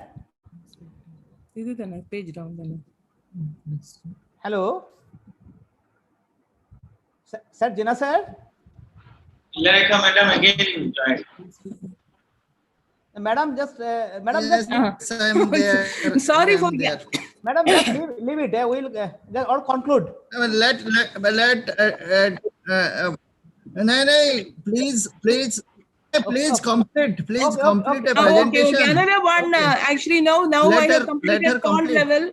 Pond level I have completed. Then this farm level also I have completed. Now only this coastal watershed based ecosystem only I have to talk. The site selection, and this site selection we have done with that Coastal Aquaculture Authority guidelines based. We have developed analytical hierarchy process, and we have identified potential zones for through district along the coastal districts we have identified, and the isn't remote sensing. Then next, then actually farm design. That proper design and construction of farm is very required to prevent flooding, erosion, and other things. And dike also we have to be to hold the water pressure. Then watertight and net filters, all these things has to be maintained. And 80 to 100 centimeters should be maintained in the ponds. Then next, then cluster forming as that thing. There should be an awareness of avoiding social conflicts, and stakeholders should discuss the common problems. If some disease is coming, they should discuss, and collecting the seed from a same hatchery, that monitoring seed and feed quality, then shrimp health management, and water quality. All those things farmers should be known, and some awareness meetings has to be conducted, and it should be done properly. Then next, we'll finish it. Then better management practice. All, if you see anything now, it is the starting point is water. So water should be maintained properly, means disinfection is required. Then zero, and now it comes that biosecurity protocol, restrict on entry, footpath, bird netting, crab netting, all these things should become. Then zero water exchange system of farming is also being done using biofloc technology, and this. Next, then this biosecurity enforcement I have already discussed. Then water exchange system, this also we have now open system, recirculation system, minimum water exchange system, 5 to 30% per day can be usually removed. Then effluent treatment, then next, because the water, this thing is effluent, the discharge water management is very important. So if we manage that, definitely that the environmental issues won't be there. Actually, if you see, aquaculture can interact with the environment by this, or even environment can influence aquaculture by that upstream this thing, that all will be addressing with coastal watershed. Then next thing, then discharge water management. Actually, the waste from shrimp pond mainly consists of suspended solids comprising the unconsumed feed, fecal matter, and plankton, and the dissolved nutrients such as ammonia, nitrate, phosphorus, carbon dioxide, and hydrogen sulfide. The nutrients and organic matter in shrimp pond waste have potential in the following impact: reduce dissolved oxygen in receiving water, hypernitrification and eutrophication in the receiving water, and the increased sedimentation due to organic matter. Such impacts depends on the quantum of wastewater flow and the capacity of the environment to assimilate the waste material. And proper designing in the farm with independent intake and outflow reduces the nutrient loading. Then next thing, and these are the standards for to be discharged in a creek or marine water. Okay, then, and integrated, and that we have discussed, integrated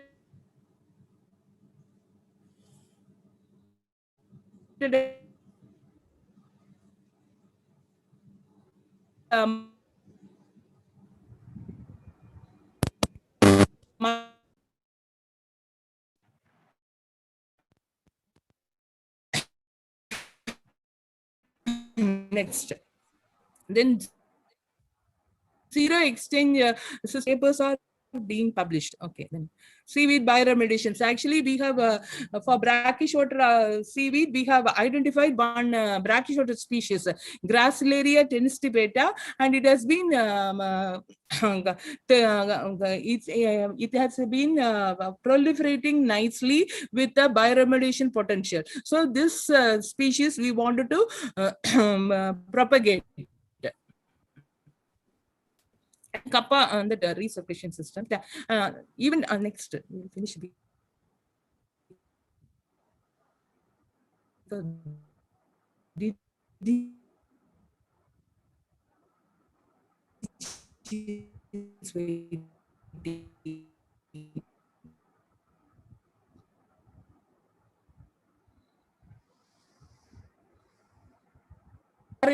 the rotating wheel and arrays with the tube tire bioreactor and go and we and in the raceway that this was found to be very efficient, and this is a model we have developed, and it need to be demonstrated in the field for further upscale. Then this is submersible. Okay, then aquaponics also is a sustainable food production where for us that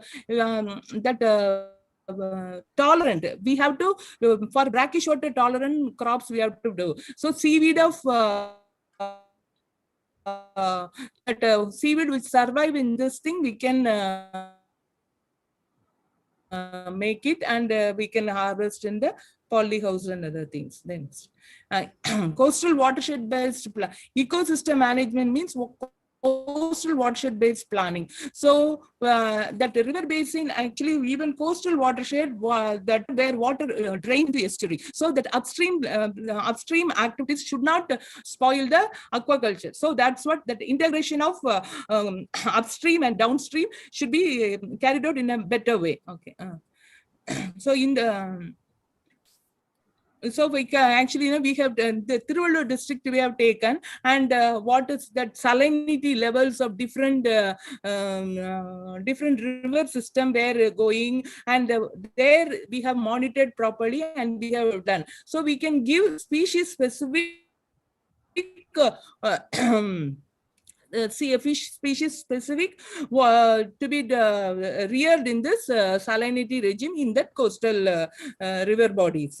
So environmental can be clean, and land use land cover that aquaculture induced land use cover can be, we have drawn and we have predicted for 2 districts. Then next, we'll finish it before. Then digital database of shrimp farms also we have made. These all will help for the policy makers. And I told them that farm cluster farming and common decision making. For this, these informations can be useful. It will be handy for the officers. Then environmental monitoring also in brackish water area, we have mapping in that Ennur region of Chennai we have found, and we have mapped using remote sensing.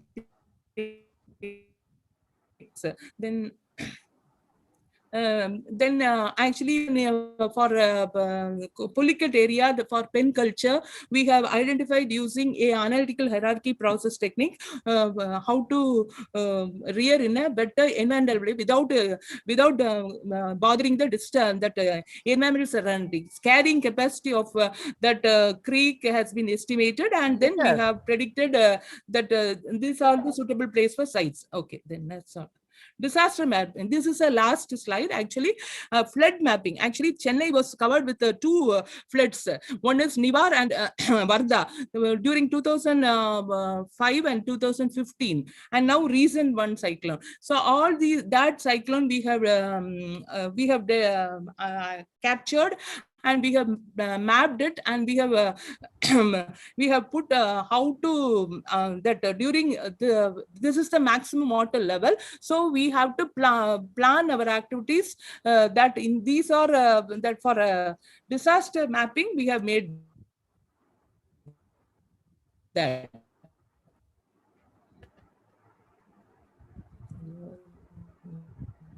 Okay, madam, could you hear me? And this is please conclude, ma'am. Water quality empirical modeling. Yeah, Avladhan, that's all. It is going to over. So actually salinity mapping we did actually, and we have proved that that impact of aquaculture is not seeping into groundwater in that Cuddalore area. And this is what upper development a smart model for the Wellar Creek, that from how that water non-point source pollution is coming into the water, that we have mapped. Then next, then this is groundwater modeling thing, up to which level that pollutant is gone, that also in the coastal area we have made it. Okay, and actually, it was really proved that agri and aqua coexist in with the help of a trenching.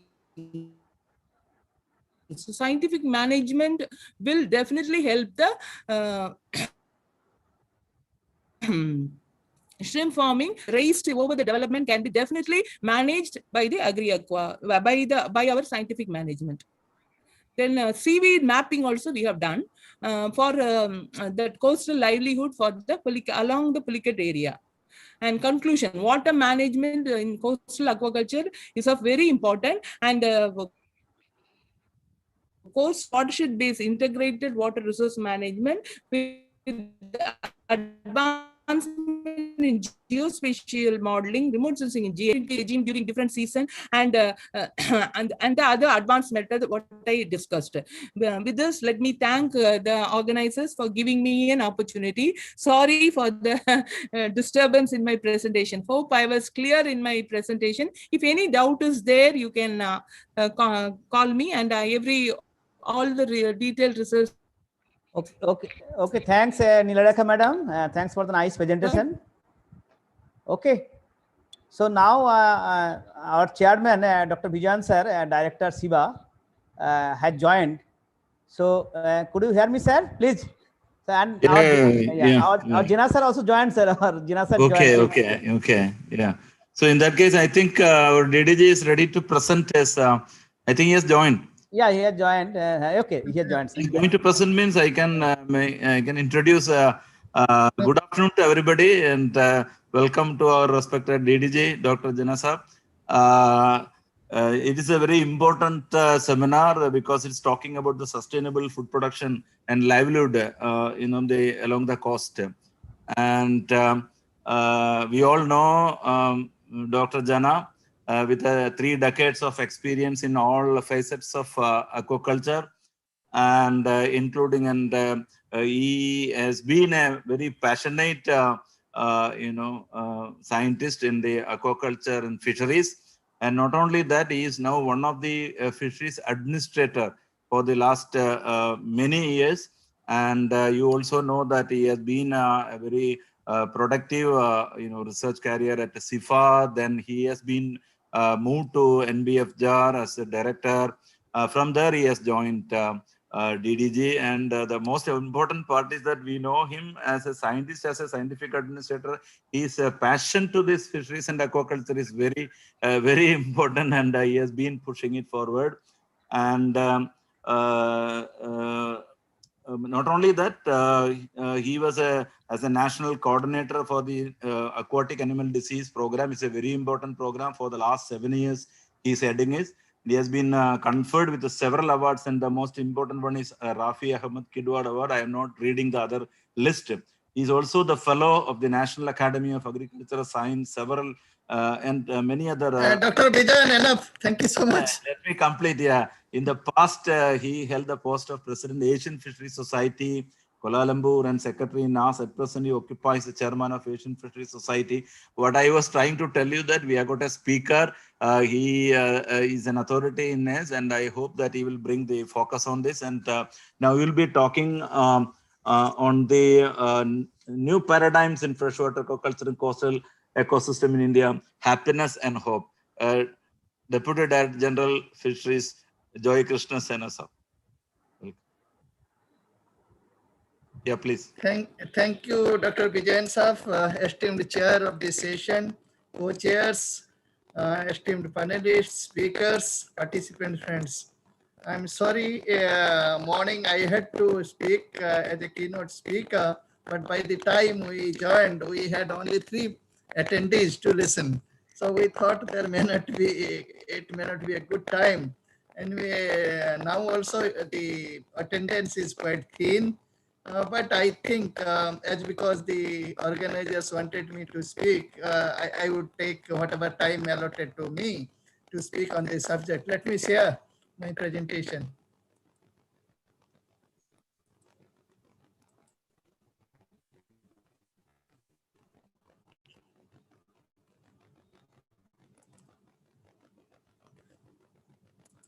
Is it visible?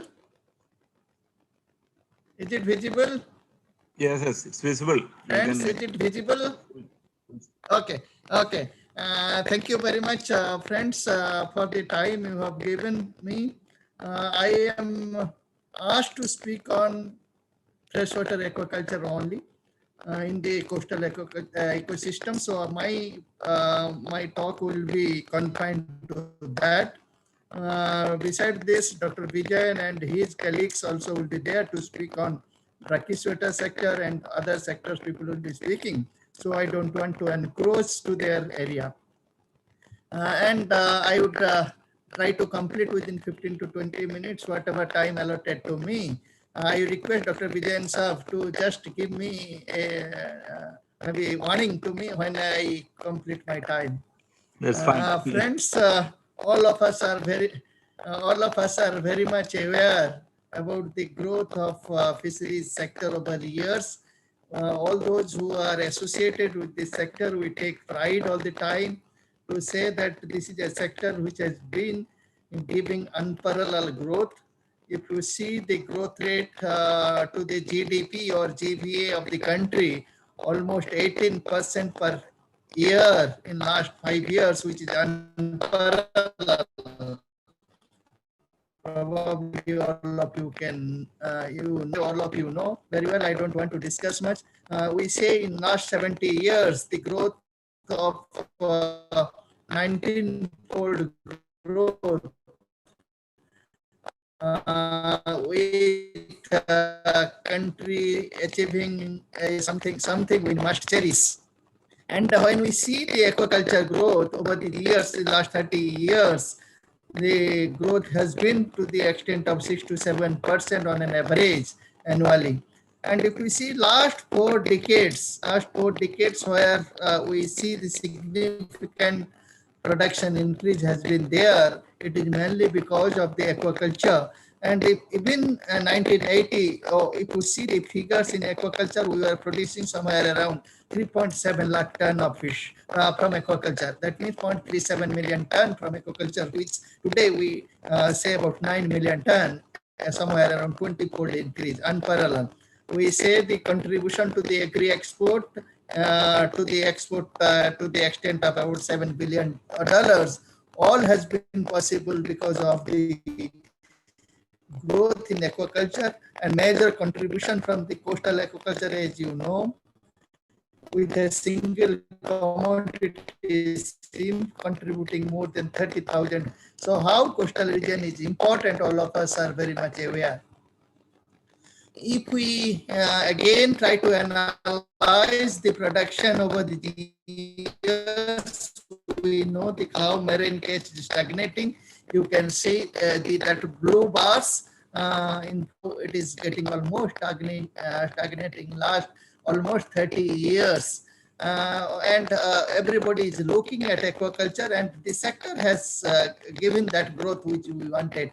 So horizontal and vertical expansion, even today also we consider aquaculture is a sunrise sector. There has been increasing entrepreneurship over the years, this has happened not only because there have been several technologies which are so important, then appropriate dissemination through state departments, to NGOs, and so on and so forth, several programs and projects of the government of India, ICAR Institute, and so on and so forth. And at the end, everything depends on the stakeholders. That means adoption that has happened or adoption made by the stakeholders, farmers or entrepreneurs, that has resulted such growth.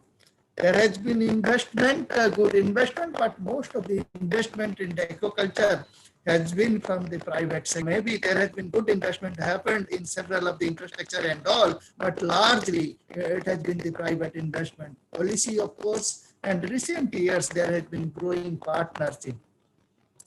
I don't intend to give all the detail all of you know, but when we look at the resources, when we talk about the aquaculture, the ponds and tanks has been the major resource, in spite of the fact that we have such good resources, more than about 2.36 million hectare, yet about 40% of these resources we need to harness to its potential. Coastline, yes, we are trying to utilize for the aquaculture, whether it is through cage culture. Over the years, you must be knowing about more than 3,000 cages all around the coast. And even in the brackish water estuaries, we have been trying to exploit through this cage farming and so forth. Over the years, if you see the major producing country, it is mainly the coastal states.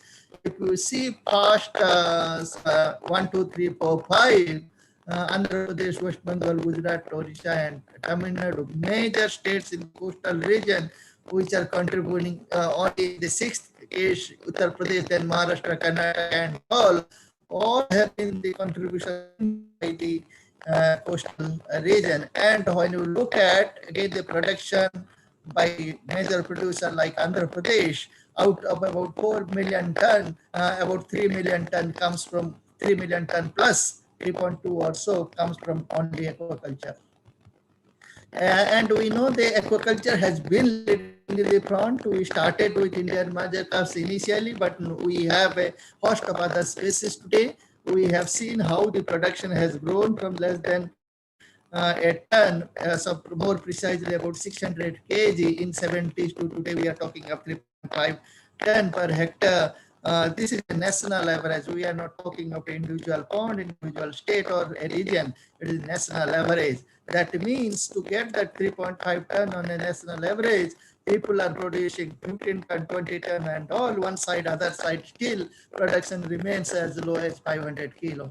And 5 to 6 ton has been quite common. Of course, several farmers are able to produce substantially high quantity. Even in calves, when we talk about the catfish like pangas, people are growing as much as 20 to 40 ton has been quite common. Even some of the farmers I did ask, they say they are getting somewhere around 80 to 100 ton and so forth. Of course, intensive farming methods. We started to diversify. Prawn was freshwater prawn, important commodity. We are producing somewhere around 40 to 50,000 tons, maybe 20 years back. But when we look at the production has drastically come down, probably less than 10,000 tons. But again, well, there has been increasing effort on this, and we sincerely believe in coming years there will be increasing production in freshwater prawn sector also. Banami, we know it is a brackish water farm species. Over the years. We have seen how it has replaced the monodon. When we are talking of about 8 lakh ton of production today, almost 90 to 95% probably by Banami. Again, this has been proved to be worthy species or important species for freshwater aquaculture also. If we look at again, we have not remained, we have not confined our production system with only major carps, whether Indian major carps or exotic carps only. Over the years, we have tried to diversify with developing breeding and seed production technology of several varieties. More than 70 species of finfish and shellfish have been bred, and breeding protocol has been developed. When I say 70 species, that includes brackish water and marine species, but as much as 40 species from freshwater, whether it is not only confined to only important major carps, but medium minor carps, catfishes, indigenous one, exotic ones, and some of the important diversified species like maybe anabas, chital, cold water species, all of you know, trout or mahseer who have been walking. Morels is one species we have been trying to emphasize, and freshwater prawn, as I told, it is not only one species, Macropterium rosenbergi, but also Malcolmsoni and Gangeticum. Brackish water species, though we know that sea bass, mullets, and fish are important brackish water species, but these also have equal potential to be farmed in the freshwater sector. There has been some effort of using these species in the culture system with very low saline areas. Species diversification, as I told, why do we need diversification? Sorry. Is it necessary to have diversification? What for diversification? We like to have different species, different in different time. That is one thing. The diversification would be helping us to get our fish of choice, but at the same time, also several of these important species are getting threatened.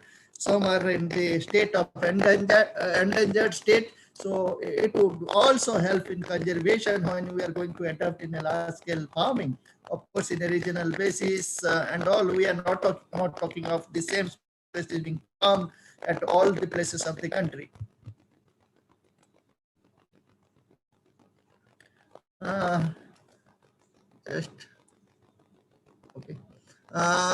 Coming to the again, when we look at the freshwater aquaculture development, it has been largely because of the carp polyculture. Of course, whatever the technology developed in the initial years, there has been refinement, there has been modification, depending on the regional demand, depending on the market. Need-based modification are being done all the times, everywhere, every now and then also. For example, whether with regard to the not only stocking, but also all the management measures. Today, we are talking of different farming system, cropping patterns. We know that our production again depend on what is the level of input we are using, whether it is low input, medium, or high input based system.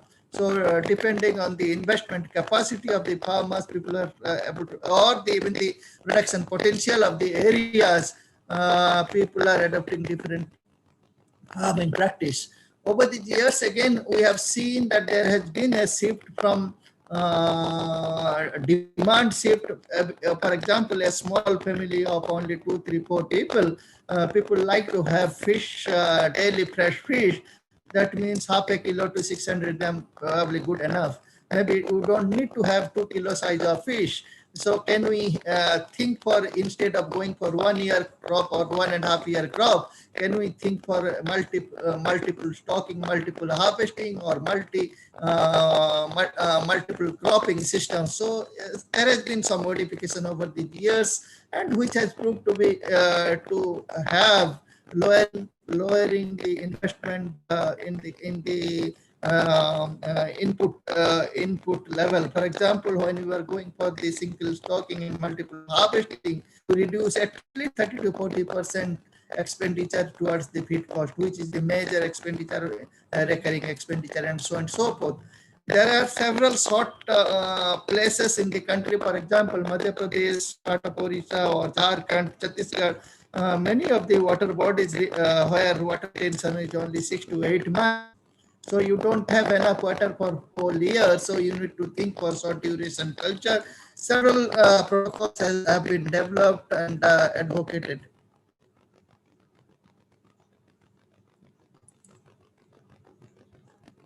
Yeah, several culture system.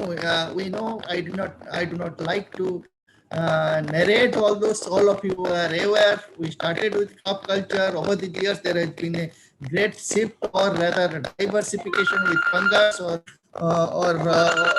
paku are important species.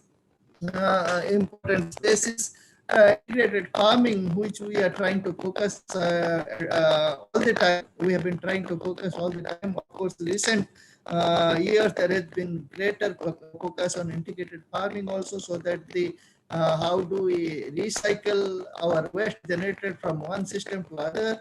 We know the cage and pen culture has proved to be a worthy technology in case of freshwater system, whether in the reservoirs, lakes, and other large water bodies. RAS and bioflux is the talk of today. Everyone today want to diversify or want to come to the fisheries, they talk of RAS and bioflocks. Of course, several of the diversified system, whether ornamental and so forth, are important technologies. As I told, some of the exotics have received great attention over the years. For example, the Pangasiodon, because of higher growth rate, consumer acceptance in few of the states, for example, in northern Indian states, people prefer to have fish with no spine. So maybe calves are not that much shorter only because of the spines we have.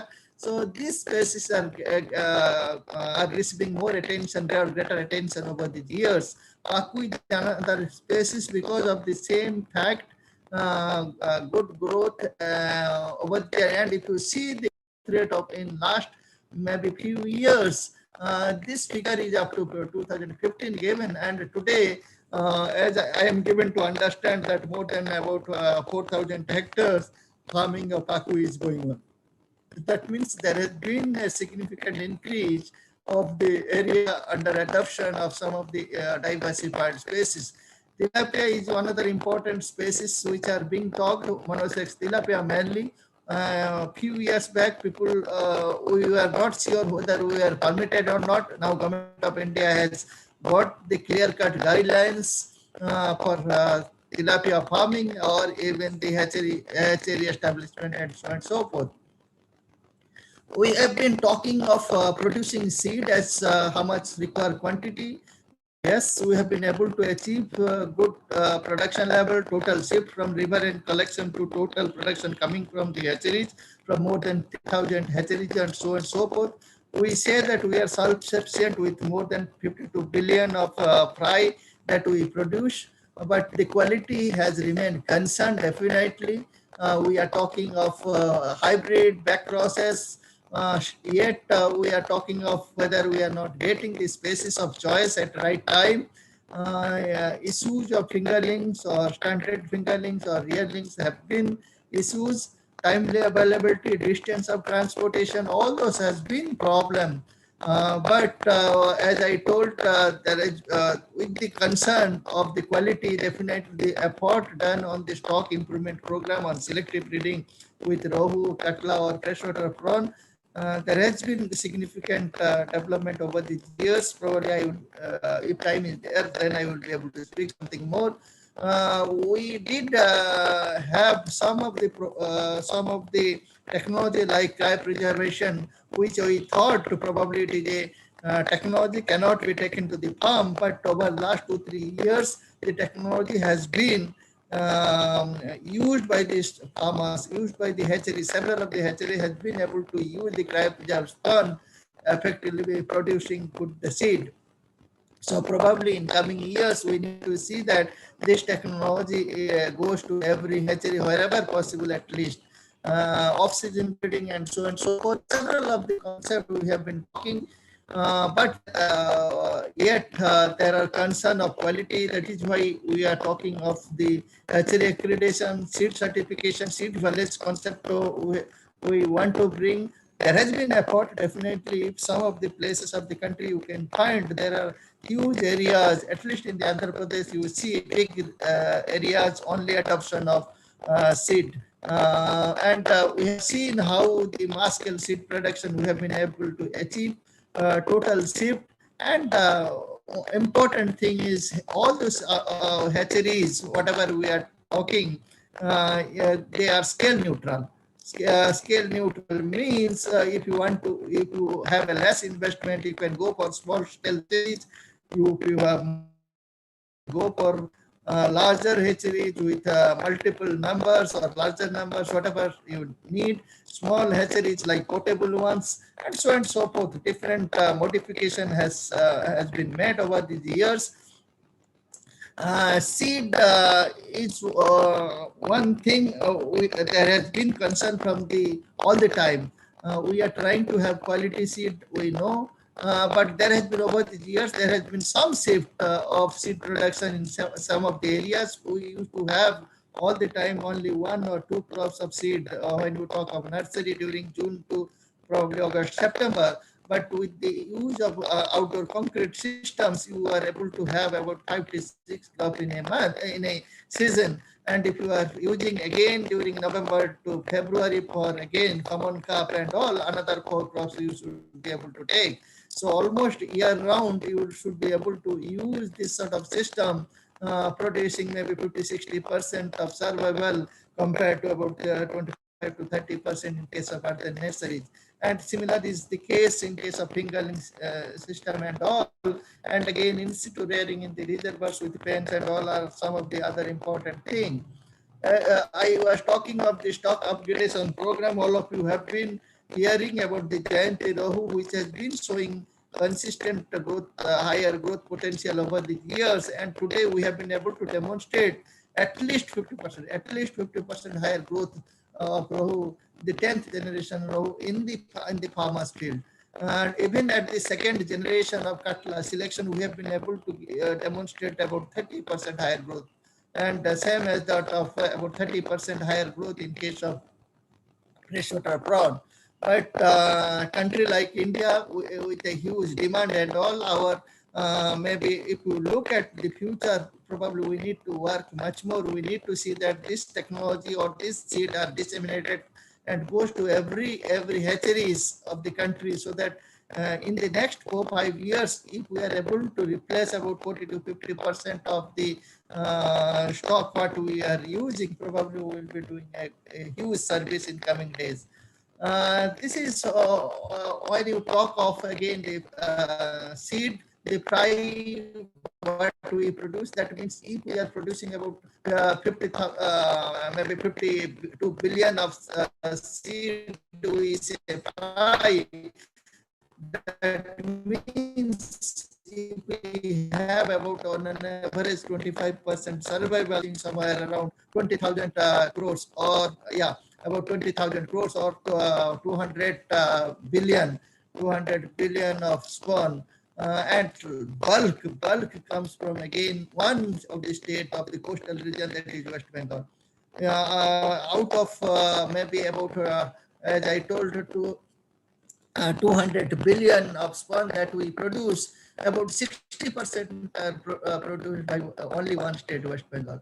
And where it goes to every places of the country. Of course, in recent years there has been establishment of large-scale hatcheries in over several places, and we foresee with the demand when we are looking at increasing the production from probably today from freshwater aquaculture from about 8 million ton to about 13 to 13.5 million ton in the next 5 years. That means we need to increase our seed production. That means more hatchery need to be established. That means we need to have this established in different places of the country.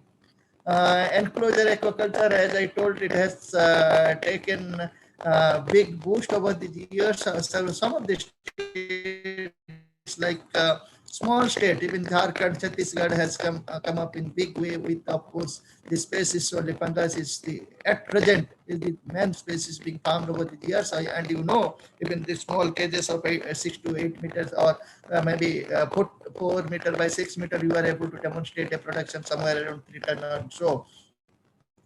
That shows huge potential. We were just trying to calculate if we use only medium reservoirs and large reservoirs, leaving aside the small reservoir, only medium and large reservoir, even if you are using about 0.1% of the area that is available, probably you will be able to produce somewhere around 3 million ton of fish. But people say, why 0.1%?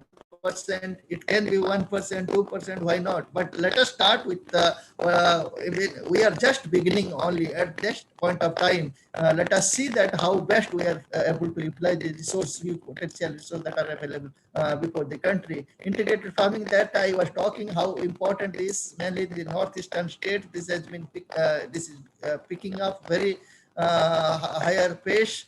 And some of the diversified farming cash crop, whether it is culture, and recent years we have been giving, maybe there has been greater demand for the technology like RAS or biofloc system, but We know how capital intensive they are, energy intensive, and you need high value spaces. But these are the technology definitely can change the scenario. For example, the demand of the peri-urban areas and urban areas. These are the technology for peri-urban or urban areas, because because the cost of production becomes high. So you need to have ready market where you can sell the live fish, because your cost of production becomes high. That means you should be able to sell your fish at a higher cost. I have seen in some of the metro cities. One of the small farm in Bangalore, I saw one of the company, I don't want to mention the name, he is selling the pangasius. Same pangasius he is selling at the rate of 450 rupees per kilo. How do you reach to the market? That is important. Probably in the peri-urban and urban areas where you do not have problem of energy, this technology will take a boost. Another 2 minutes, I will complete with Dr. Vijayan sir. Ornamental is another important area we have been talking. Again, a scale neutral technology with if somebody has a low investment capacity with small tops, with some of the easy species like goldfish, angelfish, or black molly red shorttail. If somebody is going for a high investment, high value species, or even the koi calves and so on and so forth, we are talking of, again, we have seen the growth has been nearer to the city. Definitely it has to be nearer to the city, because we know that it has got a ready market. Now we need to see the total value chain, not only breeding and seed production, but also other accessories which are so important for the sector. Nutrition and feed. Over the years, we have seen we have got several of the feed developed for all our commercialized species for different life stages, which has gone to the market for different fish. That's because it is for freshwater. I have shown on the SIPA brood and so on and so forth. But for example, in the for brackish-water shrimp, Dynami Plus and all, they have been able to develop, which has gone to the market. Dr. Vijayan sir would be speaking on this, definitely on those. Disease is one area probably we used to give more emphasis in earlier years. But today, whether we like or not, we have to have preparedness for any emergency situation.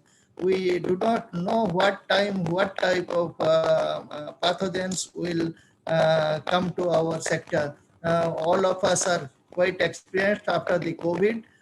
So our emergency response system are placed, national surveillance systems are placed, which we want to intensify and make it a pan-India coverage. We are trying to give emphasis on diagnostic vaccines, so and so forth, with cell line available with us. We are better prepared today. Quarantine, I know there are a few more. I came to know that from Government of India, it's already chalked out plan to have at least another 3 to 4 more quarantine in coming days. Another important area we have been trying to work on AMR, antimicrobial resistance, is another area. Why it is so important, mainly the coastal region, is most of the aquaculture activities are concentrated in this coastal region. These are some of the important areas I don't want to emphasize, but all those are important in coming days. Mechanization is one area where we have not been able to do much or given more trust over, but in the coming years, of course, we have been using those, whether it is aerators, automatic, we have been using, but mostly it is a commercial product, those have been available. But we foresee in the coming days, we will be having more emphasis to work on this, whatever demand-driven material to be developed.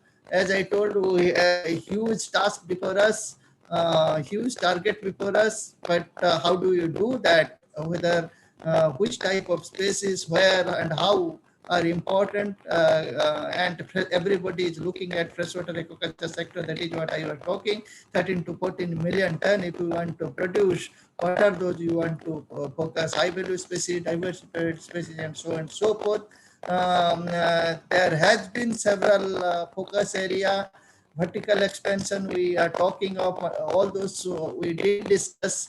But over the years, there has been good thing that several entrepreneurship is coming, entry of professionals we have been able to see. We are talking of today creation of special aquaculture zone, maybe providing maybe 1,000 acres, 2,000 acres, one place, if there with the support of the government, if can we create such aquaculture zone which will be able to help for increasing the production for our coming years. We know the institutional arrangements over the days, all those institutes are in the coastal region, and the partnership, which is the keeping the stakeholders at the center. Most important is the partnership between research, education, extension, policy, and market, which are so important, and everyone in the in this sector will be important, whether it is research institute to development to KBK, everyone is important at the center. Stakeholders is who are the producing or and this associated with the value chain are important. And coming to the way forward, yes, there are effort. We are trying to have new species, new systems into place, more selective breeding program, marker state selection, and so forth. Larval feed so important, as I told about the health. Water will be most precious in coming days. That is why we are looking at the program like RAS and dry flock, because water will not be that abundantly, probably will be available for tomorrow's aquaculture. So all those areas we are trying to see that we make a proper roadmap for our future, not only research development and the dissemination of the technologies which are so important, and but new we have great hope. Because there has been improved partnership over the years between the institution, entrepreneurs, industries. We see this partnership or convergence has been quite good over the years. Innovations or knowledge-based farming, which is so important. We have a separate ministry, department, PMSSY, all those. And recently, again, you know that National Fisheries Policy is being drafted, which are under circulation. I'm sure once this policy is in place, probably we will have a better system to work with, and value chains are so important. At the end, I think most important is cooperation, collaboration, and convergence, which are so important, which will be, and for that, we need to communicate all the time. Communication is so important today. So I am not only hopeful, as if you see my title, Happiness and Hope, we are all associated in the sector today are probably happier than others, many other sectors. And the hope is also quite large that our happiness will be retained for time to come. Thank you so much. Yes. Thank you, Dr. Janasab. It was a very enlightening presentation on the strength of this freshwater aquaculture, and he has given an overview and a glimpse. If any couple of questions is there, we can take it up. And, okay, sir. So I think no questions are there now, and time also 4:30. You have to leave the webinar room, sir. That is also one constraint we are having, sir. Oh, okay. Yeah. So thank you so much. Thank you so much, Dr. Vijayan Saab, and all everyone and organizers. Thank you so much. Okay, thank you, sir. You're welcome. Yeah. So, sir, now I think one presentation from our Vijayan sir from morning. So, Singar sir, sorry, just I'll give you after this time. Okay, so after sir, this, okay, so from Vijayan sir, one presentation, very important presentation, because we are leading with a coastal ecosystem, and our brachywater aquaculture is very important. So from morning session, Vijayan sir was supposed to present, but somehow it could not be done. So let me introduce Vijayan sir, Dr. K.K. Vijayan. He is a renowned aquaculture biotechnologist, and now presently working as a director of a premier research organization, or Central Institute of Brackish Water Aquaculture, Chennai, from August 2014. I think we will start. We won't waste. Okay, so just one second, sir. So Vijayan sir is having a very vast research experience on aquatic animal health and physiology of shrimp, and as a director of SIVA, he has pioneered a lot of things, and we could able to achieve a major breakthrough in breeding of our 2 species of fish, milkfish Chanos chanos and grey mullet Mugil cephalus, first time in the country.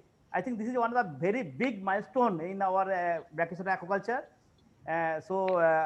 This is the things, and sir is having a large number of publications in reviewed journals and patents, technology commercialization. Okay, Goshalji, we will start. I will try to share my presentation. Yeah, please, sir. Please, sir. Yes. Yeah. Yeah, you can see the presentation, isn't it? Okay. Yeah, sir. Yes, we can. Yeah. Good afternoon to everybody, and I think you just heard about freshwater aquaculture from Dr. Jana. I will try to glide through this brackish water side of it, because we generally call it brackish water is the economic engine of Indian aquaculture. So I will just try to give a very fast glimpse so that it will be you can see the strength of the sector. And nowadays we very regularly hear about the brackish water aquaculture, and generally aquaculture as the blue revolution, blue growth, blue economy, etc. That's why I thought of. And Central Institute of Brackish Water Aquaculture is the nodal agency. As you know, we are doing R&D and trying to find solution for the technological gap of this particular sector. And just now, even Dr. Jana's presentation and theme of this seminar, you can see it's all about food and water and environment. In coming times, in the years, these food, water and environment, these things should be going to be very important. And then world population is going to be 1.6 billion, and then our population itself is going to be 1.3 billion. So the finding additional food, it will be going to be a very big challenge. And then the conventional production system like agriculture, you can see that we may not be able to produce more because there is no much land available. We cannot have an horizontal expansion, and vertically also productivity cannot be further increased from agriculture and other sector, because nowadays people doesn't appreciate the use of pesticides and fertilizer, etc. So we need to turn into the next domain, that is what is talking about is aquatic system. And you can see that India is blessed with all kinds of resources from marine, brackish, freshwater and riverine. So we are very strongly positioned. And if you look at the sector, what I am representing is around 1.2 million hectares, is a potential. And again, an additional, it is already, many of you know that in Punjab, Haryana and Rajasthan, they started, aquaculture using inland saline water. That is almost 8 million hectares. So you see this slide is that what is the way out to increase production. You can see that while we cannot anymore look at it, is saturated for the last 1 decade, and aquaculture production is catching up. In the worldwide itself, it is almost 50% of the production is from the aquaculture. And man and fish, now we are going to the sea. This is only sector where still we go out and hunting, it's like capture fish is just like you can go there and hunt, but the production has almost reached a carrying capacity level. So the next domain is aquaculture. That is why this sector, and then previously Dr. Jana's presentation itself, yes, clearly showed that we need to look at this very promising sector. And then in the blue economy, what we're talking about, you can see that it is fisheries and aquaculture is coming in the top, and then the ecosystem service. So this is already there, and how we will reach. He was talking about the happiness, we have a hope about this fisheries and aquaculture, how we reach that. This slide clearly shows that we have got our system is the most efficient with respect to protein retention, energy retention, feed conversion ratio, and the edible meat. You can see that we are way ahead of the other sector. That means we are having that advantage. That is why during the COVID time, is only one sector, it is not been greatly affected. Not only that, even showed that, all our aquaculture and the production and the fisheries has not been affected by the COVID. That is, all activity has been, that shows that this is one sector we have got future. And see all the other areas of the fisheries and aquaculture can provide. In every single sector we are looking for the future is represented, and it is embodied in our aquaculture. This shows that, for example, food, employment, nutrient security, livelihood, what not. So this is the one sector we have to buy. I'm again putting this slide. You see that 1.2 million hectares and 8 million inland saline, but so far we are used only 10 to 12%. What does that mean? We are only used 10% of it. So the horizontal expansion is really possible. Now let me come to this, why aquaculture and brackish water? Why a brackish water aquaculture institute itself for national level?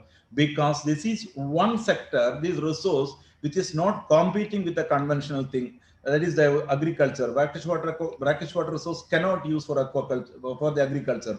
It cannot use for drinking purpose. It cannot use for construction. That means that generally even the freshwater is competing. Just now before the presentation, DDG was telling that water is going to be, water is the big issue in the future. So we need to be proactive. So in that aspect, you see the richness also. There are enough resources, high productivity, easy access, you know, and all kinds of trophic levels and lots of bioresource and environmental domain we have got. So this is one promising sector. This sector we can really look upon the aquaculture. That is one of the most important thing. And you see the strength. We have got productive water resource across the continent, and then potential resource, as I said, and again tropical climate, rich species diversity and availability of manpower. The same shrimp, with 90 days we make a harvest. We go to the temperate country, they need 6 months. So we are blessed with nature and blessed with human resources and trained manpower, and the fisheries has been and state and central government priority. So we are a sector which is very much in priority.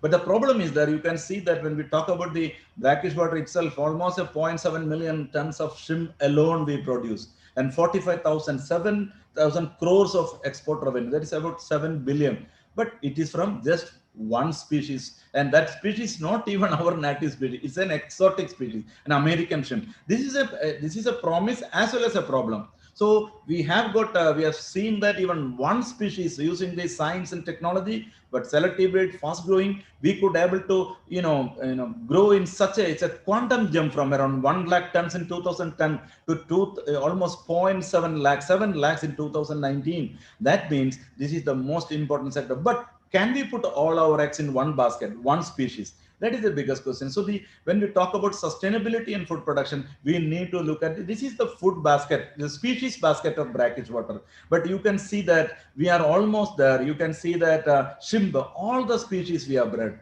including and the exotic species, Vanami is an additional. And regarding fish, Latus calcarifer, we have got complete technology from hatchery to farming. And we have got Chanos and Cephalus. Just now, Dr. Ghoshal mentioned these two most important brackish water herbivorous species. We could not breed for the last 40 years. SIBA could breed it, and we have got a complete technology for the Chanos now.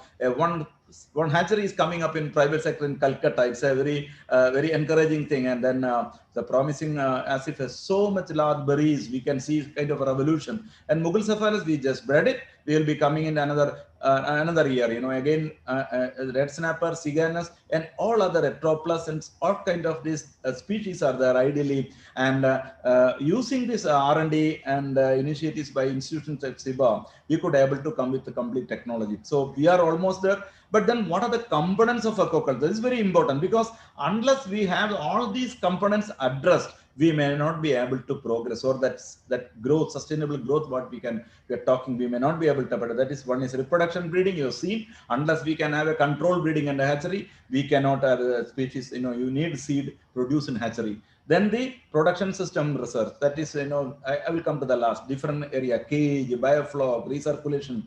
Then feed. Feed is 60% of the farming is related to the feed. So you need to have a indigenous, most cost-effective and quality feed production thing. And then animal health. You all know that all our aquaculture system, like any other animal and agriculture rearing system, that disease is the single limiting factor. Then genetic and biotechnology, that is the one, even the one, stock improvement, all the things, because now in the future, all the domain, the growth and the driver engine will be the new technology. So the biological technologies, and then definitely social science. So these are the component. And look at about the species among the, that one single species, it is Vanami. But you see our Indian white shrimp, we forgotten.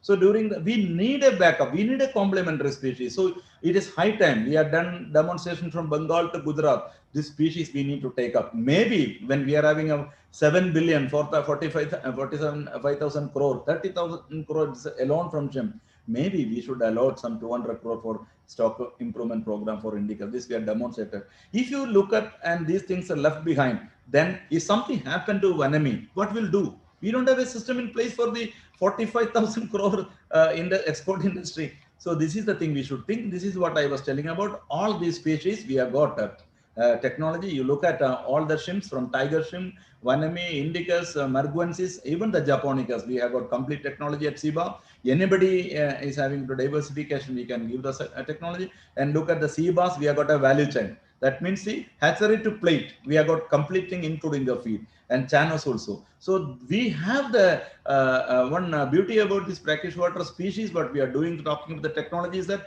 we have got the complete technology. Only thing is that the stakeholders has to come forward. Then look at the Cephalus, is a recent one. We have been trying to breed 45. I'm putting this slide to show that our Indian R&D ecosystem has been matured enough. Anything we can address. So that 40 years of the blockchain we are having, we broken it.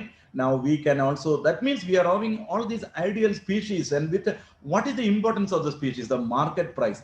All these species you take, sea bass, and the mullet, snapper, these are all claiming almost 400 to 600 rupees per market. That is very important, because economic success is very important.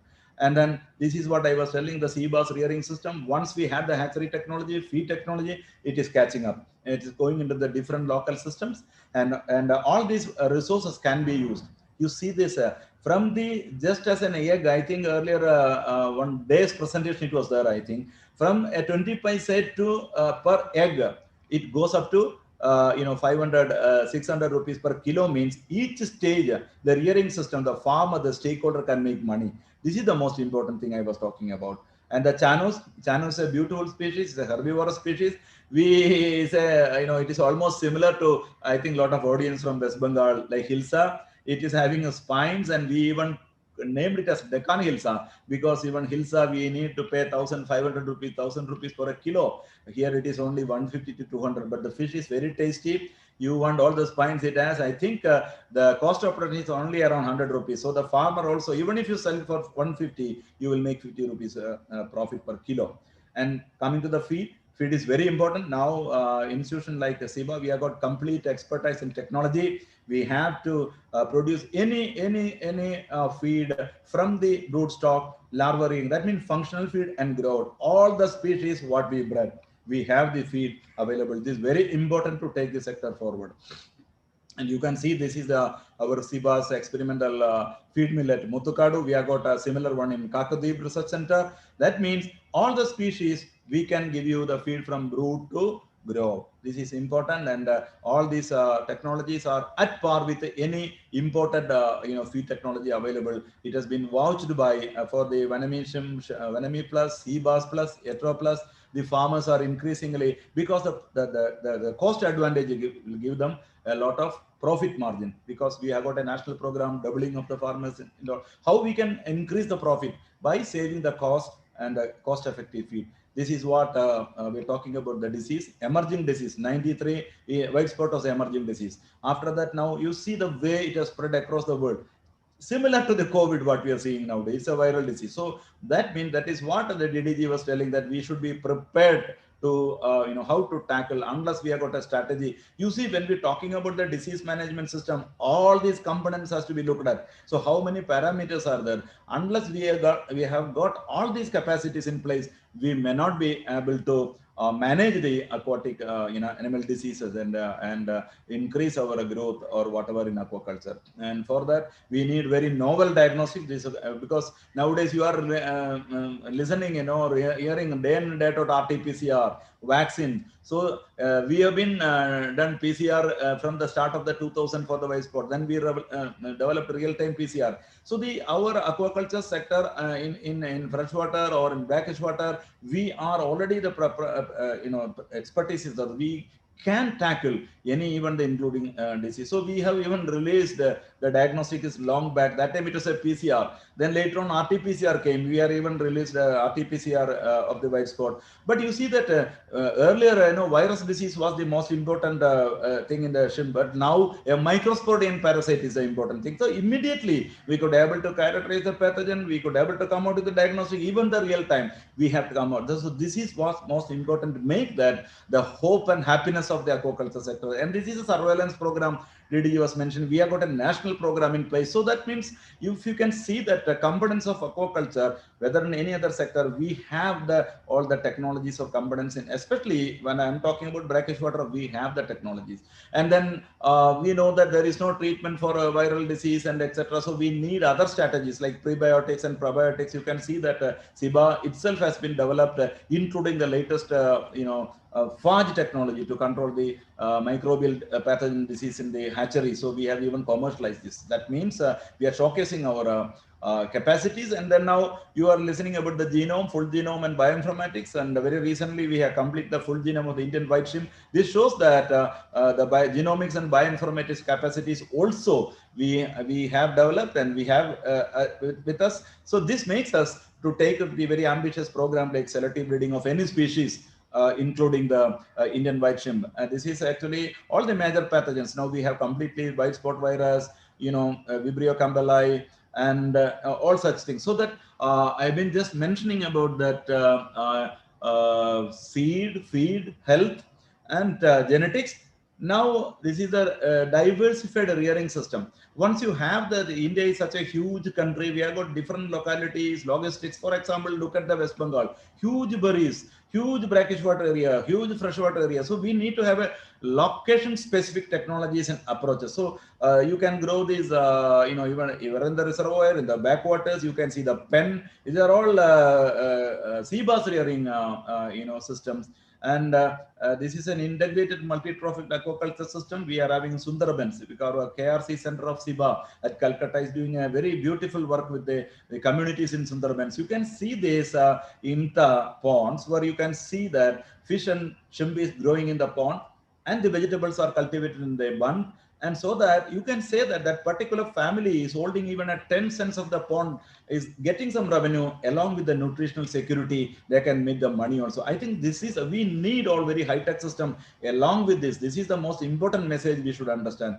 And now all these new generation rearing systems like, you see this, the 3-dimensional system, because aquatic system has got a 3-dimensional. It's not like agriculture. Agriculture is only one plane. Here we have got a pelagic thing, then we are having in between a water column, the benthic. We can grow different species or aquatic thing in different level. This is, so that means a 3-dimensional production we can achieve. It is already been done in some of the Western countries like Japan and Europe. But definitely this is the future. This way we, with all our expertise and in our hand, we should think of all these kind of systems. Especially we have got lots of reservoirs and water bodies in all kind of rearing, freshwater and marine, and recently the marine area also. Brackish water, the depth is having some limitation. That is why we are going the shallow cages there and pen culture. And now in these recent times, you have been listening about so much about Biofloc and Biofloc, but it is very modern and very much acceptance, sir. But one thing is that Biofloc is a completely science-driven, technology. 365 days or 24/24, you need energy. And you need to keep all the microbiome, microalgae, and your species and your carbon and that ratio at a control level. If it doesn't happen, then what happened? Even 24 hours you can lose the crop. So it is a double-edged technology. It is having a very much promises, but we need to be very much understanding. We need a right training, right skill. What we are seeing in some of the states, there is a push on Biofloc.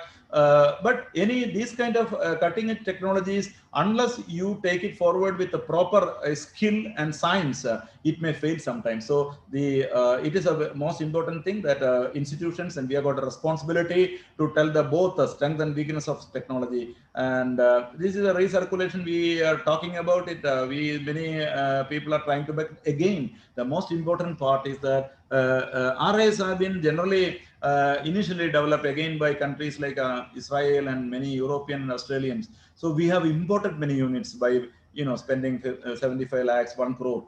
But what happened? Those RAs are suited and for those countries and their climate systems. So we need to develop our own RAs suitable for our own region. This is what important, and I think new efforts are there. Even SIBA is working in this line. We have got a partner. He has started RA. He has indigenized almost 90% of the RA, and it will be cost effective also. He was telling me that around 20 lakhs we can make a good RA system. So these are the things where we are working together in this kind of working. it should not be in compartment. Like it should not be only in the campus of the research institution or by farmers alone. We should share our strength and weakness. Our knowledge system should be sharing. I think this is the last slide because this is the most important thing. Aquaculture is a holistic science. Many things are coming and merging here. You have seen the species, their life, their nutrition, the health, and genetics, and again social thing, environment. So what is important is that all this knowledge existing in different compartments has to be used in a harmonized way. Then the agencies, the government, central government, all should come together. It's a one science. I generally call it as a aquaculture biotechnology, whether it is in any system, freshwater, brackish or marine. We have, if you consider India in our campuses, our universities, and with the farmers, we have got all strength and capacities, and we are showed that already we are seeing the growth prospects, and we can really take it forward. Because already I have been, that is why I rushed through. I think, I have not taken much time, and that is just a glimpse of the strength of brackish water aquaculture, and rest we can make it up. And our slogan is brackish water aquaculture for food, employment, and prosperity. And SIBA is really working it, and really results are showing. Even our West Bengal, center, they could be able to make very tangible, results in the Sundarbans. I think with all working together, as Dr. Jana said it is a matter of hope and happiness. Definitely, we can take this sector forward. Thank you. Yes, thank to Bijan sir for a very nice and mind-blowing presentation. So we could see a whole brackish water sectors, its future and present. So thanks again to Bijan sir, my director. So, and sir is the chairman of the session also. So anyway, now our all the leads presentation is over. Now I will shift to Singade sir because he is waiting. So Dr. P. Singade, he will be talking about constants. Thankful for taking this time. I think I completed quickly. So you can now move on to the other presentations and keep going. I think Professor Sen was very anxious to see that the session is moving in the right way. Yeah. Thank you. Okay, sir. Thank you, sir. Yeah. So now Singade sir will be talking on constraints of shrimp farming in Maharashtra and its measures. So we are sorry, sir, Singade sir, because you are waiting. And anyway, we are time in the constraint. Yeah, please. Problem because very good and informative information we are listening. So we were very much thankful to Dr. Jana sir and Dr. Vijayan sir also. Sir, shall we share my presentation now, sir? Sir, please share, sir. I have to share, or you will share from me.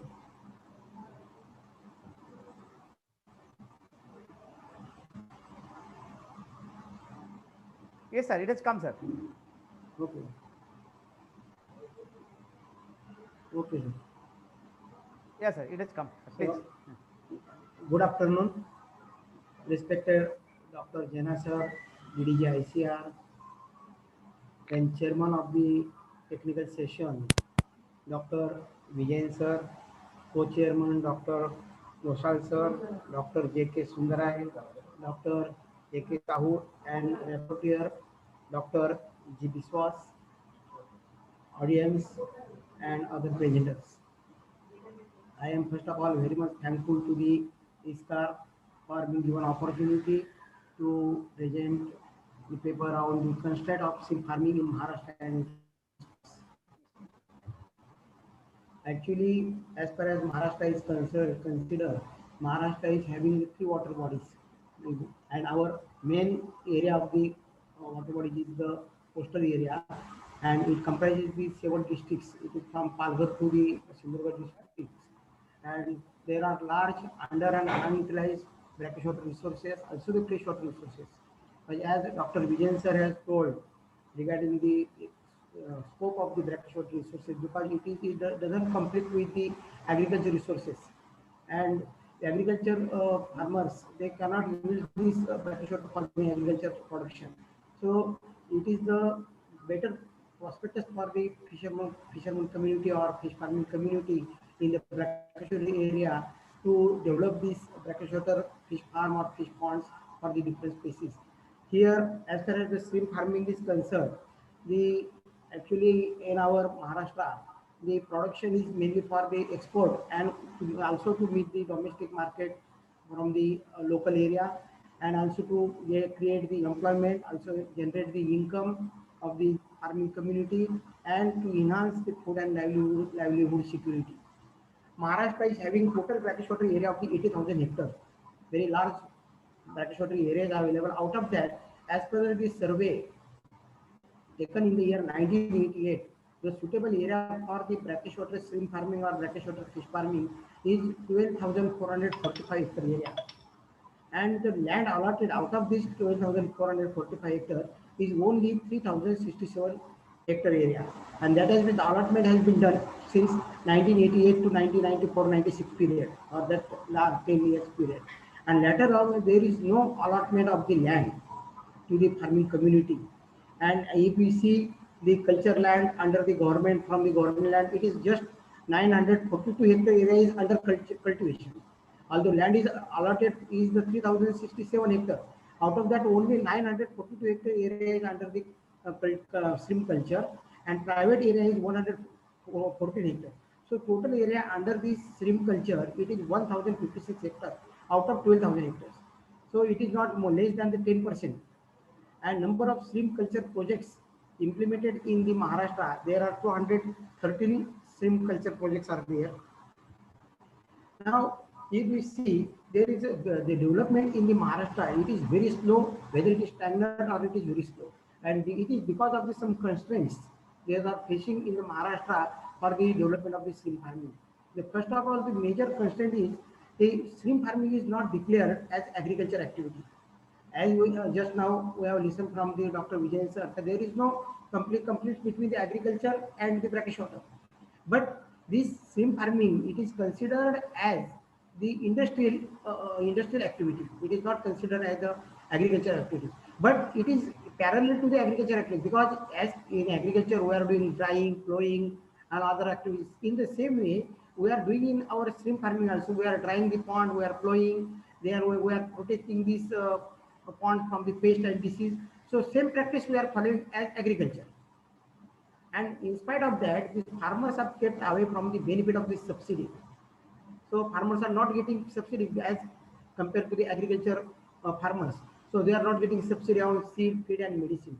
And third one is the major constraint is the electricity charges. Because in shrimp farming, electricity is the playing major role.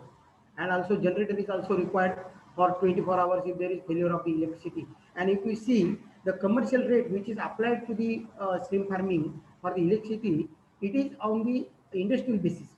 So it is very difficult for the shrimp farmers to cope up from this high rate of the electricity. And also shrimp farmers, they are not getting the loan for the day-to-day activity or for the contingency grants. And another one, as the highest export earning product and agriculture sector, this shrimp farming, it is completely kept away from the benefits of the agriculture sectors. So the shrimp farming should be declared as an agriculture activity so that farmer can come up and start their activity on the large scale. The second constraint is the resurvey of the potential brackish water culture area, which are the sites available in the Maharashtra coast. The government of Gujarat, they have carried out the satellite survey with the coordination of ISRO, and which they enable them to declare the potential suitable site for the brackish water shrimp and fish culture. But in Maharashtra, the survey was undertaken in 1988, and since then there is no survey. So it is very essential to resurvey the potential of the brackish water area. Then third one is the which is government land is there. So there should be immediate allocation of the government brackish water land for the shrimp farming community. Because if you see the only 2.3%, that is 247.50 hectare land is allotted, and farmers are doing 130 farmers are doing the shrimp culture. So the important natural resources which is available in the coastal area, it is being kept idle without any utilization, without any harvesting any harvesting of the water for the fisheries. So there should be the single window system in the government, and there should be the time limit of the 3 months, so that the allocation of the land should be in the time frame and the activity can be speed up. Then fourth one is, at the time of land allocation and development, the shrimp farming, the condition for permission from the local Gram Panchayat is required. Because when if farmer is starting the shrimp farming, first he has to take permission from the Gram Panchayat. So the problem from the local panchayat starts, and it takes a lot of time to have complete the process. So this term should be cancelled. Then the total area, whatever be the allotted for the shrimp farming, if it is more than 5 hectares, then there should be allotment of the 2% area should be allotted for the non-agriculture activities. And if the area is less than 5 hectares, then 3% land should be allotted for the non-agriculture activities, which is not at present. Then the loan, because when farmers are starting their shrimp farming, without loan and without the support of the bank, financial companies, they do not go for the large scale investment in this shrimp farming. So there should be at least 3 lakh loan of the 3 lakh rupees per crop for the shrimp farmers. Because in Maharashtra, the 83% shrimp farmers have less than 5 hectare area. And there are large number of the marginal small farmers, they are not, they cannot afford the own investment from the shrimp farming. So if they get the help from the bank or from financial institute, they can come up with the shrimp farming activity. Further, the hatcheries. In Maharashtra, there were some private hatcheries were there, but because of some certain reasons, they have closed down. So the farmers from the Maharashtra, they are procuring seed from the Tamil Nadu, Karnataka, Goa, Andhra Pradesh, and they are transported to either air or through the road transport. So because of this, the cost of the seed is also increasing, which is beyond the reach of the small farmers or the marginal farmers. So there is also very essential to rehabilitate this sick private shrimp hatchery, so that the shrimp hatchery will start in Maharashtra, and the cost of the seed will be reduced, so that farmer will start their activity. Then cooperative sector, the movement of the cooperative sector in case of the shrimp farming in the coastal area, it is not there in Maharashtra. And so under the National Cooperative Development Council, it should be this NCDC should take the initiative to develop the shrimp farming through cooperative sector, so that the farmers, which are small farmers or the marginal farmers, they can come together. So they will procure the seed at a stage. Also the cost of the seed, feed and other transportation can be reduced by this way.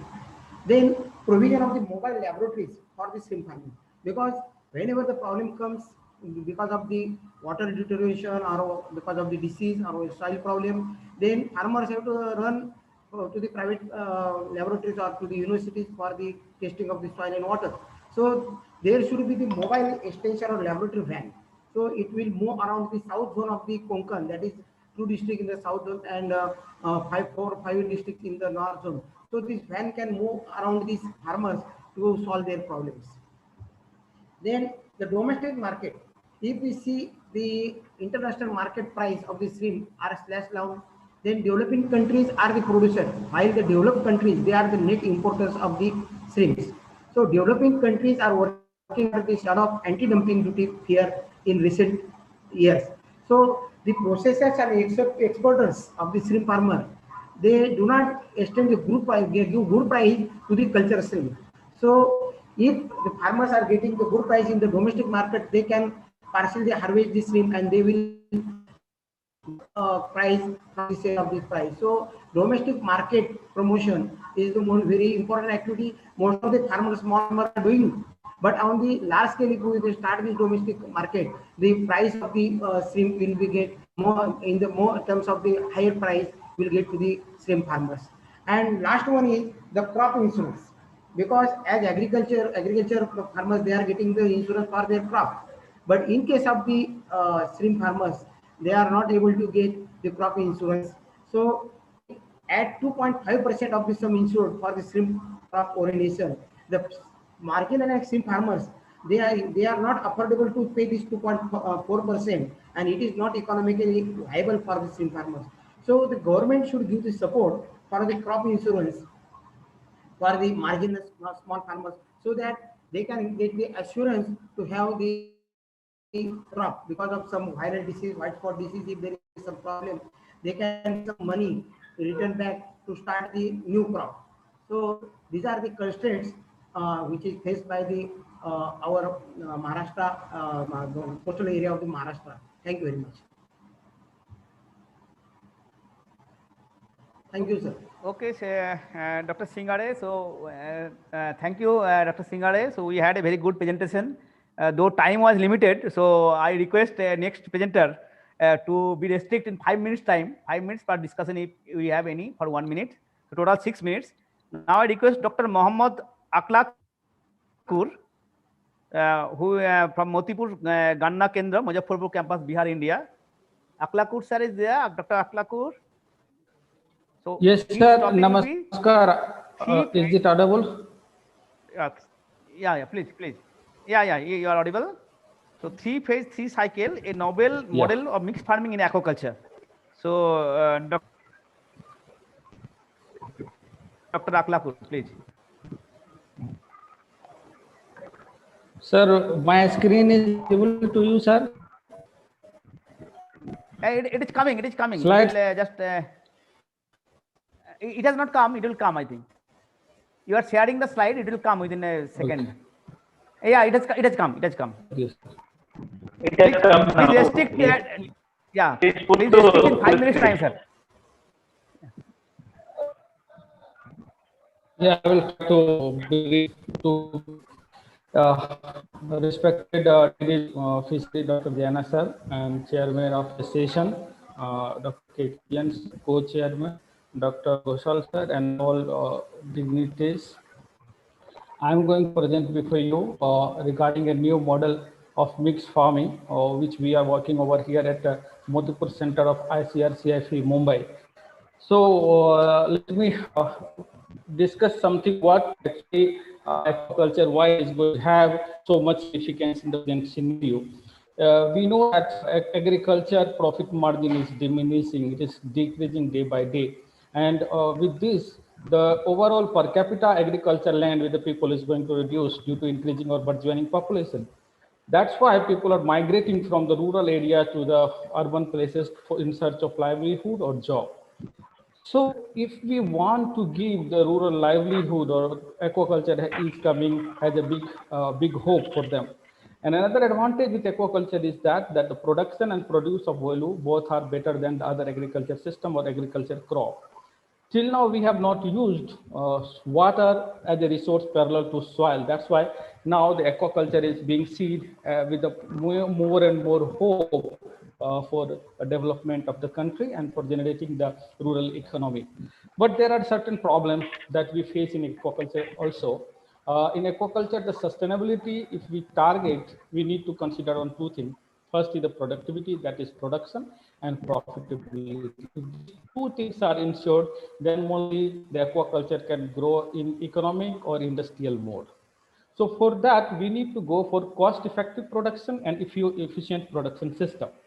And when just now in the lead lecture, Dr. Jana sir and KK Vijayan sir given very nice headline that the technology should be driving engine for the aquaculture.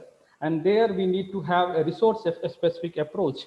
The same thing, resource-specific, fish-specific approach is required. That approach should go in eco-friendly way. And there is role of integration of different kind of techniques, resource, or even different trophic levels.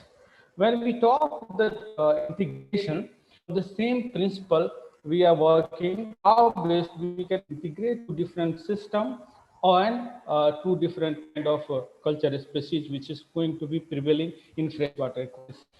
So on this concept, we are working here on the 3P3C model of aqua farming.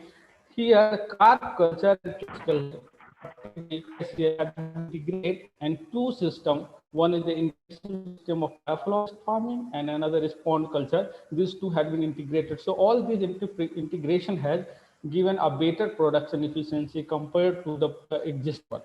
So here we have three different phases. The first phase is nursery rearing, second phase is seed bearing for a grow out staging, that is, and third is final phase of grow out for growing the fish towards the table size.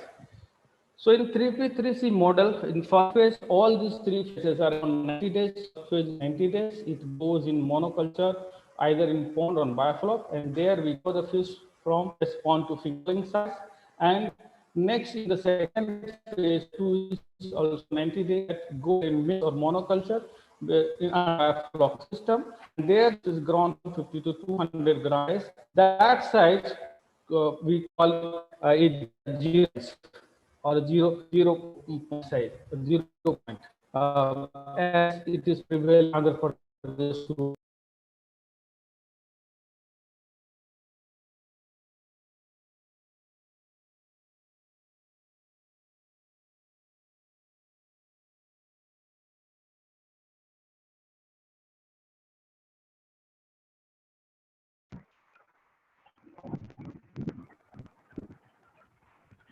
Hello.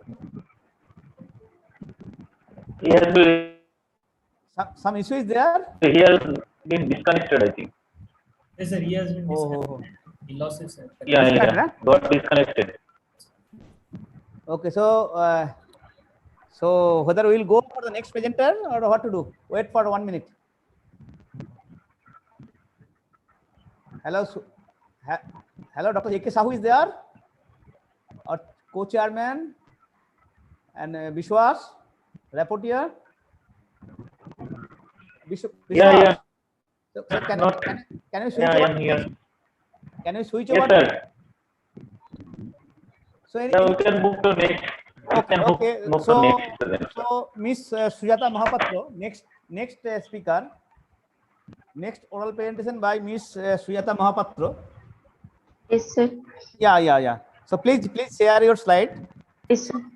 Yeah. So please restrict in timings. Okay, 5 minutes time. So Sujata Mahapatra's topic is changes in the hepatosomatic index and liver histology of Anabas testosterone on exposure to 2 agrochemicals. So Miss Mahapatra, please.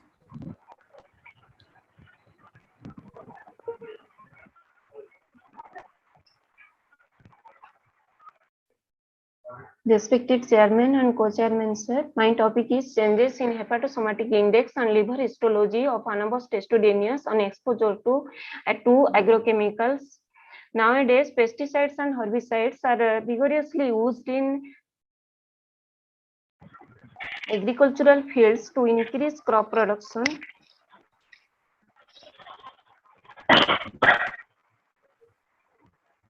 Am I audible, sir?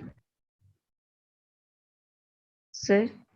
Yes, Yeah, audible. please carry on. Please carry on. Audible. Carry on. Through agricultural runoff, the pesticides enter into the water bodies, and herbicides are also directly used in water bodies to kill unwanted weeds. And these chemicals have impact on aquatic organisms like fish, and they have impact on different parameters of fish like morphology, biochemical, hematological, genotoxic reproduction, and histopathology. Here, the monocrotophos and glyphosate was taken for this study because they are commonly used in India. Monocrotophos as an insecticide in cotton and sugar plants, and glyphosate mainly used at orchards and vineyards. And Anabas testosterone is taken as an experimental animal because it is commercially important. It is a good source of essential amino acid, proteins, vitamins, and has high iron content for hemoglobin synthesis. It belongs to Anabantiformes order and family Anabantidae. Liver is a major organ in fish as it helps in detoxification, protein synthesis, digestion, and excretion, and it also helps in reproduction as it synthesizes vitellogenin in maturing oocytes. Then for this experiment, we have collected Anabas testosterone from ICAR Shifa Bhubaneswar, Odisha, and then they were exposed to 3 sublethal concentration of monocrotophos as 3.5 ppm, 5.3 ppm, and 10.6 ppm as T1, T2, and T3, and then 3 concentration of glyphosate as 2.6, 3.9, and 7.8 ppm, and 1 group was kept as control, and 10 fish in each tank. All the tanks are in duplicate condition. Water renewed every day, and sampling was done at 30 and 45 days exposure. Then liver was collected by dissection, and weight of fish and liver were measured to calculate the hepatosomatic index by the formula weight of liver by body weight into 100, and then liver was kept as in 10% neutral buffered formalin for fixation, and then washing, dehydration, and cleaning with xylene, and then wax block was prepared, and then trimming and sectioning by microtome, and stained with hematoxylin and eosin, and mounted with DPX and observed under microscope to know the structural difference between control and all treated groups of Monochrotophos and glyphosate. Then results. This table shows the effect of Monochrotophos on HSI of Anabas, and there is a decrease in MCP treated groups at 45 days in comparison to 30 days, but that was not statistically significant. Then table 2 shows the effect of glyphosate on HSI of Anabas. There is a significant decrease in HSI in all treatment groups of 30 and 45 days exposure. Then figure 1 shows the effect of Monochrotophos on liver structure. A represents the control, and B, C, D represents the T1, T2, T3 of 30 days, and EFG represents T1, T2, T3 of 45 days exposure. Dilation of sinusoid or observed in T1 and T2 of 30 days and T1 of 45 days exposure. Then infiltration of leukocytes and dilation of sinusoids were observed at T3 of 30 days and T2 of 45 days exposure. Finally, at T3 of 45 days, vacuolation and dilation of sinusoid are also observed. And figure 2 shows the effect of glyphosate on liver structure. And similarly, there is a dilation of sinusoid and vacuolation are observed in T2 and T3 of T1 and T2 of 30 days, and observed and vacuolation and necrotic changes were found in T3 of 30 days and T1 of 45 days. And finally, at highest concentration of 45 days exposure of glyphosate, the vacuolation, necrotic changes, and altered hepatic architecture were found. Glyphosate significantly decreased HSI at 30 and 45 days exposure, and dilution of sinusoid results in obstruction of blood flow, as sinusoid is a major functional sites in liver. So glyphosate has more impact than Monochrotophos on liver structure and HSI, but these two chemicals have affected the liver structures and finally the health condition of Anabas testudineus.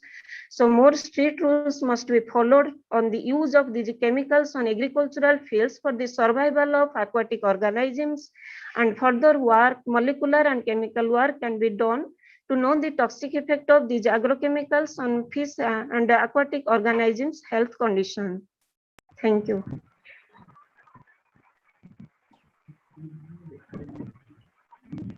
Unmute. Yes, sir. Okay. So thanks, Ms. Mahapatra. So now I request Dr. Biswas to present his innovative nursery rearing method of Brachyphyta categories. Dr. Aklakur resumed, but again he gone. Okay. Please you continue. No, again he is gone. Yeah. Biswas. Okay, let me. Okay.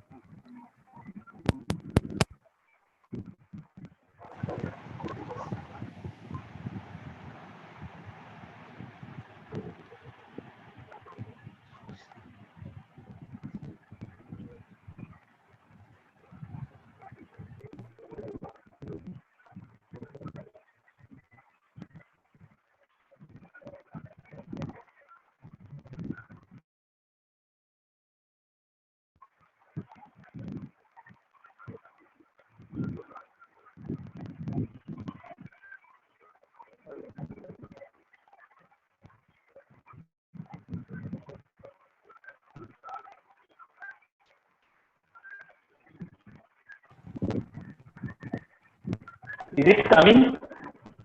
Yeah, Biswas. Hello. My screen presentation has come? No, it has not come till now. Hello? Oh. It has not Yeah, come. yeah. Please share. I am sharing.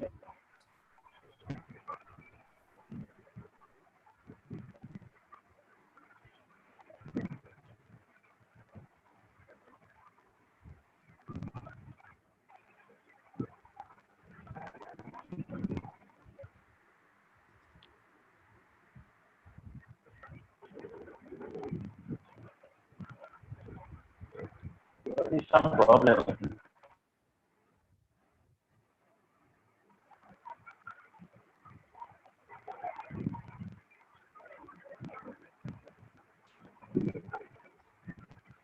Vishwas? Yeah. I think it's coming now. Coming. Okay. Coming. What is it? No, but my screen share, na your share. You are sharing. Presentation has come. Oh, some problem. Okay, Vishwas, leave it now. Now, Dr. Prem Kumar, let him start. Huh? Sir, whether you can upload my presentation? Vishwas? Okay, Prem, you start. Prem. Sir, Yes.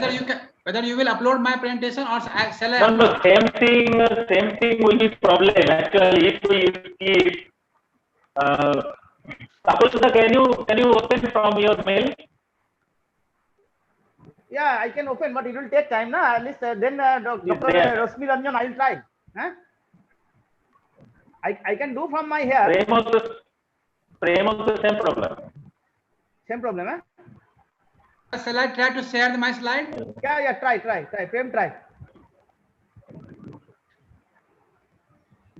What is the problem? Prem, please try. Can you call to Ram? Yes.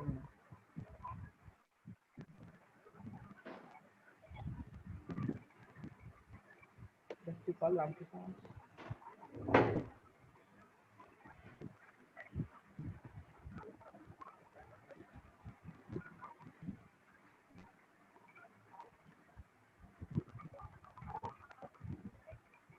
Prem? Sir, I am not able to see my desktop, sir, while I am sharing. What is the problem? I don't know.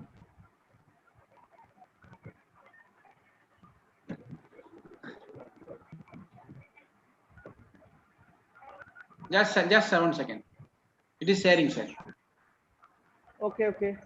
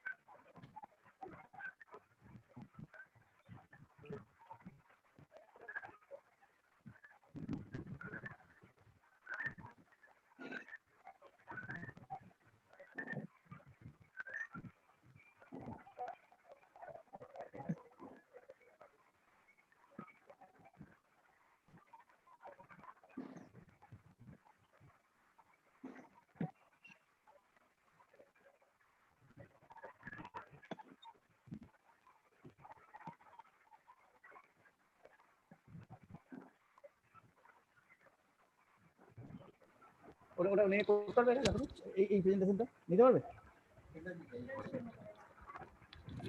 Sir, I am unable to see this one, sharing this one, sir. My Okay. desktop. Prem, unshare karo. Sir? Unshare karo. Okay, I stop, sir. Yes. Yeah. So can I try from here for Prem? Vishwas? Yes, sir. Please try, sir.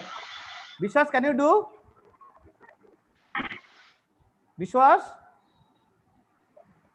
No, I don't have this presentation. Now you can do yours. Mine one from my system it is not coming. Okay. So your thing, shall I try from here? From there, can you do? I will try. I will try only. Sanjay, can Sanjay start or or Dr. Rashmi Ranjan Das? Hello, Rashmi Ranjan Das. She is there? No. Rashmi Ranjan Das? No, sir, he is not there with us, sir. Sir, now Prem sir are. But Prem sir is not able to share, na? Then Vishwas sir, I think he can try once now. Actually, I am trying from Prem sir's slide. I am trying. Do you have the presentation? No, sir. I sent to mail. We sent to you a mail. You see. Yesterday I have sent mail. Yeah. I am trying from here. Prem Spengerism. Yes, sir. Yes, sir. If it is there, then I can find. Your screen is not shared. I can send the. I can do the Vishak also. Okay.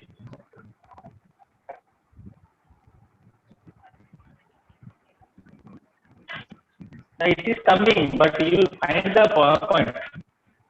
Just let me see. Let me. What is the presentation? It is coming. Prem? Yes, sir. Yeah, coming, sir. Okay, Prem, then you start.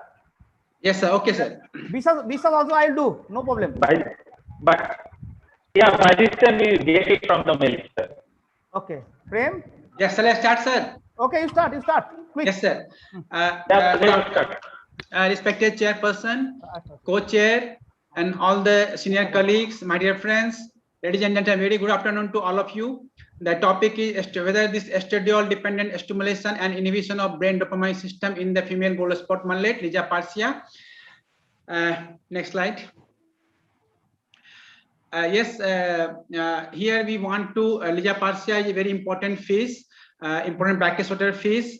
Just like a mullet, this is a smaller mullet which failed to mature in captive condition, and then because of this fish does not attain the final oocyte maturation, and therefore it failed to spawn in a natural environment.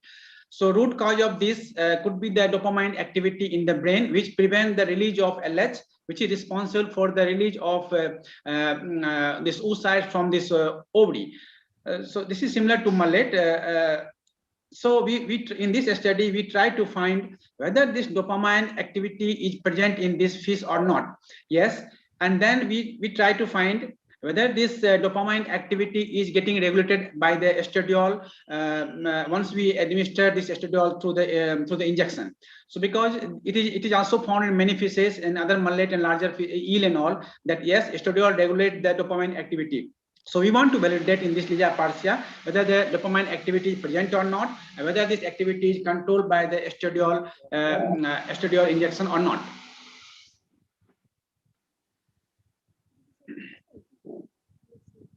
Next set, yeah. So we follow our standard protocols, materials and methods. We did the histology by NBF fixed sample. We dehydrated the sample, impregnated, cut into microtome into 5 micron size, clean it, stain it, hematoxylin eosin stain, and observe under the microscope. We did the hormones such as FSH, LH, testosterone, estradiol through the ELISA kit with the help of the Salmon chemical and Christian hormone assay kit. We performed this SDS phase to separate all different proteins of the brain, and we carried out the immunohistochemistry to visualize these dopamine receptors in the tissues of brain. Next page. And these are the antibody we have used, which is the already well established antibody in the feces. This antibody has been used to find whether this dopamine expression is there or not. Yes, we in the experiment 1, what we did that all the different parts of the brain is blotted through the Western through the semi-dry blotter, and we found that the dopamine receptor, that is D2R, is expressed in forebrain, midbrain, and hindbrain of Ligia parcia. We again thought that whether this dopamine is expressed in the smaller size group also. For that, we took the brain of fry, fingerlings, adult, subadult, and adult, and we blotted this all the proteins of the brain, and we found yes, D2R is expressed in the even in a smaller size group, which may have different functions. Next slide, please. Yeah, and then it is once it is confirmed that yes, dopamine activity is present in the brain of Ligia parcia, then we try to find whether it is getting controlled or regulated by the estradiol administration, as it is reported in the other fishes like eel and some other mullet. So yes, we injected the estradiol, and we found that yes, it is directly correlated with this dopamine expression. And once we inject the estradiol at a different dose, at 0.001, 0.01, 0.01, and 0.1 milligram per gram of body weight of fish, we found that estradiol receptors, that is in the first 170 kilodalton bands expressed in T3, T4, and T5 group. Similarly, and this 67 kilodalton, that is E2R, and the 45 kilodalton is the weight of molecular weight of this our D2R. So D2R also get expressed in the highly expressed in T3, T4, and T5 groups. So similar result, once we did this immunohistochemistry of this D2R, we found that it is highly expressed in T3, T4, and T5 group compared to T1 and T2 group. That means the higher the dose of estradiol, it directly upregulates this dopamine expression in the brain of Legia Parcia. In one more experiment, we injected the estradiol at the dose of a standard dose of 0.002 milligram per gram, and we found that we did the sampling of feces at different time interval, and we found that yes, administration of estradiol directly upregulate this one dopamine activity till 24 hours. After that, the activity of this get reduced. Next slide, please. And these are some hormones we did it. So in conclusion, expression of dopamine receptor in different parts of brain of Legia Parcia is present. So we need to have this use of dopamine antagonist to accelerate the maturation and ovulation of this Legia Parcia. Estradiol upregulate the expression of E2R and VTG in Legia Parcia. Therefore, the use of anti-dopamine is required for captive breeding of Legia Parcia. Thank you. I thank the Director ICR SIBA and DBT Government of India for funding and all the support. Thanking you. Thanks. Dr. Prem, thank you, Dr. Prem. Sir. Thank you, sir. Very nice presentation. Very nice presentation. Though you are remote from us, so anyway, you could do it. So now I request Vishwas. So I am sharing Vishwas slides from here. Okay. Yes, sir. You can share. Mine is not coming. Okay, I am sharing. Yeah, please. I am sharing. Okay. Please. This one I share. So Vishwas will be presenting on an innovative nursery rearing method of brachycephalic catfish, Mr. Gulio, at very densities in simplified flock system. So brachycephalic catfish, Mr. Gulio, is one of the very important brachycephalic fish species which is having very good market demand in West Bengal and some part of India. So we have developed the breeding technology, the modular hatchery, and now seed is available. And now that nursery rearing method, Dr. Vishwas has done some trials, so he'll be talking on that. And it is a very good species and very important in our Sundarban. Please. Okay, just come. Hello. Okay, thank you, respected chair, co-chair, and all the participants. So my topic already described by Dr. Ghoshal. So this species is brachycephalic catfish, is also known as long whiskered catfish. It is distributed almost all Southeast Asian countries and has very good demand. Next slide. Yeah. Yeah, this species is also described as a small and indigenous species, and which is rich in minerals and all the nutrients, and it has high consumer preference and market demand. And its price varies from 250 to 600 rupees a kg based on the sizes. And the next.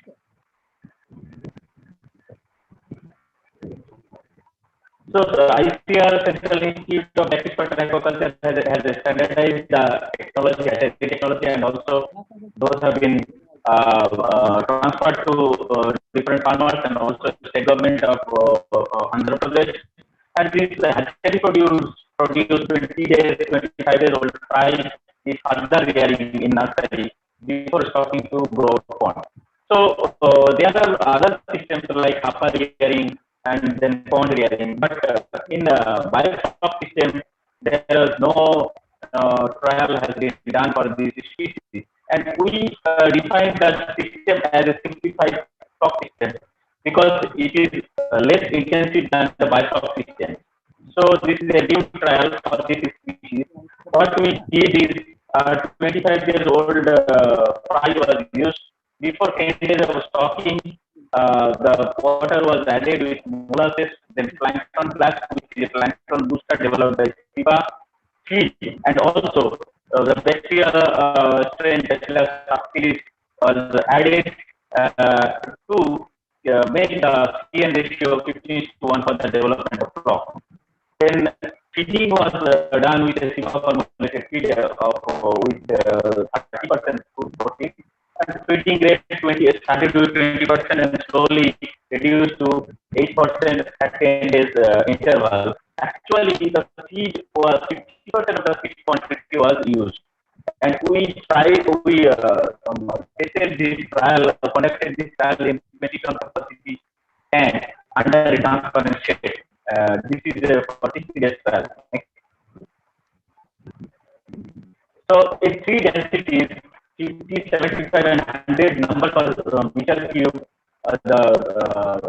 Mr. Julio fry were stopped, and at 10 days interval, the CN ratio was adjusted based on the total ammoniac or nitrogen, then added with the carbohydrate salt, with molar, plankton plus. And then we have also tested the microbial dynamic at 20 days interval, and also the crop volume was monitored. Next.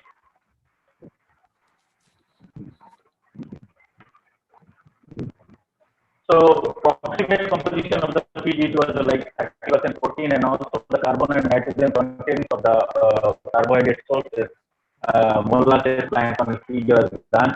And next. So, this is the result, like according to the stocking density, low stocking density, based on stocking density, the final length and weight reduced. It was based in the lowest density, but survival was highest and feed conversion ratio was lowest in the stocking density C. So, which is more economical. And if we look at the water quality parameters, CAN and nitrate nitrogen increased according to the stocking density, but we see it was within the limit, so there was no problem. Next. Total heterotrophic bacteria count and vibrio count. If we saw that total heterotrophic bacteria count reduced from the beginning in all the treatments, but vibrio count after 20 days reduced, but again it has increased. Next. So this is there was no difference in the whole body composition of the different parameters for Mr. Fry and different stocking density. So in conclusion, this is a simplified brachyshorter crop system. Mr. Fry can be reared at 100 number per meter cube to achieve maximum survival and better conversion ratio. And also, this is the first report of clearing this species in simplified crop system. And it can be a base for the for establishment of the bacteria practice for this species. And further research is required for crop manipulation using different inputs and how to reduce the feed quantity. Thank you. Okay, thanks to stop share. Okay, thanks to Dr. Biswas for a nice presentation on a very important species in Sundarban, Mr. Julio. So now Dr. Rashmi Ranjan Das, whether she is there? Biswas? I think Dr. Rashmi Ranjan Das is not there. Hello. Maybe Dr. Aklapur resumed, I think. He has resumed. Can you join once again? Dr. Aklapur, can you join? Join, sir. Yeah, please. Yes, sir. Is it audible? Yeah, you're audible. You are audible. Yes, yeah, shall I start? Yeah, just start, but time is limited, so only 2-3 minutes you take, sir, and conclude, please. Yes, okay, just I will rush. Okay, sir. Please. So actually, yeah, fine. It will be times in a year, so integrate carp and is so going to increase 3 to 5 times in the system. and trial 8 acres, 4 tons of 16.4 tons of fish through the stump row, and this relevant rear been used for rearing the fungus seed, and this is the feeding practice we have done, and later on the and this is 7th of the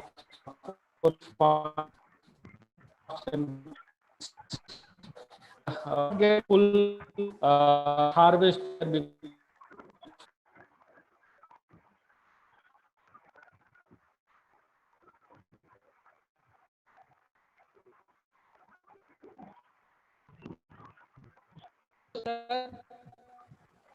Hello. Hello, I am audible, sir. Oh, yes, you are audible, but your slide is not visible. You are audible, but slide is not actually, visible. Yeah, please carry on. Please carry on. So through we can have demonstrated. Yeah, please conclude and yeah, please carry on. All 3 to yes, yeah, 3 to times has this, and particular technique more able climate over here, flood and dry condition. So rear the seed under one technique of block, and they later on can be used. So like culture, cage culture, or even in the open pond, those grow out seeds are being used. So this is which system is specific and locality is specific, and it is going to contribute the with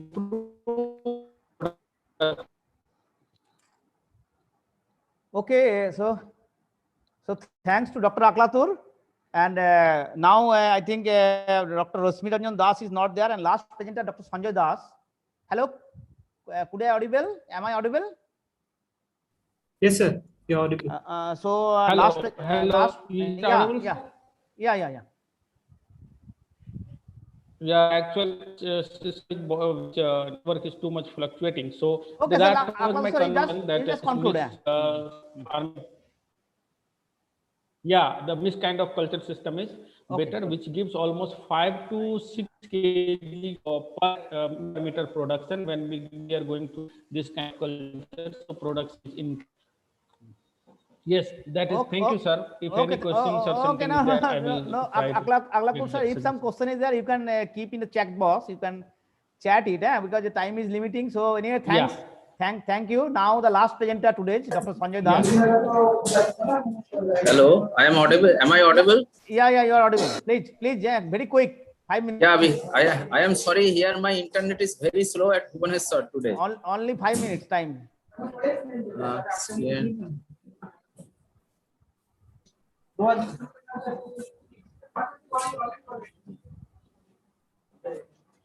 Yeah. Whether my slides. Yeah. Visible. Please. Okay.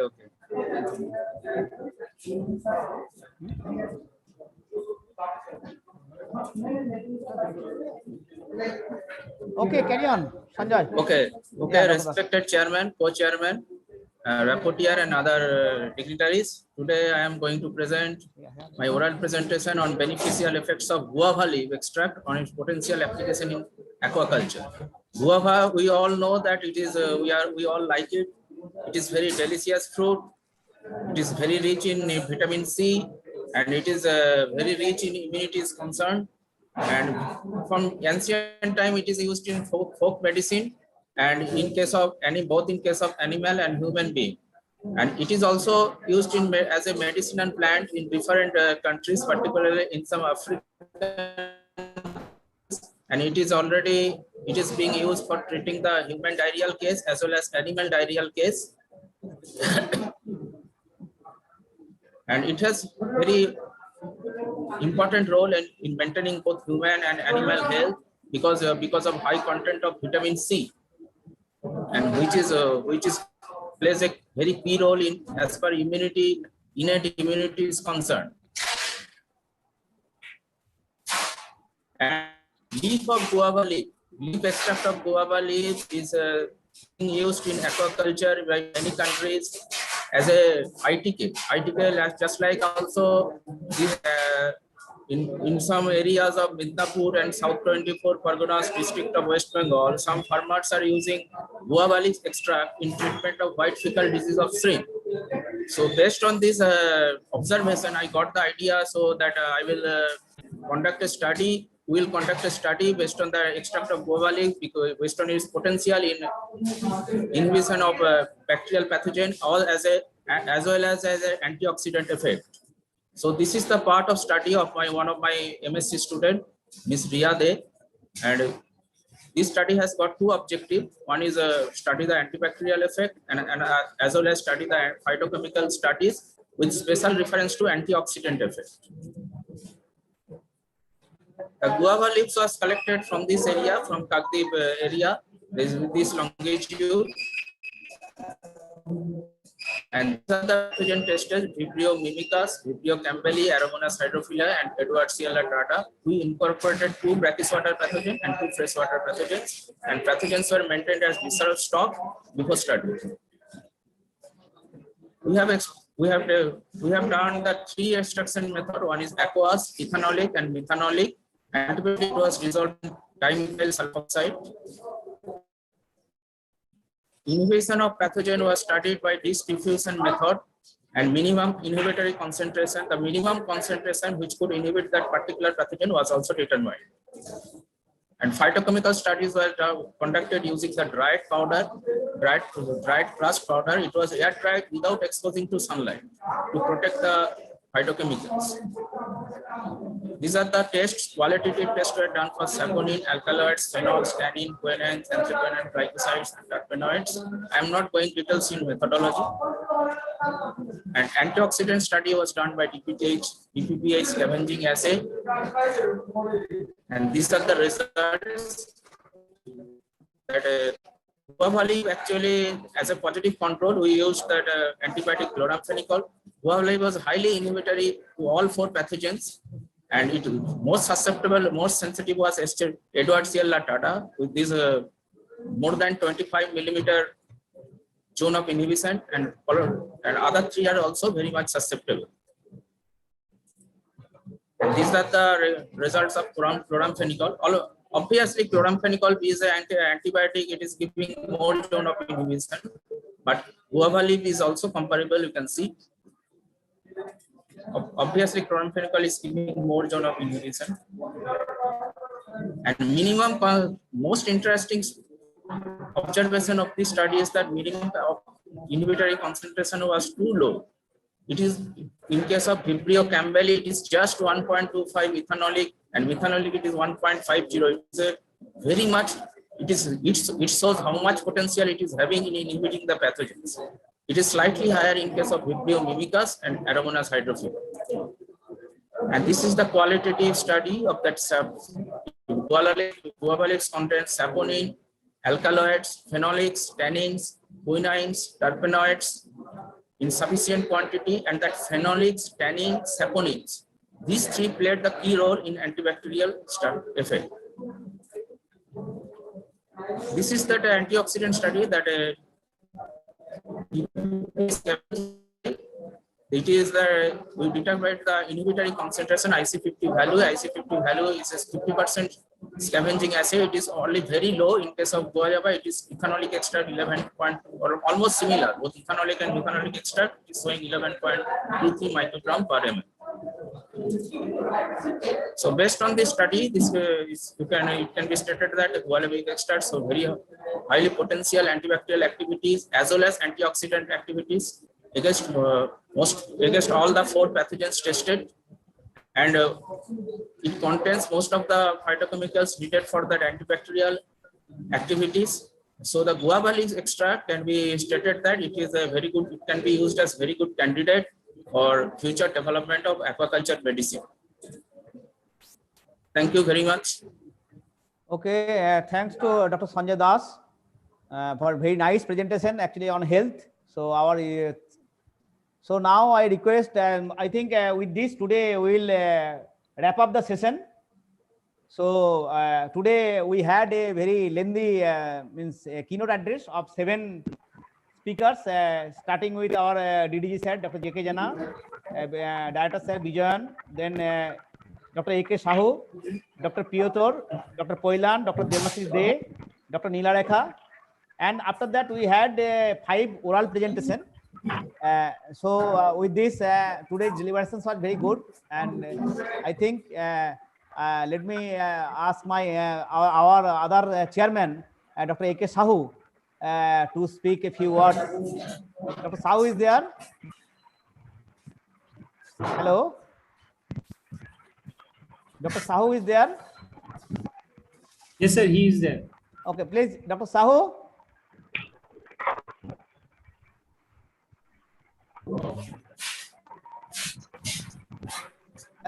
Hello, Dr. Sahu.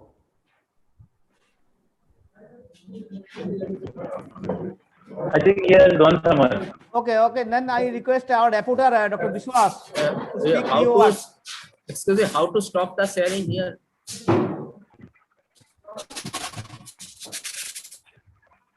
No, already stopped. I think it's stopped. Your screen, nothing is coming. Oh, Your here it screen is still there. You stop. No, here it is showing you are still. So we had like very good session. Out of 9 invited lectures, there were 7 invited lectures, and out of 7 oral presentations, 6 presented. So we have completed this session. Then again we will resume tomorrow morning. I think 10:10. 2 oral presentations are left for the session. Okay, thank you, Dr. Biswas. So tomorrow morning, 10:10, we'll start 2 oral presentations, starting with Dr. Vidya Rajendran from ICR Siba and Dr. V.R. Sadawate from Maharashtra Ratnagiri. So tomorrow morning, 10:10, we'll start. From 10:10 morning to 10:30, we will complete the session. So thanks to all my colleagues, chairman and our reporters, and all the speakers, presenters. So thank you all, and today now we end the session here. Thank you. Sir, on behalf of the organizing committee, the chairman and the co-chairman, reporter of this session, and all the speakers for their valuable contribution, and I would also like to thank all the participants for their active participation. Now I would like everyone to join webinar room number 1 for a plenum lecture. Thank you. Okay, thank you. Okay, thank you. Yeah, okay.